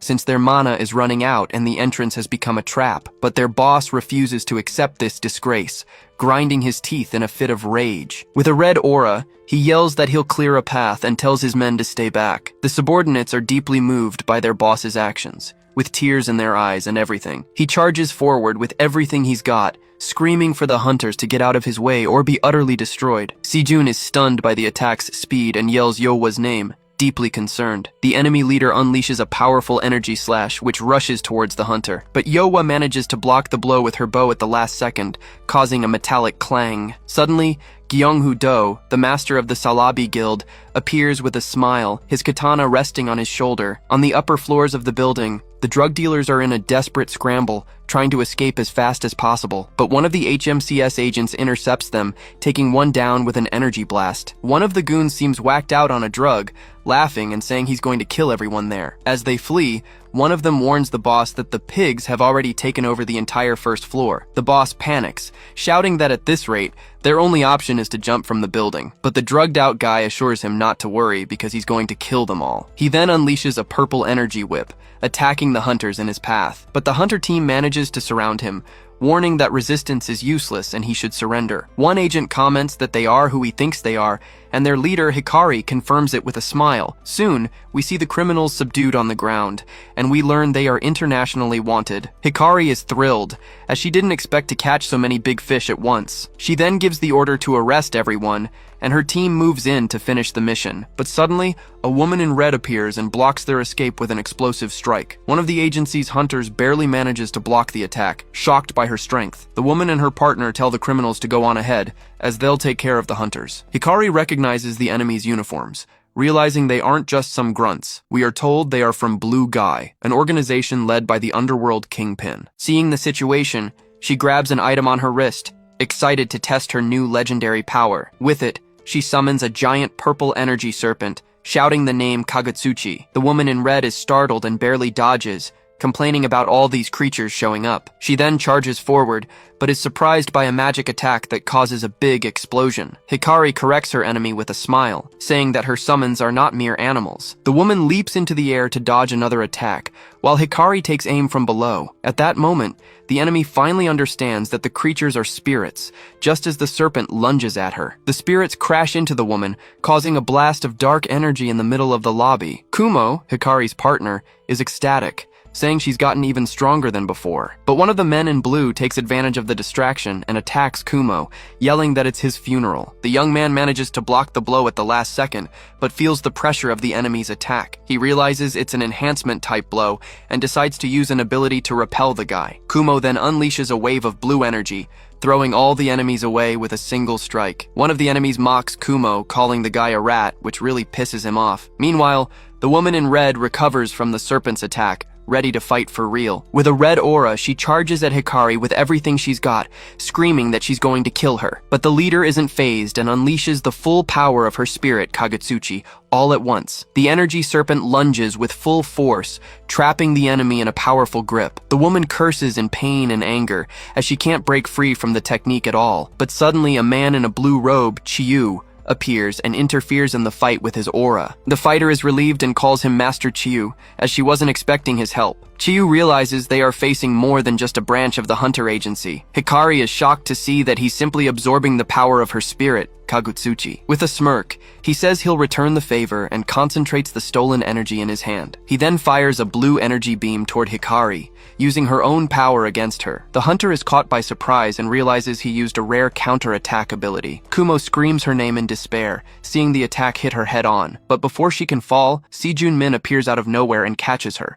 preventing the worst. Si-jun appears in midair holding Hikari and states that he doesn't recall giving them permission to leave. The hunter is completely surprised, recognizing Hunter Min, who saved her at the last second. From below, Chiyu glares at him, recognizing the figure that suddenly appeared in the city skies. He then grinds his teeth in hatred, screaming that Si-jun was the one who killed his brother. Calmly, Si-jun comments that he found those sunglasses very familiar. He then deduces that the guy must be the brother of that counterattack user he faced before. Chiyu swears on his brother Leiyu's life that he will tear Si-jun to pieces with his bare hands. With a blue aura, he promises he'll succeed, even if it costs him his own life. But Si-jun just gives a wry smile, lamenting that he has to ruin the enemy's plans. With a red glow, he charges forward and says, "There's no happy ending," landing a powerful blow. Far away, two men watch the fight and confirm their escape route is secured. A green-haired girl calls him Sir, but he seems focused on the ongoing battle. He observes Si-jun's golden aura, thinking that it's a pretty, sinister color. The man with orange hair then calls his two subordinates,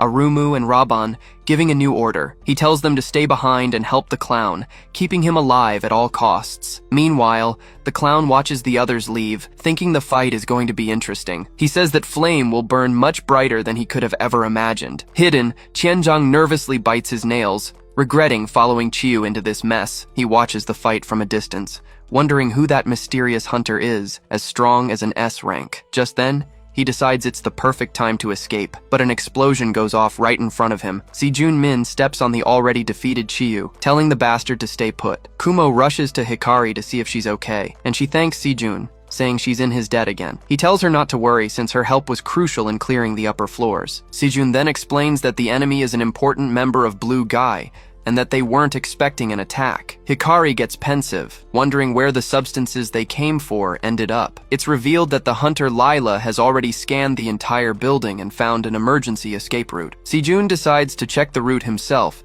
and tells Hikari to handle the remaining enemies. But before leaving, he hands her a mysterious item that looks like a golden bracelet. He explains it's a mana-enhancing artifact, confiscated during their last mission. Hikari then remembers how Si-jun's power inspired her to train and get stronger. She says she really wanted to be of more help, but she still has a long way to go. Kumo panics, asking if she's really going to give him her precious item, Takemizuchi. Kumo gets indignant, asking if Hikari has a thing for Si-jun for giving her a legendary item. She gets all flustered and says it's just to repay the debt, telling him to focus on the mission. In her thoughts, she complains that Kumo is overthinking it, since Si-jun saving her doesn't mean she likes him. But then she remembers Si-jun's face up close and blushes at the memory. The hunter starts stammering, not knowing what to say, completely lost in her thoughts. Just then, Si-jun interrupts her by catching Qianzhang trying to escape, asking where he thinks he's going. The guy panics and lies through his teeth, saying he's just a normal person, not even an awakened. But Sejun doesn't buy it and threatens to punch him,